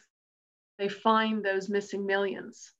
And sometimes focusing on inclusive culture can result in major cost savings as well. We found that out ourselves at PwC. A few years ago, when our engagement scores were not as high as we would like, I think they were about 66%, and our turnover was at about 18%, we spent a great deal of time understanding why this was happening. We did interviews and focus groups with our staff to try and get to the heart of the matter, and then we created a very targeted inclusion strategy. Within 2 years, our engagement scores were up to 77%. Our turnover was 5% lower at 12%. And if you speak to our managing partner, our chairman, and our chief people officer, they will both say to you that we've saved about £50 million in costs as a result. So really significant from both the revenue side and the cost side. Most of the clients that I'm working with today are starting by really diagnosing their internal inclusion issues so that we can work with them to develop really focused and targeted strategies and action plans to unlock diversity dividends. And they're also asking us to start assessing their external inclusivity. They've really bought into this missing millions idea. So they want to know about their products, their marketings, their communications, and even their supply chain. And we're starting to use some innovative new techniques to help create more empathy and understanding of the lived experience of others. The one that I've been most excited about is virtual reality. We've created a virtual reality experience where you can put yourselves in the shoes of a Black colleague to experience all of the little microaggressions and subtle exclusions that go on throughout the day. And this really creates a strong emotional response and a desire to want to learn more, to really understand and to address the behaviors that cause them. I've seen people deeply moved by the experience, even just when watching it on a PC, not using the Oculus Quest glasses. I was actually really pleased when I sent the experience to one of my colleagues. She watched it at home on her PC and called me up and said, that really made me cry. I said, that's fantastic. I'm so glad that it had that impact. And, it felt really weird to be excited that it made her cry. But I think just the fact that we can get to that, emotional connection and that empathy, which starts to make people want to change behaviors. And so we have a sneak preview of the experience to give you a sense of what it's like. I don't know if it will play well, but I think we're going to try and just play a short clip to give you an idea of the power of these experiences, which can be used across the I&D space. We have the video.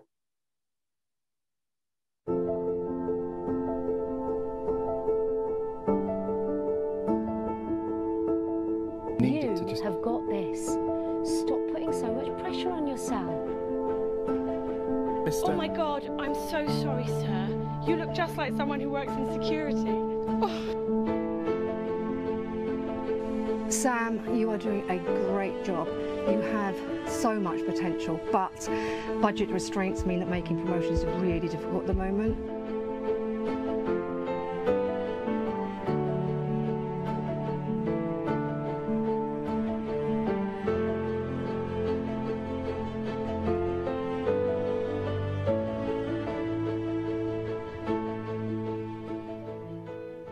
That's great. Thank you. I'm going to stop there, as this is a topic I could go on about for hours. It's my passion, and I'm so lucky that this time when I speak to you, this is now my day job rather than just my early morning, late night, and weekend job. So I hope that in the examples I've given you this afternoon, I've challenged your thinking on I&D and the strong commercial imperative for getting it right, as well as the social imperative. It's about challenging your business to think beyond the standard way of operating and linking I&D to your purpose and your strategic objectives. So I'll conclude by asking all of you, do you think that you or your clients might be missing millions because you haven't recognized the different needs of different groups of people? And what are you going to do about it? Thank you. Brenda, thanks. And I think it's important to really, and thank you for that passionate argument. I think it's important, as you said, to look at the commercial benefits of building inclusion and diversity into the business strategy. And I think the missing millions makes that blatantly clear. I think it's absolutely right also that we should look at gender diversity no longer as a problem to solve, but as a huge and large untapped opportunity that we should seize. I think turning around that angle of view is very important. How would you say it's best to help organizations to further embark on this journey and to establish this type of mindset? What is the one or two top things leaders in organizations need to have to move in that direction? Well, I mean, I think we've heard some of them earlier today, but I guess, the point is really about leaders. This really should start at the top of the organization, and, it has to be seen as a business imperative with, measurable targets and goals like any other business imperative. I also think it's important to spend some time on really, looking at the data, getting data, understanding, where the opportunities are and where the challenges are, so that you can have a very bespoke and focused plan for your own organization. Because some of the biggest pitfalls that we see with companies are, A, parking this just in HR and not, having it held accountable at the business level, but B, maybe just jumping on to initiatives and not really looking at what's most suitable for their company, where those interesting opportunities with maybe their customers are, or in certain parts of their business, and taking it in stages. I guess the other thing is not trying to do everything at once. Take 2 or 3 things, really go at them hard, as Peter Grauer mentioned earlier, being very persistent, measuring, tracking, and having leadership take accountability and really own this from the top of the house all the way down. From the floor. So one would be, we are facing a world in transition with many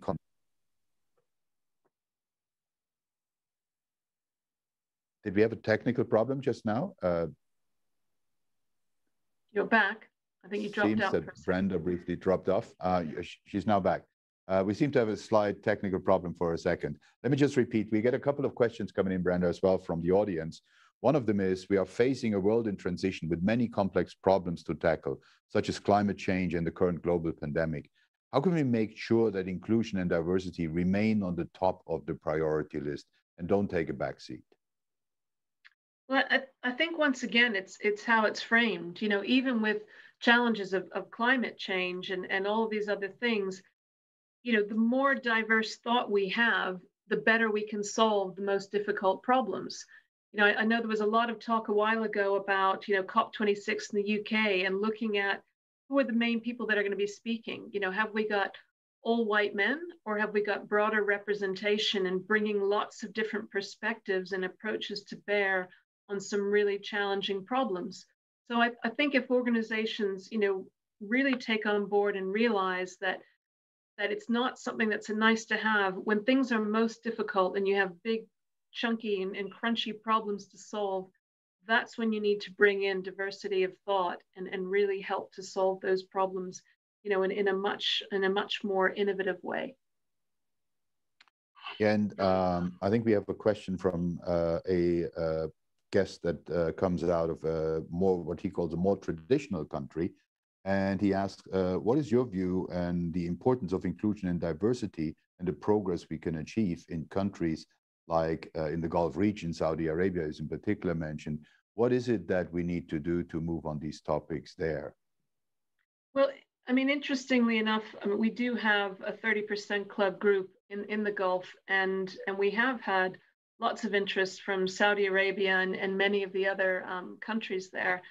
I think once again, it's trying to find the angle that, gets to the interest of the people that you're trying to influence.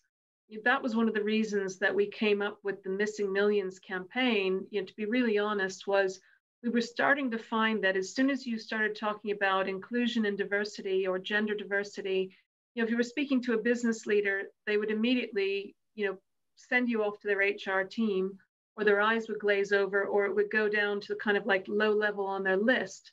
And so by turning it around and saying, well, actually, this is about revenue. This is about finding you new opportunities.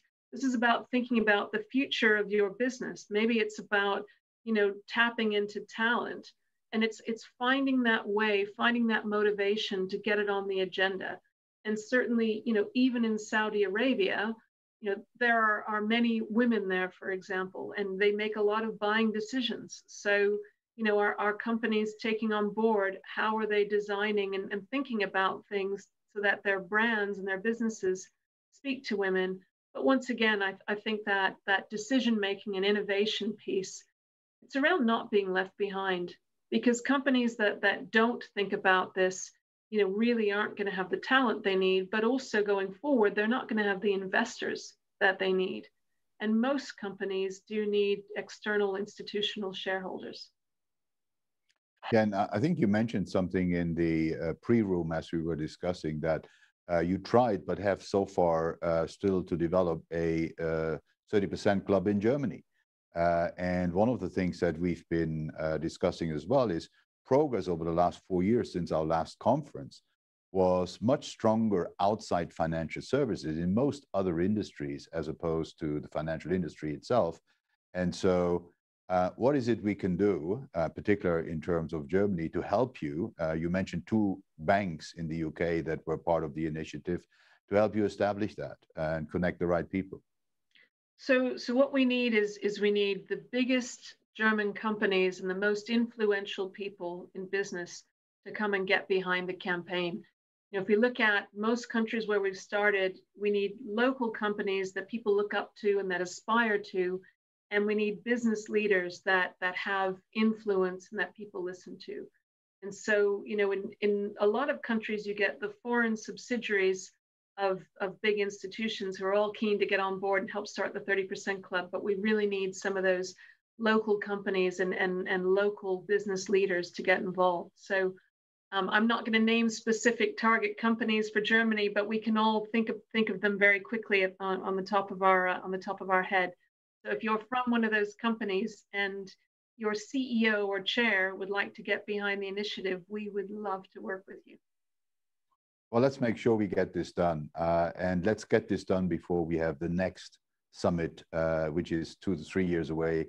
I offer my personal help to get this over the line. I think in a country where the leader has for 16 years been a woman with Angela Merkel as a chancellor, it should be possible to have a 30 Club initiative on the ground, well run, and basically subscribed by most of the listed companies in this country. So absolutely, I think worthwhile to pursue. And please get me involved and I will get people involved. So I think we need to make a commitment here to the next Women's Summit at the DIW to get this done. Brenda, many thanks for a passionate speech and also for a lot of insight. It's now my job to turn back the audience to Marcel Fratscher, who's the president of the DIW. Marcel, the floor is yours. Yeah, thank you very much, Axel. This brings this second Women's Finance Summit to a conclusion. I think it was a fabulous conference with many ideas, many interesting discussions and stimulation for our academic research, but hopefully also to all of you. We have covered 3 big areas of digital change, digitization, sustainability, and the question of inclusion, in particular participation of women in the area of finance. So we have covered big ground in this afternoon. I would like to thank in particular the participants who actively played a role, the 2 keynote speakers who participated and gave very stimulating keynotes, Brenda Trinauden, Franziska Giffey.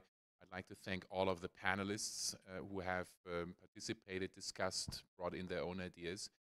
In particular, I would like to thank the 3 moderators, Stephanie Flanders, Francine Slakwa, and Gillian Tett, for moderating, for bringing out many of the good ideas.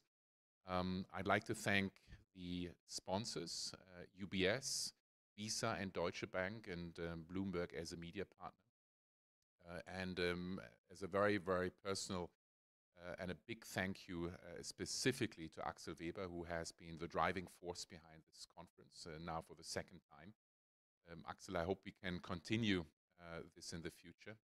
This is really, I think, a unique event, and I think it really has got its place not just in the finance industry, but also looking at the participants who have registered, many academics, many people from the media. So there is a broad interest in this issue, in particular connecting the finance world with issues that are of such importance to society.